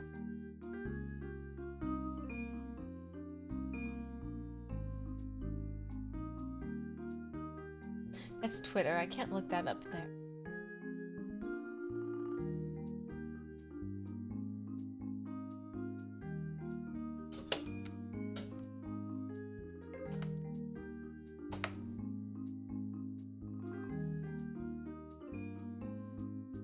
Too long didn't read? Too long didn't read. Really? But I just, all I did was say. I didn't type anything. What do you mean too long didn't read?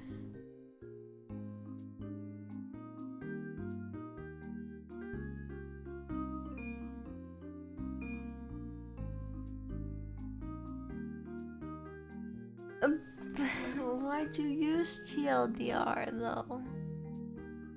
This situation, I'm talking to you, so you physically can't read it.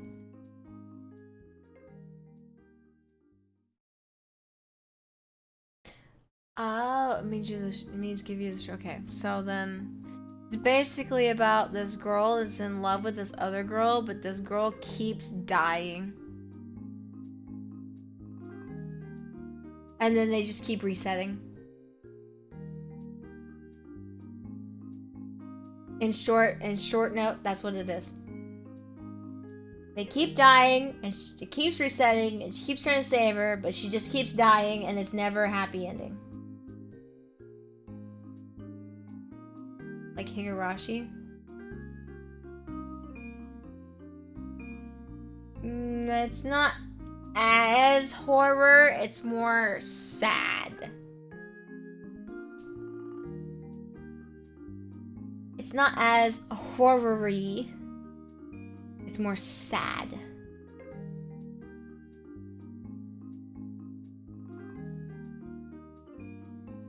So I think you'll like it. I think you'll like it.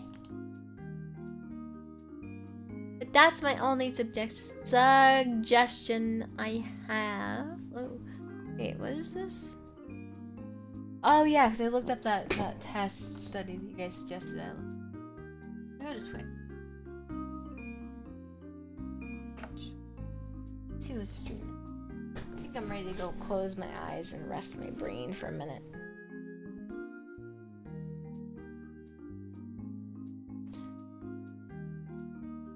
Maybe it depends on the depths.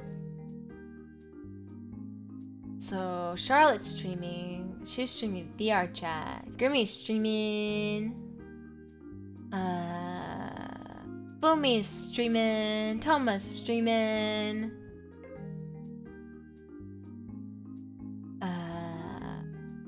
Kenji's streaming. Yo, I was about to go watch Kenji's videos. Wait. Oh, but he's got so many people. He's got so many people.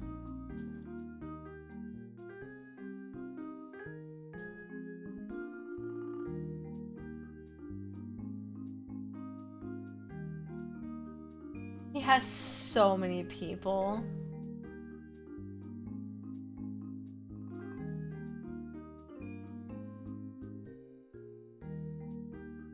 He's playing Minecraft right now, though.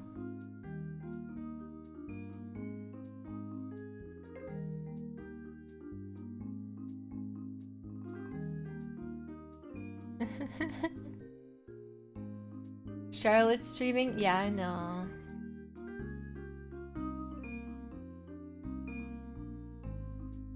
She is. She's streaming VR chat right now. Let me see. Oh wait, darn it, I got an ad! Why do I get ads? I need to turn on, I need to get a new ad blocker because obviously this one isn't working anymore.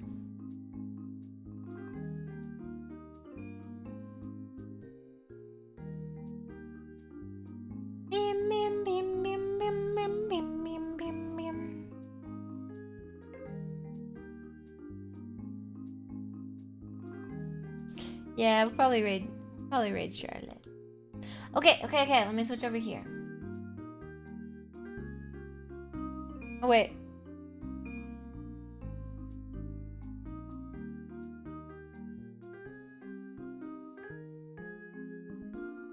Hold on, she might be ending.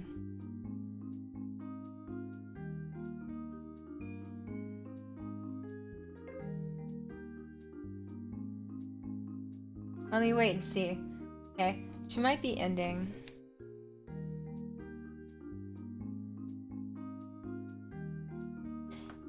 Yippee! Sorry, I'm like watching her stream while streaming.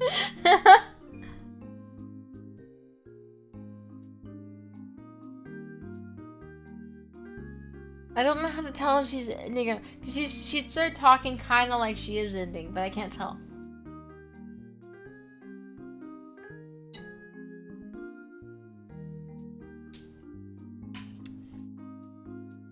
I guess I could just send you guys over. You can join the raid train or whatever.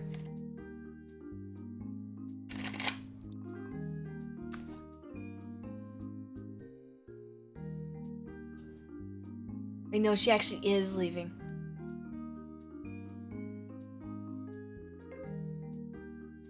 Oh yeah, no, she's ending. Okay.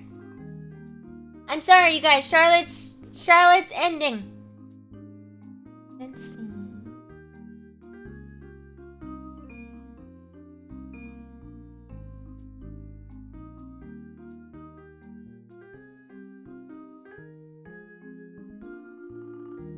I'm looking.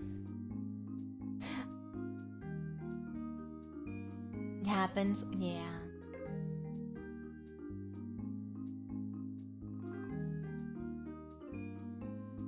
I'm gonna live on the edge. I'm gonna live on the edge, okay? I'm living on the edge. I know you guys don't like male streamer, but I'm living on the edge.